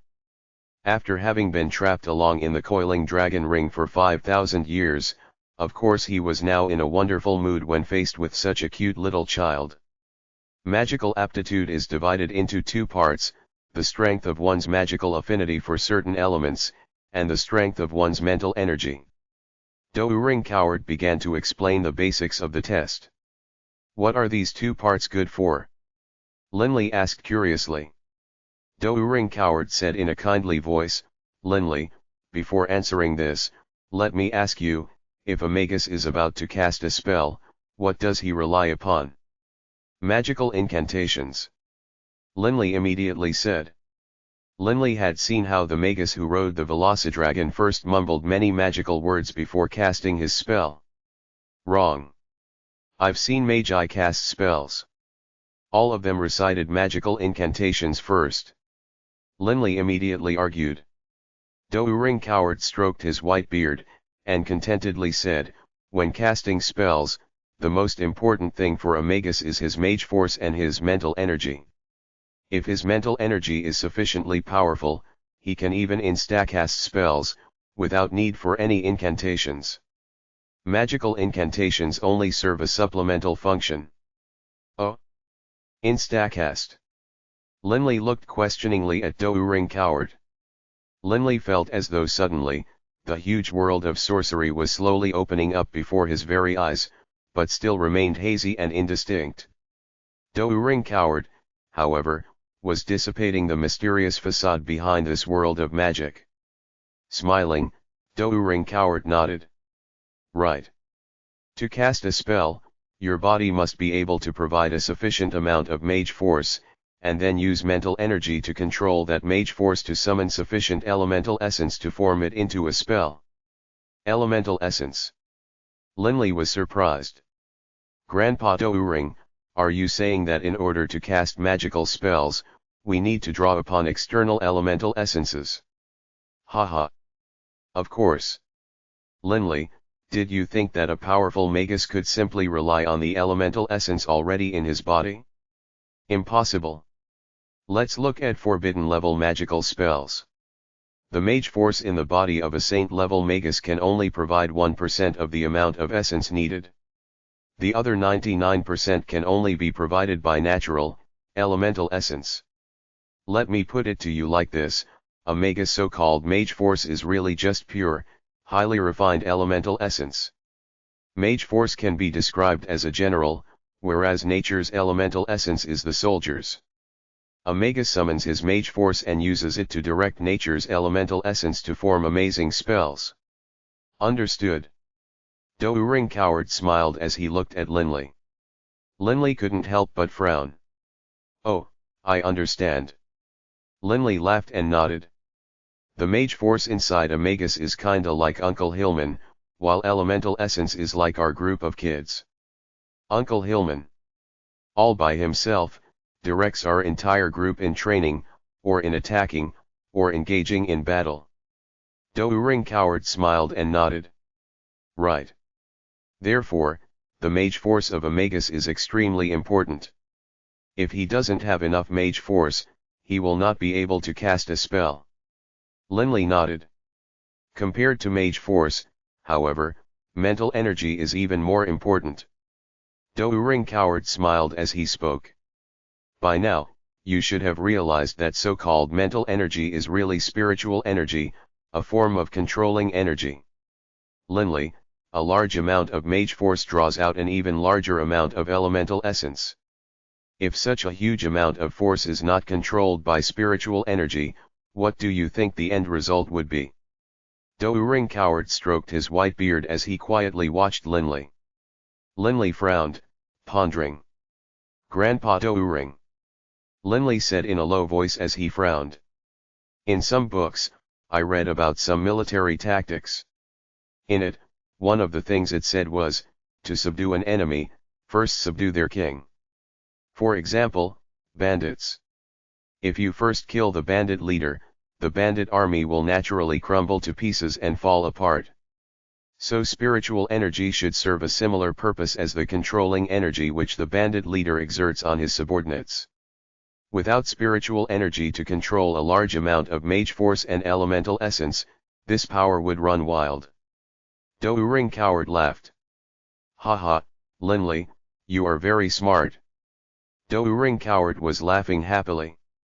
Right, a large amount of mage force and elemental essence, when controlled by spiritual energy, can be formed into a spell. Sometimes, in order to execute a particularly powerful spell, too high of a demand is placed upon one's spiritual energy. Thus, the assistance of magical incantations is needed. Doering Coward smiled as he spoke. Linley felt as though a huge, important principle of magic had suddenly become crystal clear to him. Smiling at Linley, Doering Coward continued, of course, that's just the basic theory. The world of magic is far more complicated than you can imagine. The question of exactly how one uses mage force and elemental essence to form magic, now that's the real issue. What's the point of having mage force, if you don't know exactly how to shape it into a magical spell? Doering Coward let out a long sigh. The world of magic is an extremely complicated one. Magical research is very difficult and dangerous. But due to intra-empire struggles, countless magi engage in the research of new types of spells. Actually, every single empire researches new ways of using different matrices of mage force and elemental essence to produce different spells. But magical research is extremely dangerous. The more destructive a spell potentially is, the harder it is to research. Sometimes, it can even catastrophically backlash upon the researchers. Doering Coward laughed as he spoke. In most Magus academies, you can only study spells up to the 6th rank. Spells of the 7th, 8th, and 9th ranks, as well as saint-level spells, are considered secrets. Only if you join a kingdom will you gain access to those special spells. Linley had read many books and therefore understood this principle. If you have no instructor, No matter how much mage force you have or how high your spiritual energy is, you won't be able to execute a single spell. Douring Coward smiled faintly. The profound secrets of every magical spell lies in how to control mage force and elemental essence to form the spell. After countless years of magical experimentation, the magical system has essentially been perfected. Stroking his white beard, Douring Coward laughed loudly. Linley, don't worry. In the future, there's no need for you to bend the knee to any kingdom or any lord, because I can teach you 7th, 8th, 9th, and even saint-level spells. Linley took a deep breath. He could feel himself embarking on a new path. Under the guidance of Grandpa Douring, he had no need to continue to follow the path of the warrior. He would now embark on the more mysterious, more powerful way of the magus. Come, let's begin the test of the strength of your elemental affinities. Sit down with legs crossed, close your eyes, and enter a meditative state. Douring Coward said gently. Meditative state. Linley felt his heartbeat quicken. How would his affinity rate? Don't worry. Just carefully try and see what you can sense, and whenever you sense something, just tell me. Douring Coward smiled encouragingly towards Linley. Linley immediately closed his eyes and tried to force himself to calm down. Don't worry. Just do as I instruct. Douring Coward said in a gentle voice. Meditation was one of the basic underpinnings of all magus. It was needed for both absorbing elemental essence to transform it into mage force, and for improving one's spiritual energy. The first time entering a meditative state was the most difficult and dangerous one, but of course, under the guidance of a saint-level Grand Magus, Linley wouldn't find it too difficult. After half an hour of instruction, Linley finally entered the meditative state for the first time. Seeing Linley in a meditative state, Douring Coward let out a faint smile, then waved his hand. Immediately, a large amount of earth essence began to swirl around Linley. Normally, most places only had an ordinary density of earth essence, but right now, Douring Coward was using his powerful spiritual energy to increase the density of earth essence near Linley by 100-fold. If he still can't sense any earth essence around him even under these conditions, then there's no hope for him at all. Douring Coward said to himself. Even a totally ordinary person should sense something, given that the density of earth essence was 100 times greater than normal. Right now, Linley, still in a meditative state, felt extremely happy and excited. He had never realized that around him there were so many amazing things. Countless earth-colored specks of light were floating around him, in such a high density as to be shocking. Book 1, Chapter 23, Spring Ends, Autumn Comes, Part 2. Linley, can you feel it? Douring Coward's voice gently sounded in Linley's mind. Grandpa Douring, I can feel it. There's so many specks of earth-colored light. So many, too many.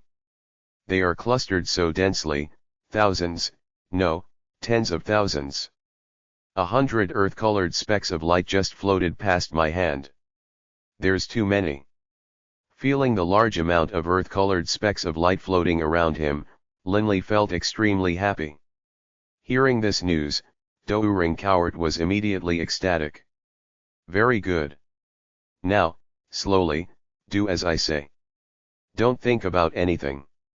Quietly, Douring Coward droned almost hypnotically, helping Linley to depart the meditative state. At the same time, he released the control he was exerting over the earth essence. Immediately, the earth essence density around them returned to normal. After awakening from the meditative state, Linley felt as though he was full of energy, totally different from before.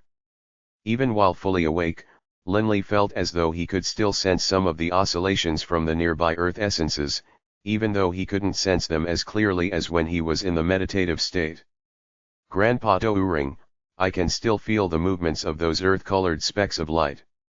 Really? Even though it's not as clear now, I can still somewhat feel them. Linley was feeling extremely excited. This was his first step into the world of magic. Linley was filled with amazement. What did you say? You can still sense it? Doering Coward was very astonished, because the nearby density of earth essence had returned to normal now, and Linley was no longer in a meditative state. If he could still sense the nearby earth essence, even while awake, then his affinity for earth essence. Grandpa Doering, why aren't you talking? How is the strength of my affinity for earth elemental essence? Linley said nervously. Linley didn't know if he had done well or poorly. Good. Extremely good. Your affinity for earth elemental essence is extremely high. Doering Coward's face was wreathed in smiles. Based on what I know, only perhaps 1 in 1,000 magi would have as strong an affinity for earth elemental essence as you. Truly. Linley felt his heart began thumping frantically. He was so excited he didn't know what to say. But naturally, elemental affinity is just one part. Spiritual energy is the most important of all. After all, given enough time, mage force will naturally strengthen. But it's extremely difficult to improve the spiritual energy of a magus. Doering Coward said solemnly. Linley took a deep breath and nodded. Now, it's time for the second test, to test your spiritual energy. Doering Coward looked at Linley solemnly. Linley also knew that this test of spiritual energy was an extremely important one. Grandpa Doering, what do I need to do? Linley stared at Doering Coward, mentally preparing himself. Nothing at all. Doering Coward laughed. Linley was startled. I am the spirit of the Coiling Dragon Ring, while you are the master of the Coiling Dragon Ring. I am totally capable of sensing the strength of your spirit. There's no need to test it at all. I can tell you right now. Doering Coward smiled at Linley. How is my spiritual energy? Linley held his breath. The strength or weakness of a person's spiritual energy determined one's destiny. Your spiritual energy is 10 times stronger than the average person of your age. Doering Coward smiled as he spoke. Linley felt a sense of excitement in his heart. 10 times. That wasn't a small number. But Doering Coward continued, generally speaking, only 1 in 10,000 can become a magus, principally because there's a high requirement when it comes to spiritual energy. The absolute minimum requirement for a magus is having 5 times more spiritual energy than someone of the same age. 10 times puts you roughly in the middle of the pack, as far as the average magus goes. Linley's earlier excitement was immediately dampened. If it was anyone else instructing you, at most you could become a magus of the 5th or 6th rank. However, since the person instructing you is me, the situation is now different. Doering Coward stroked his beard contentedly, a look of self-confidence in his eyes. Linley suddenly came to the same realization. Right.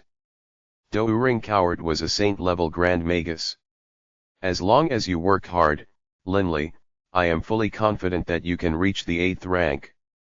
But as to whether or not you can become a Magus of the 9th rank, or even a saint-level Magus, that will depend on your own comprehension and your experiences. Doering Coward said seriously. If you do not work hard, I'm afraid you might not even become a magus of the 6th rank. At that point in time, you'll have no one else to blame. A good instructor in magic was just one part of the equation. The most important part was still one's own effort. Grandpa Doering, please don't worry. I won't disappoint you, or my father, or the Baruch clan. At this moment, Linley's mind was filled with the image of the spirit tablet in front of the ancestral hall, and those illustrious names and stories engraved on the back. To renew the former glory of the Baruch clan. Linley's chest was filled with boiling heat. Good. Starting tomorrow, I will begin to instruct you. Doering Coward looked at Linley, his eyes gleaming. Right now, Doering Coward's body was once more emanating the self-confidence and pride which a saint-level Grand Magus possessed. Starting the very next day, Linley began to live an extremely tough, arduous life. He couldn't reveal the existence of Doering Coward to his father. Every morning and evening, he still needed to attend physical training, while later in the morning, he would have his lessons with his father on politics, religion, religious rites, warfare, geography, art, and all sorts of other lessons. Only in the afternoon, during his previously spare time, would Linley run towards Mt. Wushan, east of the township, hide in a quiet place, and begin to learn the basics of magic under the guidance of Doering Coward. He studied hard, while entering the meditative state to absorb and process mage force. In addition, each day, after eating dinner, Linley would spend a large amount of time in the meditative state. Every day, Linley would spend only 6 hours sleeping. All of his other time was spent in physical training, intellectual studies, magical instruction, and meditation. 6 hours of sleep a day, frankly speaking, was simply not enough. In truth, entering the meditative state was extremely taxing, far more tiring than most people's lives. Every day, Linley entered a very deep sleep for those 6 hours. Filled. His time was absolutely filled. With each day passing like this, day after day, Linley's improvement was very evident, to the point where it wasn't just improvement, but a form of transformation. As he was hard at work training, he experienced, for the first time, the joy of absorbing elemental essence into his body, and then transforming it into mage force. He experienced, for the first time, entering so deeply into the meditative state that he almost became unconscious. And he experienced, for the first time, the excitement of performing earth-style magic, even if it was nothing more than generating a tiny earth spike that was only 20 centimeters high. Hard work, day after day.